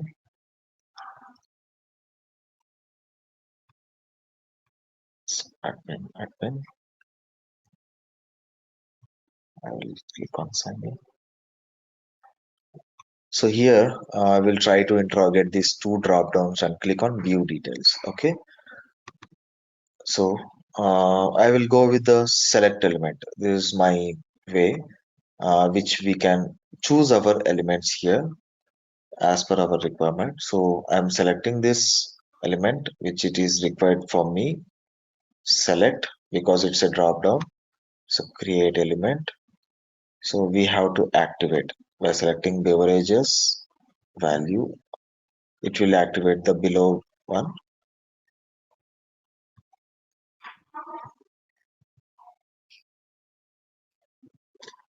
So the select one, create control. So after selecting this, we'll get this view details button to be activated. So this also will create a control.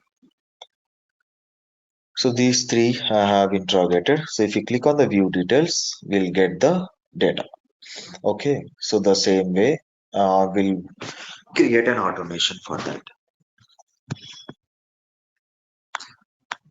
So for this, like we have to create a new automation, which we call it as a, so the,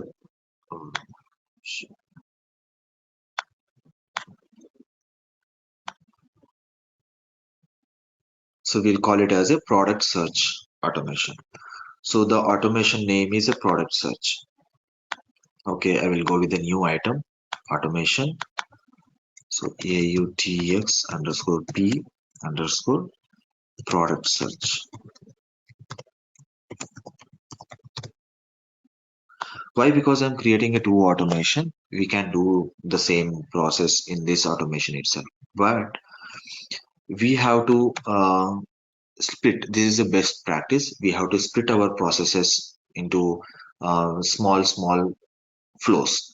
If we maintain a big flows, like it can be a messy and it can be a not it can be a difficult to find out a few things while we have faced some issues in the automations. So if we maintain a piece by piece, like you can be identify easily where we can have what we have and where we have.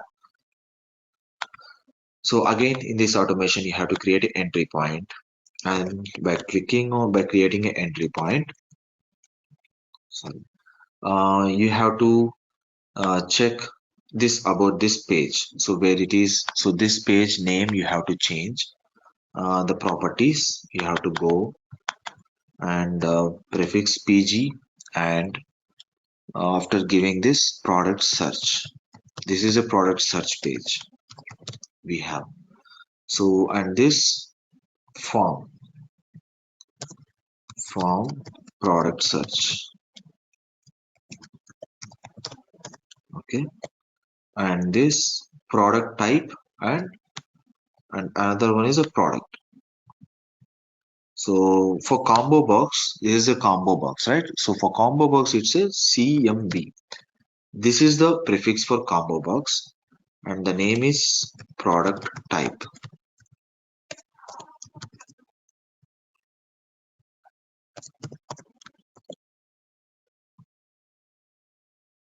and this is a product.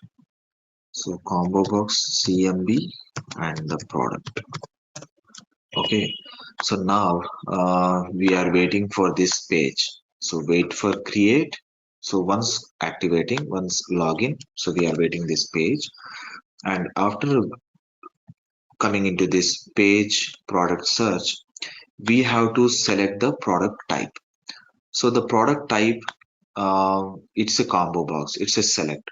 So here in this select, so we'll have few items, methods, which is a select by index, select by text, select by value.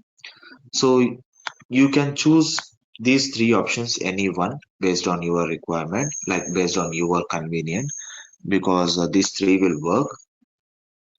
So here based on index, like we'll call beverages as a one and the seasonings as two. So the way it is maintaining is a index select by index. So 0, 1, 2 we have to maintain it. Based on the integer, it will select the values. So you can test it here. So by clicking on the test control method based on select item by index, if you select one and click invoke, so it should select a value from the drop down beverages. See, so the same way you can check it for product. So for product, so just click on the select by index and select a 4 invoke. So you can see some value it has been selected. So the same way you can use it for select by text.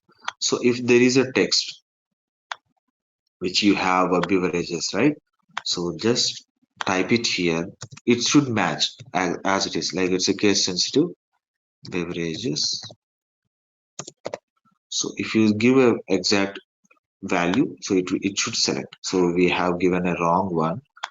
Let me see the spelling. Beverages. Okay.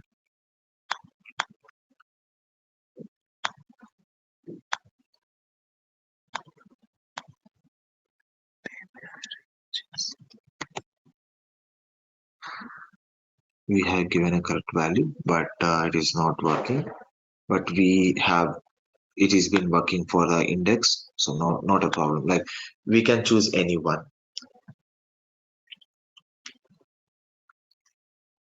There might be some issue here. It's something like it will have some extra spaces or something. So we'll go ahead with this select by index and value. Value in the sense, like you can see, I will show you one thing. In the page source, sorry, not in the page source, in the inspect. So inspect elements.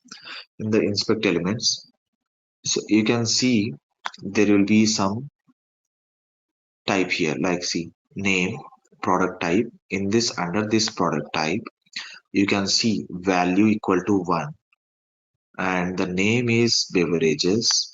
So the same way the index is a 1 2 like that, so it will maintain by default.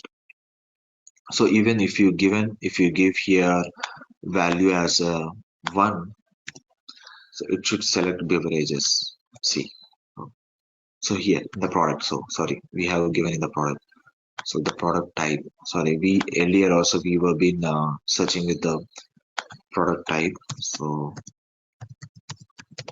beverages, yeah, it has been working for beverages by using select item by text, right? So like that you can use a select by index, select by text, select by value. It depends on your interest what method you are going to use. So I will use most of the time by index, because sometimes the text will change but the position will not change. Even though sometimes the position will change, the index will change, but text will not change. So even if whatever it has been changed, you will get it notified from the business side that these things has been changed.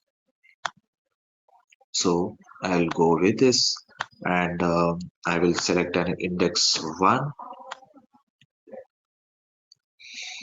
And the product, I will select a product also, like I will select as a 2 and true, and now I'll click on the view details.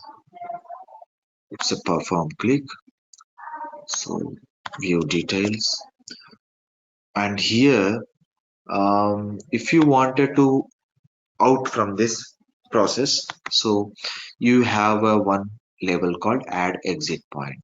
Okay, so I will add this exit point. I will connect here, so there will be an entry and exit point. So now I will add a global container here, because we wanted to know that if there is a error message came up, so we have to be notified, right? So for that, so I'm adding one global container.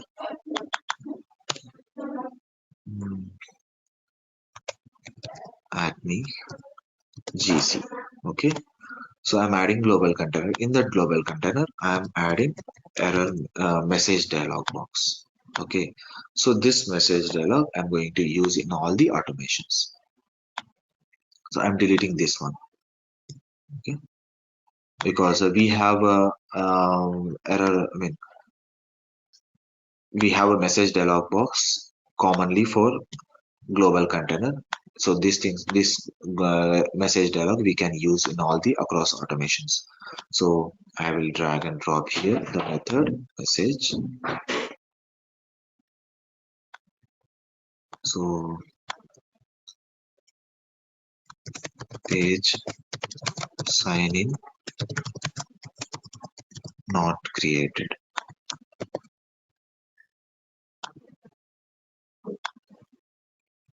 So here we'll go and exit from here, because we have created a one more automation, right? So we'll exit from here and we'll go to the another automation, that is a product search automation. Now we'll go with the main automation, and here we'll add this product search automation in the exit. So after exiting, so we'll go ahead into our product search, and here we'll select our product details, right? So now,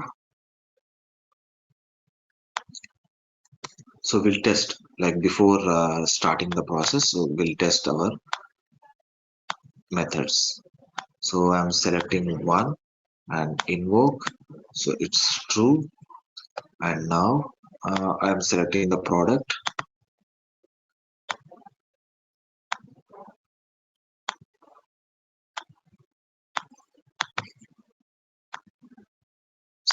index 3. So it has been activated the view details, and again I'm clicking on perform click, because I have to check whether it is clicking or not. Yeah, it clicked. So now after clicking, so we can see these details. So further in the further examples we will do, we'll capture this data and we'll paste this data into the Excel, and the same way we can do in with the Outlook also, like we'll plan.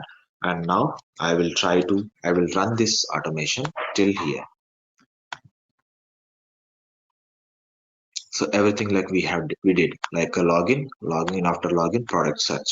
So after product search, so we'll have to get error message called success message. We have to get a success message right after completing the process. So I'm connecting for this. So here I will maintain success. So now I will run it. So what it will do, it will come to the sign in page, and from sign in page it will search for the product, and after searching the product it will click on the view details, and then it will show us the success message after completing all the process. In the tomorrow's session, like we'll search with the products, each and every product, and we'll try to capture the data, and will display in the message box, and then we'll go ahead with the see. we have got this page. So here we have completed the process, like it moved into this page, and tomorrow like we'll capture the data and we'll save it in Outlook or in Excel. So here again you can go back and you can search leverages again. You can go ahead with the other thing and click on details. So you can fetch, like you can try, and not even like product type seasoning, beverages. Try with the seasoning and some other product types with the different things. Like you can try it, and also go to here. So here also you can try from here product search, order, shopping. So try with your own things. So try to interrogate some other buttons based on your interest. Click on order. So if you click on order, you will get this page, and here also like you can do some operations. Hmm. Windows adapter and Windows application, interrogation and the process. So as we have discussed about the web application yesterday, so in the Pega RPA trainings project solution.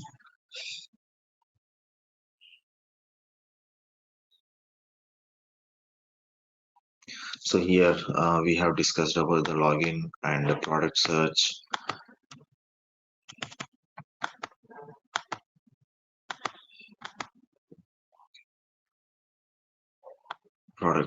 and also in this session we'll discuss about the Windows application interrogation part, and how to configure the Windows application, and what are the properties we need to configure, and what is the main key role match rules and the key role properties we have to configure.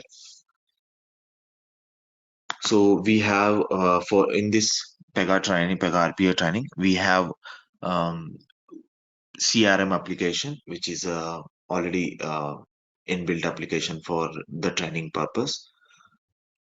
So it is already been there in our laptops. So we have this application is being installed in the Pega, program files. So we'll configure that step by step. And before configuring, like we have to install that application that will be available in the program files x86. So let me share the screen.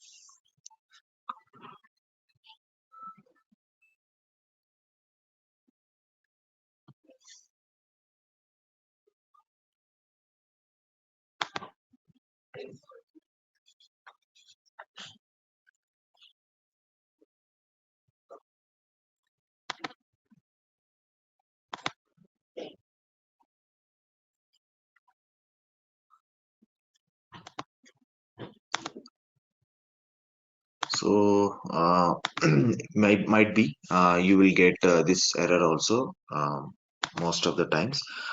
So I'm trying to install this CRM setup. It will be having in a program files x86. Under x86, like we'll be having a Pega systems. In this, if you are a user on in the development, so you will be having these folders: Pega Robot Studio, Pega RPA Services, Pega Native Foundation, and Pega Browser Extension.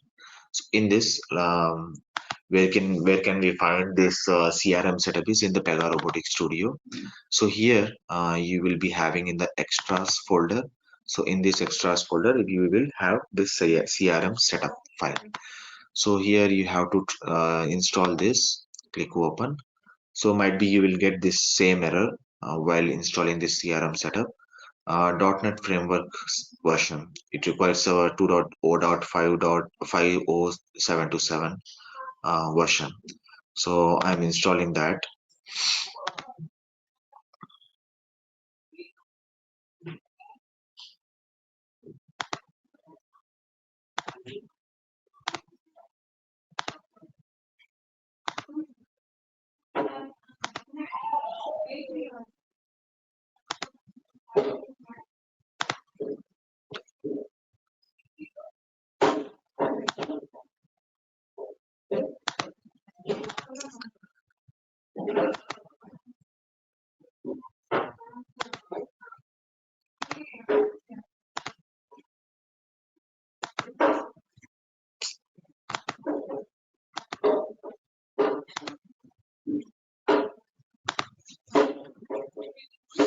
Think it has been started, not started yet. So let us wait for 30 seconds.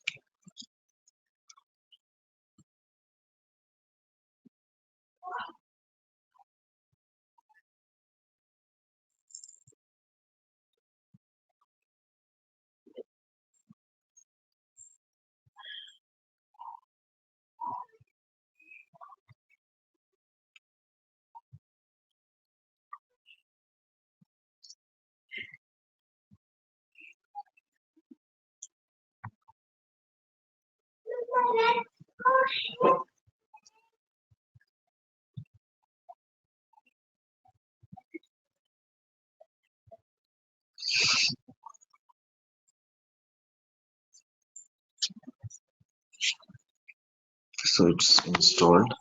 I mean, it's downloaded. Let me install this. Run as administrator.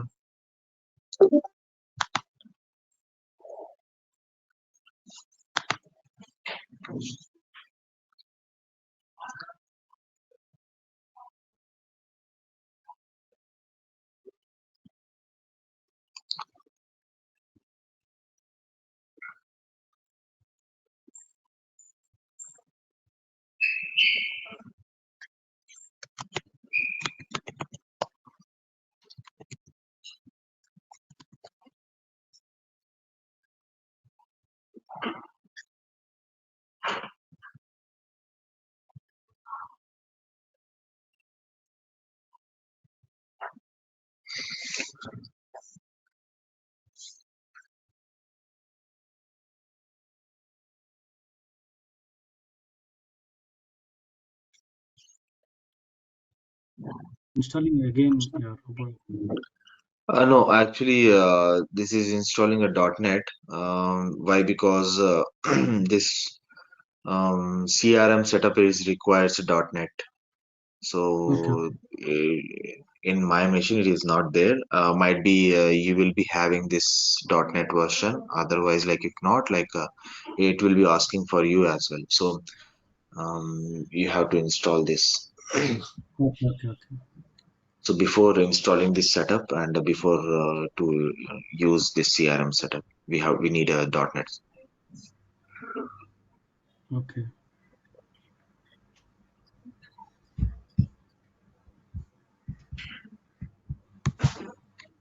Yeah.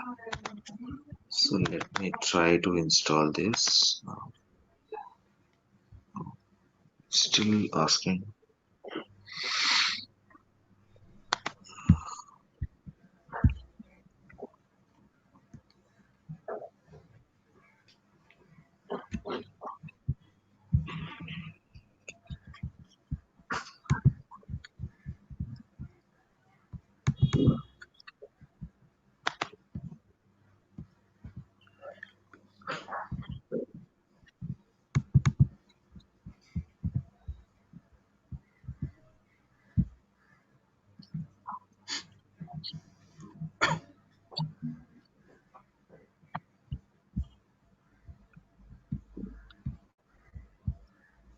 It is expecting something new.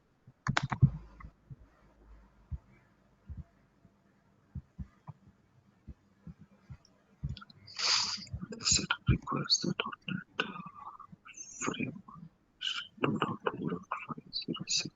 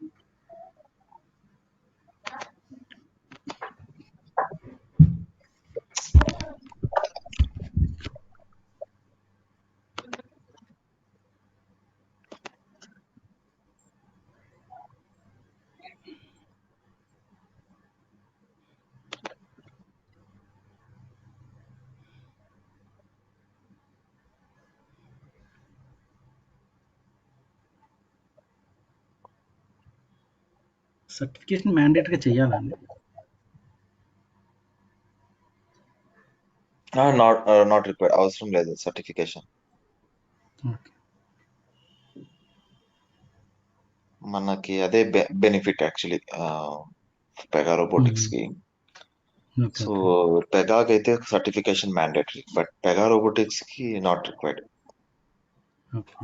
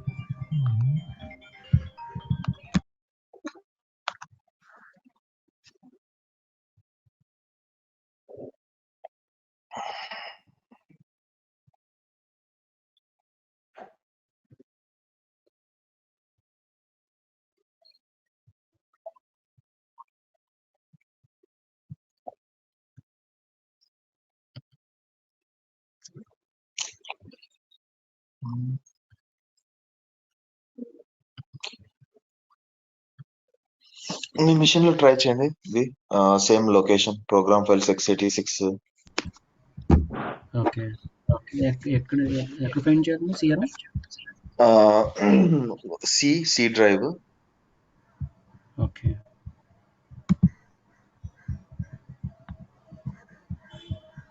C C drive drive. Program files x86 okay. x86. Okay. Pega systems folder systems. Pega systems yeah. Pega robotic studio. Pega robot studio okay. extras CR extras. Okay. CR. VRO yeah. setup double click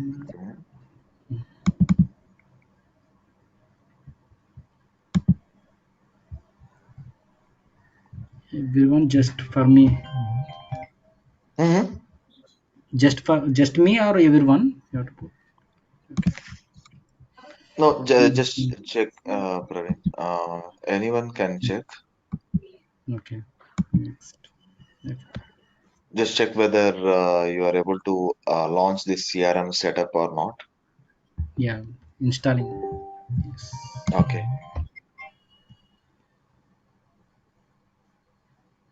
Is it open? Yeah. CRM setup has been successfully installed. Click to close exist. Yeah. Okay, okay, Please then use that Windows is fine for you. So it is Yeah. working for you. No problem. Yeah.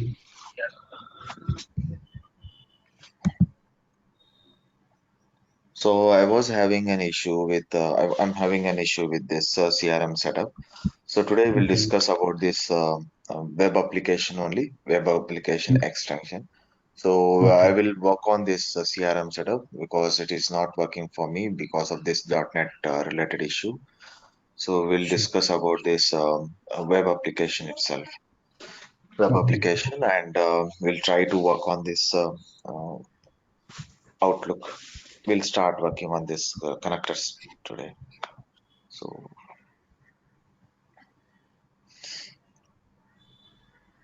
So as per the plan, like interrogation we have did for web, but Windows is pending. So match rules for web is done. So debugging also is done. So debugging is not yet done. I will show like today the debugging process, like how to do debugging and what's the process of debugging. So Okay. diagnostic tools we'll discuss. Toolbox items. So already we have started using these toolbox items, and also few Mm. of the toolbox items we have like scripting. So string utils we have, date time utils we have, variables we have, like Mm. integer string, double variables. So we have few more like wait any, wait all, and also like file utilities. Like let's say this system.io file utilities we have, right? Like copying the files from one folder to another folder, moving the files and creating a folders like directories and creating a file. So all those things like we have in this. So all those toolbox items we have. So we'll use one by one accordingly, like the examples we did. And the scripting, C sharp scripting we'll use DB connectors, which is a SQL query connectors. Those are the components we have in our toolbox.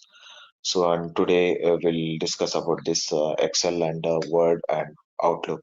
So Outlook connector we have. So by within this solution itself, we'll use Outlook.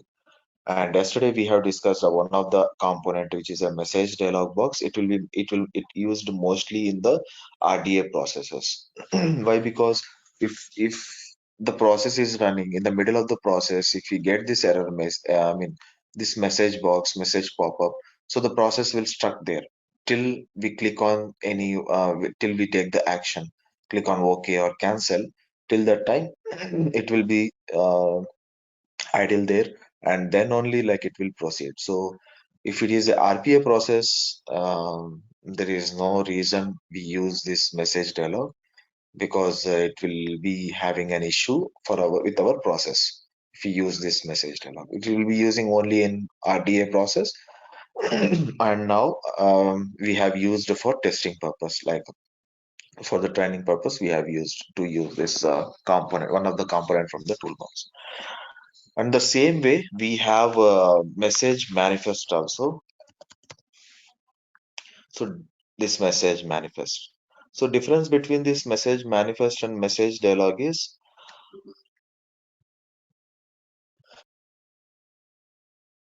so message dialog box is only using for displaying a message. Let's say um, let's say we have only the message to display, and we can use the message dialog.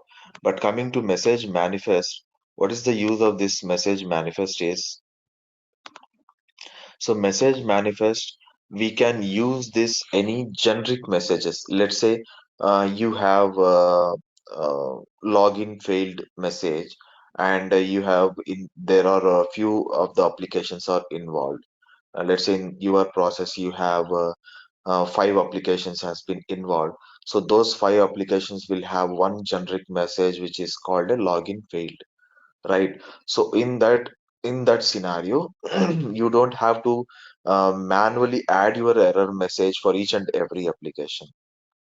So you can add this message in this message manifest, and that message you can use as a code. So how that error message you can add is, so you have to right click on the project, and click on the properties. So here,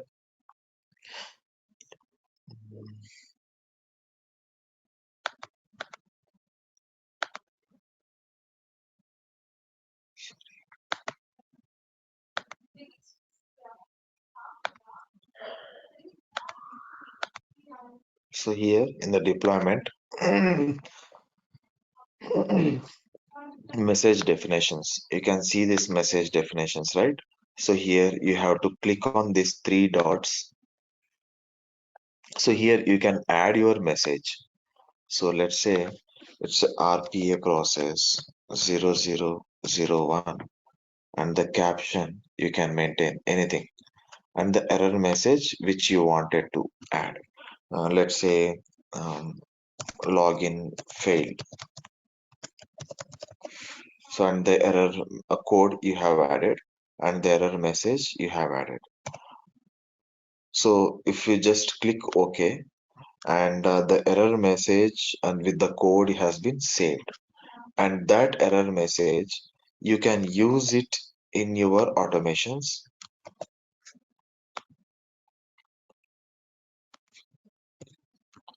Let's say you are click on this, open, and so here instead of using this, let us use this show message. So you can see as a parameter you have to pass the string code. If you pass this string code, you will get a result. So this, so get message, see. So if you pass the code here, RPA -001. So based on this code, you will get the message here. Okay. So this generic message you can display. You can display to the users. Like if you want to fetch few data from that particular generic data from the application. I mean, for each and every application, you can fetch it from the project properties. So you can use this message manifest throughout all the projects. I mean, throughout all the applications within the project, not within the solution, within the project, because it is dedicatedly updated in the main project. So that main project can't use in the sub projects that main project properties. So you have to use dedicatedly this manifest messages in within the project itself. So there could be like there will be a question in the interviews like what is the difference between message dialog and message manifest. So message dialog is only to display error messages or any informative messages to the user.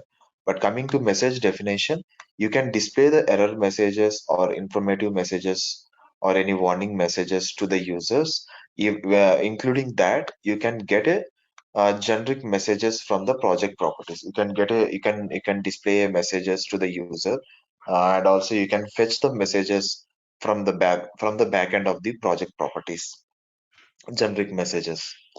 I mean, it reduces your effort to update each and every uh, error message. Instead of updating each and every message, so you can directly go to project properties, and here you can just update a one I mean, if you wanted to update anything, any error, any message, just you update here. So no need to update each and every project and each and every place, because the code is same. So if the code changes, then the message will change. I mean, then again you have to go there and you have to change the code. So if the code is similar and the error message is different, so no need to change anything. Just maintain as it is and just change the properties here in the message definition.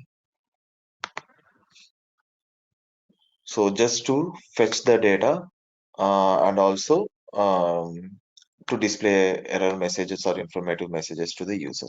And here you can see for the properties of message dialog, you can see it here.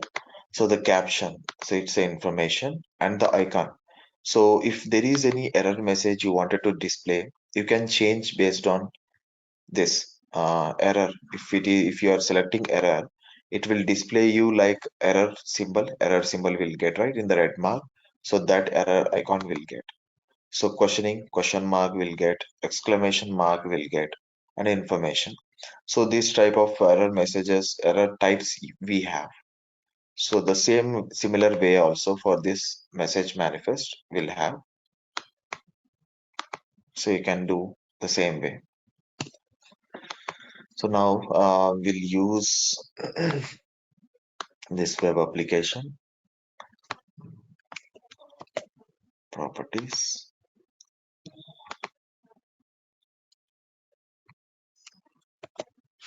So we'll use Outlook and Excel here to move I mean, to update and to send an email. So there is a requirement which we are going to do now. As we discussed yesterday about this web application, we are going to um, let me launch this application through interrogation.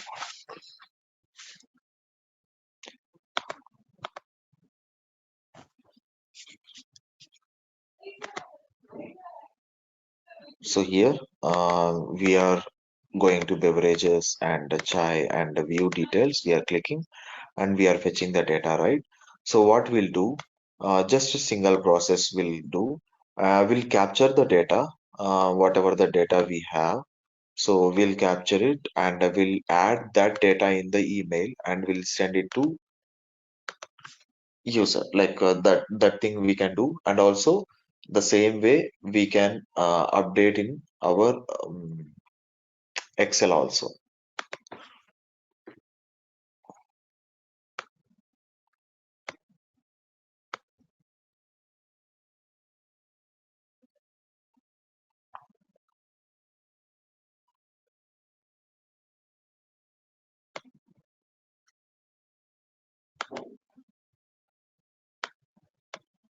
Let's say if you wanted to update the whole thing, so we'll take this message itself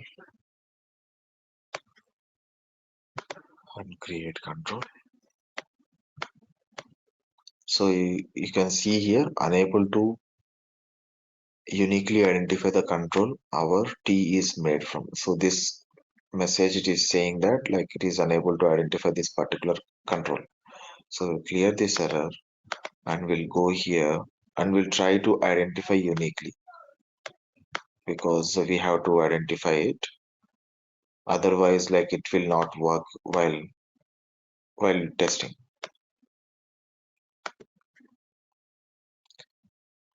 So here, so there might be a chances this message will be a not static, it's a dynamic, like every time it will change. So for chai it is different, and some other thing like it is different. So for all the things like it will be different. So in that scenario I will go with the dynamic match rules kind of. So we have to check what kind of match rule we can able to set. So here you have to verify. So inner HTML and inner text will be a same, like it's a static data we'll have. But apart from that, like we have to check other things. Can we will get some other error messages, like I mean informative match rules. So you can check, you have to validate, and then you have to select that particular match rule.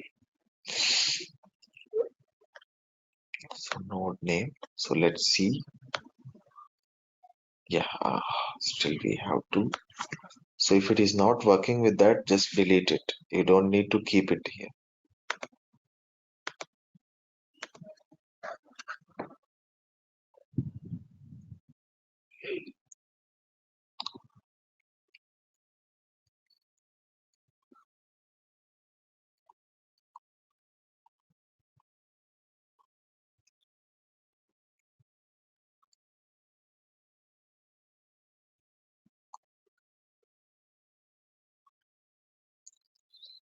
So mostly we'll use inner text and inner HTML, and we'll go with the ID based. We'll go with the class, and also at the same time we'll go with this outer HTML and outer text. So you can see the outer HTML and outer text. So if it is not working for some of the elements, like we have to think out of the box. Let's say we'll have on location based, like the size and location. So based on that also we have to think, and also the width we have to think, and also the based on the index we have to think. So all those scenarios we have to cross check, and we have to check whether it is going to work for us or not. So let's say text node. So no, still not matching. So go ahead with other one.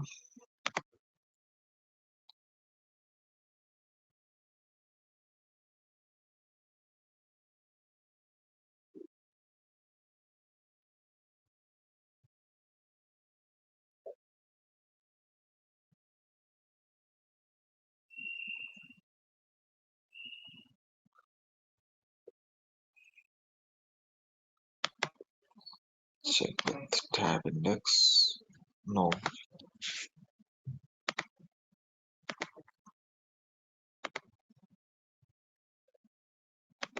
Check with this base URI.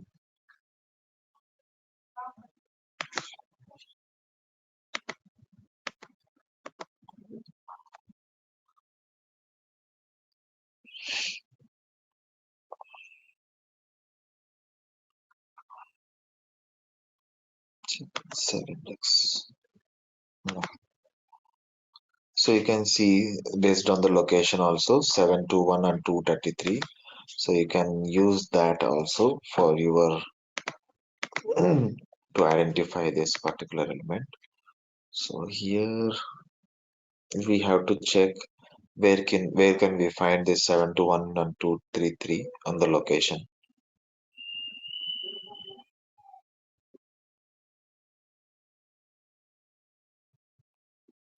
See here, you have open span left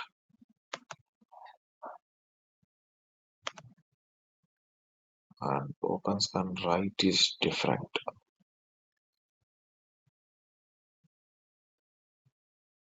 So Pega top. Let's try to see. This is how you can identify uniquely without this inner text and outer text, outer HTML and inner HTML. This is the most common match rules we're going to use. But if it is not working for us, like we'll think about it, like we'll think of out of this box and we have to check whether it is going to be identified or not. So this bit confused, this will get bit confused, but we have to look for that each and every element. So we have identified this particular element, and now we'll try to display this error message, and we'll try to debug step by step. Um, so we'll get this. For getting the data from that particular control, we have to use text property, and also if the text property is not visible, just take an inner text. And inner text is both are same most of the times. So we have to change this names. So this is the form product details. No, page product details. It's a product details page.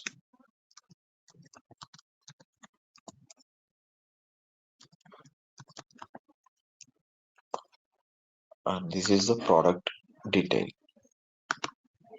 Actually, this will show like TD. TD in the sense the tag name is TD. TD in the sense like in the table, it's one of the column. So one of the row it needs to be identified the same way.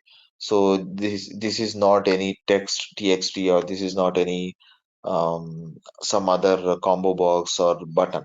So this is a TD, right? The tag we have. So we have to maintain as it is. So just for our I mean future, like someone if need to be identified what it is, what the tag it is. So such in that scenarios, like you have to maintain the same tag. So TD and the product details. Okay, such way you can identify that particular element. So after clicking view details, it will navigate to this particular page. So here you are going to fetch the data and display it, right? So we'll wait for this page product details, wait for create, connect here, we'll park this exits, and now once it is activated, so we'll try to get the message and we'll display this.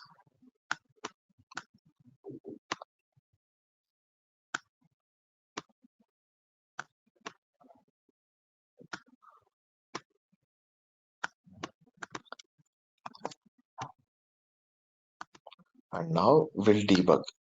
So for debug, as we discussed earlier about this debugging, so if you want to check what the message is passing, if you want to check what exactly is happening step by step by doing debugging, so you have to make sure that you have kept as a breakpoint.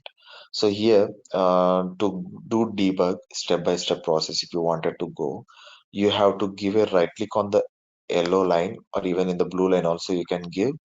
So yellow line will call it as a process, and the blue line will call it as a data. So yellow line it's a process flow, and the blue line is a data flow. In the blue line, the data will flow. We can see the data like data in the sense like what we are passing. In the yellow, it's just a flow, just we can see step by step. So we have to click on the toggle breakpoint. So if we click on the toggle breakpoint, look, we'll get the breakpoint here, just similar to our coding, like in the C sharp, like you have to click in the left side corner to get the breakpoint, right? The same way you will get the breakpoint if you give a right click and click on the toggle breakpoint, so that it will stops here, and from here we'll do debug. So let me run. So before that, like haven't stopped, so let me stop this interrogation mode and we'll wait.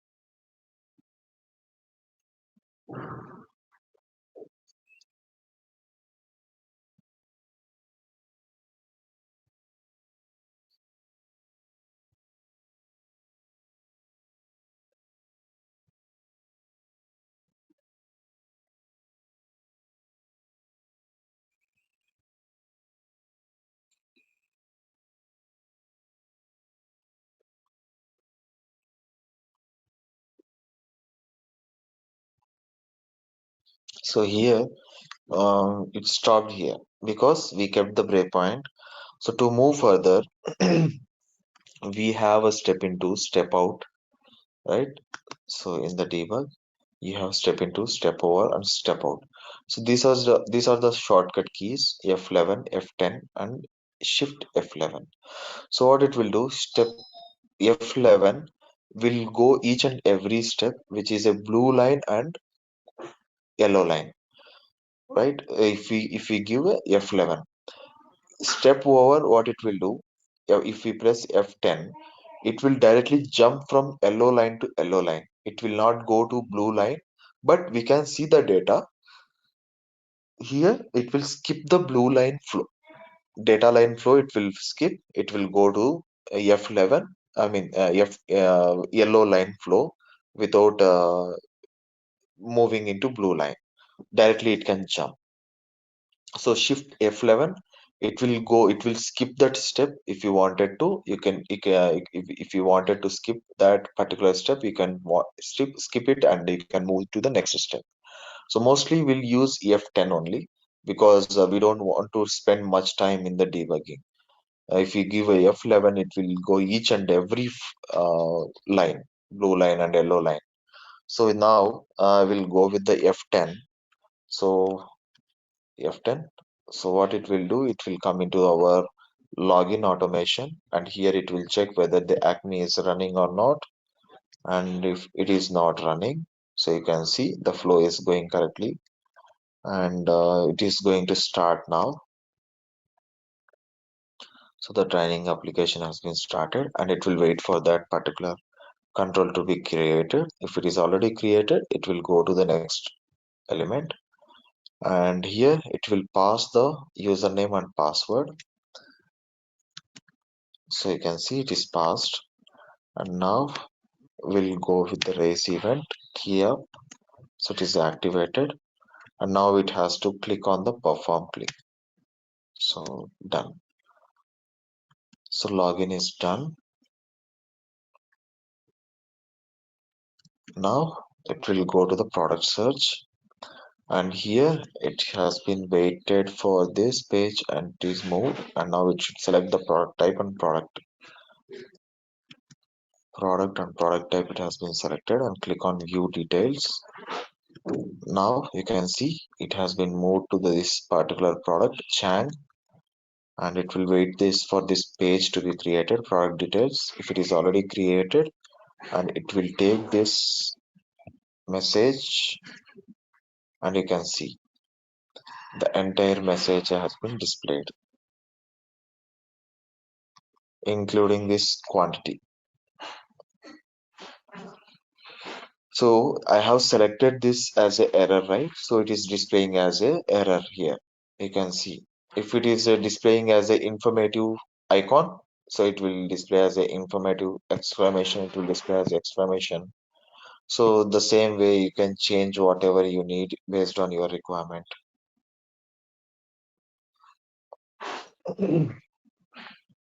And now we'll go with the Excel connector. Whatever we have fetched the data, right? So that will update. That will update in our Excel. So for that, we'll create a new automation and we'll add one Excel connector. So in this Excel connector, we'll have two type of connectors for Excel itself. Because why we have two Excel connectors is the first we'll discuss about the difference between the Microsoft Excel and Excel connector. So the difference between these two is Excel connector is a old connector. Like whenever the Pega OpenSpan has been launched, from initially onwards, we have Microsoft Excel connector. The latest one is Excel connector. So this has been launched recently, in the sense like 2 3 years before. Why it has been launched and why we have two is the Excel connector is used by all the processes, and it will be used for to run macros in the sense, like we'll have a VBA scripting, right? So VBA scripting, so that we can run from our systems, from our Pega Robot Studio. But coming to Excel connector, we can't run those macros in our Excel connector because we don't have that particular method to be called. So the difference between these two is Microsoft Excel connector, to use this Excel connector, MS Office has to be installed. MS Office in the sense like Excel, MS Excel has to be installed to use this particular Microsoft Excel connector. But coming to Excel connector, we don't need any outsourcing application like MS Excel application to be installed. Without MS Excel, it will run. The application no need to be installed. And coming to Microsoft Excel, we have around 150 plus methods and properties can be used. Coming to Excel connectors, we have around 200 plus methods, properties, and events that can be used. In Excel connector, will have to maintain our fonts, our coloring in the cells, and to get the color from the cells, setting the colors in the cells. Most, I mean, the sheet names from the Excel. So lot of things we can do. Whatever like manually we can do in the Excel, so those things we can do in the Excel connector. Even you can set your Excel formula also into the particular Excel. So here we can't do formula kind of things, like we can place that, and we can do coloring here in the cell values. So we can run macros, we can create a files, I mean Excel files, we can add the values in the Excel. Coming to Microsoft Excel and Excel connector, Excel connector is more faster than Microsoft Excel, because Microsoft Excel will take some time to open the Excel file and to read the data. But coming to Excel connector, it will not open the file, it will run in the backend itself. In the backend it will run, and it will backend itself, it will process. But coming to Microsoft Excel, it will open the file, it will display the front end, it will display the file in the front end, and it will do the process. If we do some mistakes, like let's say you have used a Microsoft Excel, and you are doing some actions, like if it is a RDA process, or else in the RPA process you are doing some testing, and if you have used this Microsoft Excel connector, and you are working on something, but if you are working on something, it will get failed while doing this Microsoft Excel actions, because the Excel has to be in the front end, because if it is doing something related to Excel operations. So if you are using Excel connector, especially this Excel connector, the latest one, you can do your work in the front end or back end, any kind of things. It will run, the Excel connector will do his work in the back end itself. It will not display, it will not open the Excel file. We even will not get notified also if it is running the Excel process. So here we'll use Excel connector, the latest one, to update the data. So save it and add a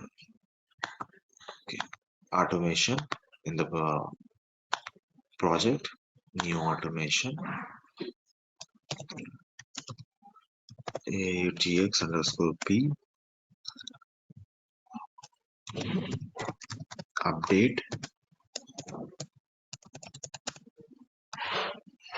just maintain update Excel.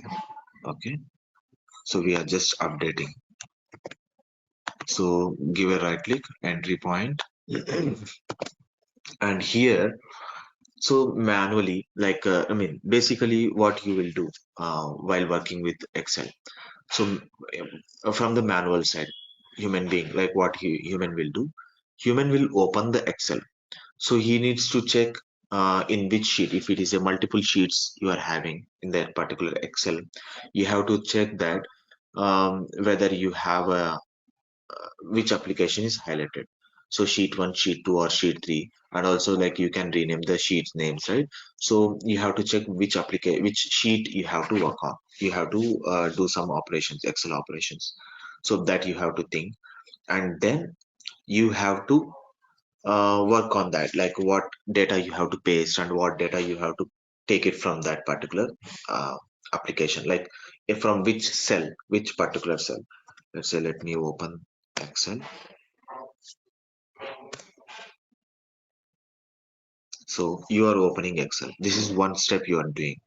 And at the same time, you are checking which sheet you have to work on. Let's say you have multiple sheets, right? So you have to work on sheet 2. So in sheet 2, you have to select, right? If by default it is in sheet 1, you have to check which sheet you have to work on. So sheet 2, you have clicked. This is the one step you did. And on which cell you have to paste the data, right? So let's say you have to paste in B column, 7th row. You have to paste the data here. So this is one step you're going to do. Another step, like this is the third step you're going to do. And then after pasting here the data, and now if you close this application, what it will do, it will ask you to save, right? So let's say you have added some data, and now you wanted to close this, and it is asking for the data to save, right? So I will give some name, Pega training Excel. So I'll be saving this in one of my file location. So in C drive, I will save in C drive. So in C drive, I will create one folder which is called RPA. So here I'm going to save this file. So I have saved it. So the save you have to do. You have to save and then you have to close. But coming to here, I have directly closed it, right? You have seen this in the RPA folder. If you open this Excel, here you did some and action, and you have to save file save. And now after saving, you are closing. So this is the steps you have to perform in your automation. So first you have to go with this, and now here you have to pass your file name. So the file name which you wanted to open, which means you are trying to open the file name. So here you have to take the path.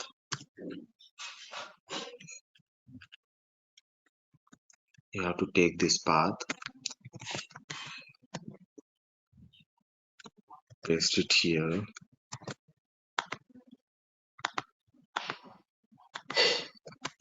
I think it didn't copy it.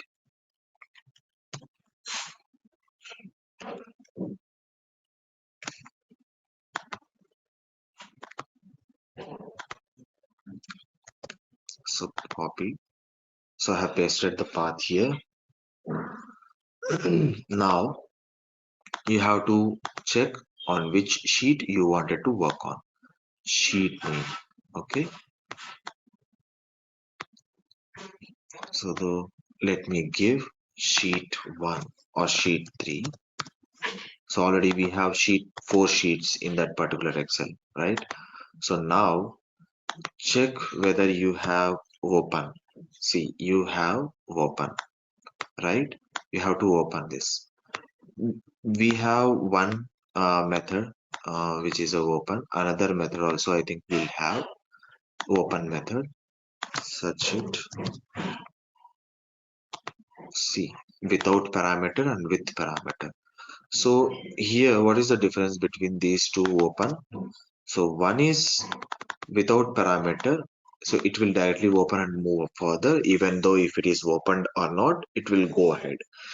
Coming to this method, what it will do, it will check whether the connector is opened or not.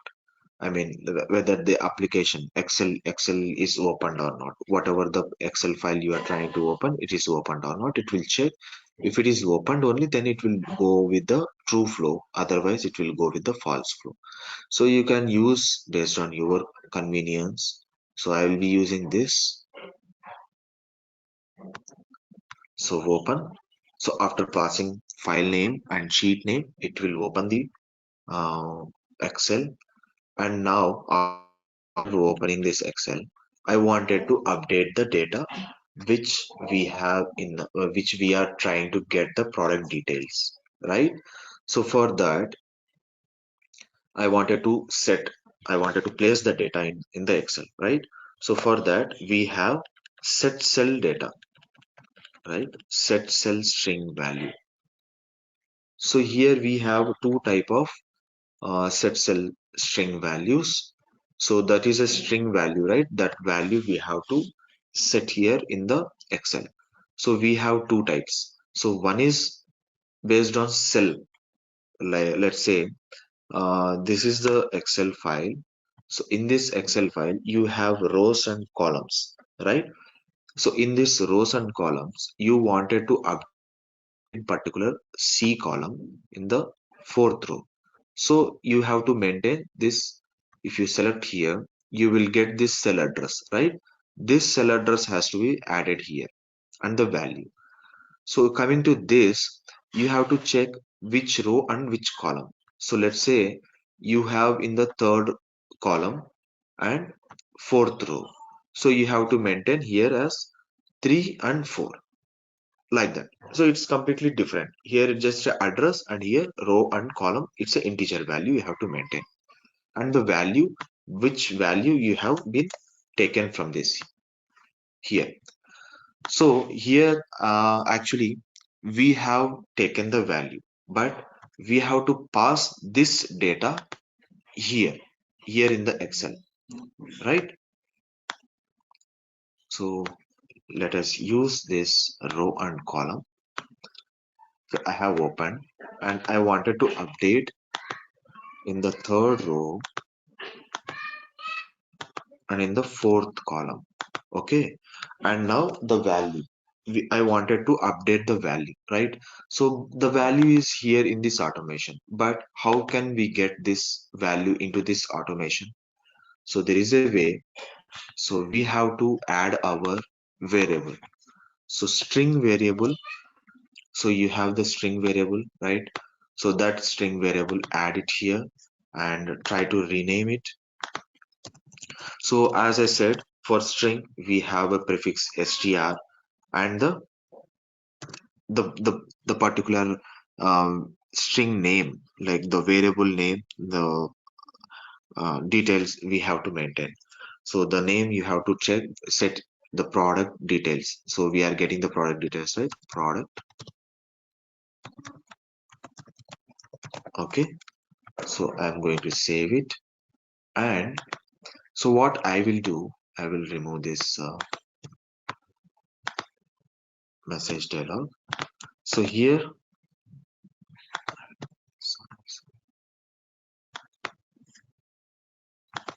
so now what I have to do. So however, like I am getting this data, but I wanted to pass the data into the variable. So I'm going to drag and drop this variable, and I wanted to store the data into this variable and just leave it. And now what it is here having here. So why we have to add this variable in the um, global container? Because we have to use this particular variable, string variable, in the entire automation, in the entire project, right? So for that only, like we have added this str product details in the global container as part of um, globally usage in all the automation files. So here we have added, and the data has stored. So the whatever the data we are getting, it has been stored it here in the variable, and it is there in the variable, and that data we have to pass it here in the value. So just similar way, just drag and drop it. And for variables, you don't need to connect the yellow line. You can directly connect the blue line, so that like it will pass the data. Like you don't have to connect. I mean, if you wanted to connect, you can connect it, but it is not necessary. It is not mandatory. But for this, like yeah, I have connected the yellow line, right? Because it's a mandatory which we have to connect. But properties, we don't need to connect it. So save it. And now after setting the value, you have to save the file, right? So now go to the methods and search for save. So you have two type of save. The same way, similar to open, will be having without parameter also, right? So here we have with parameter and without parameter. So we'll use without parameter. The same difference for with parameter and without parameter. Whatever I have explained for open, the same way. So I will use this without parameter, save, and then after saving, we have to close it. Otherwise, it will keep on open in the backend. It will be in open. So have to take close method. So after closing, it is done. So now we'll add this exit.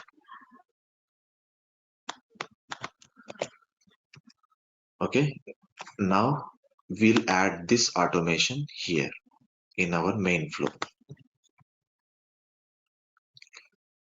So the automation is update Excel execute, right? Yes, Praveen. Again, you start the mapping means again it replacing or you can paste this another folder.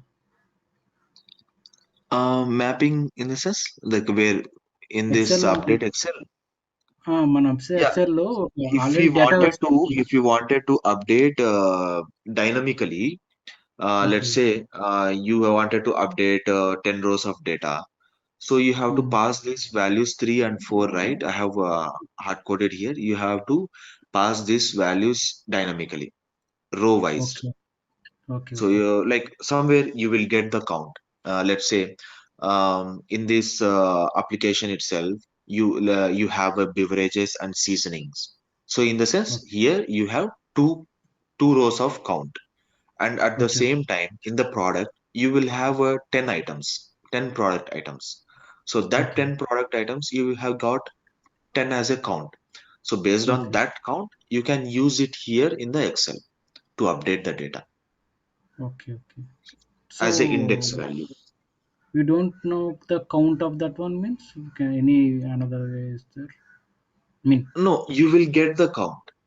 okay. Some Okay. other Okay. source. Let's say Hmm. you to start this process, you need a Hmm. input parameters, right? The same Okay. way, to update the data into Excel, you will get the input as a count. Okay. And also, like if you wanted to go ahead with one Excel to another Excel, so Hmm. the Excel A data need to be copied into Excel B.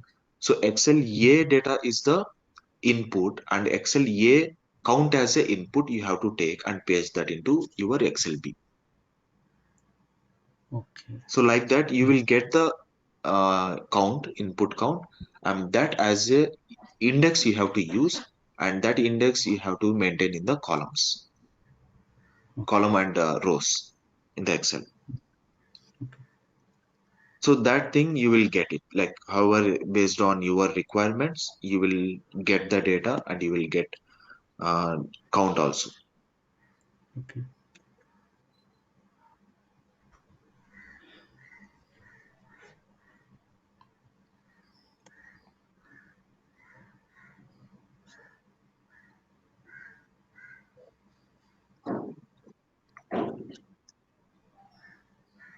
So you can see the data in the blue flow. So the data has been taken, and even you can see it here in the variable we have stored it. There is a data in the variable, Hmm. and moving further, we are trying to open the Excel sheet name, open. It is open, but we can't see that is opened in the front end. It is opened in the back end. So I will Okay. show you in the task manager. It's the applications.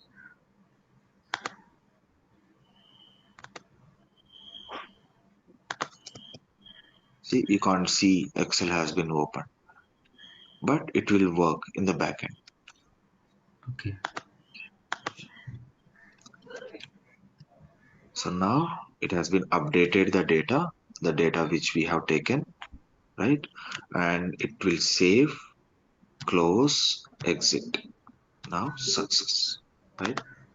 Now let's go and check the Excel whether it is updated or not. See, 11:29, it has been saved just now, and we'll Yeah. see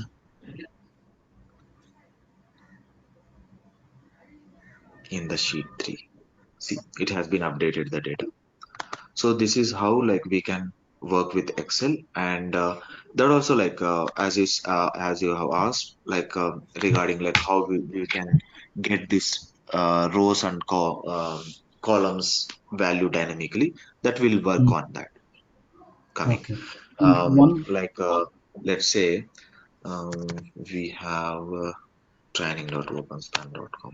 So here what we'll do, we'll create one scenario, like we'll take beverages and seasoning, so both, so that we'll get a two rows of count that will take as a columns like headers, and rest like in this training environment we'll have a product details, right? In the beverages we'll have the product details, and in Yes. the seasoning we'll have the product details, right?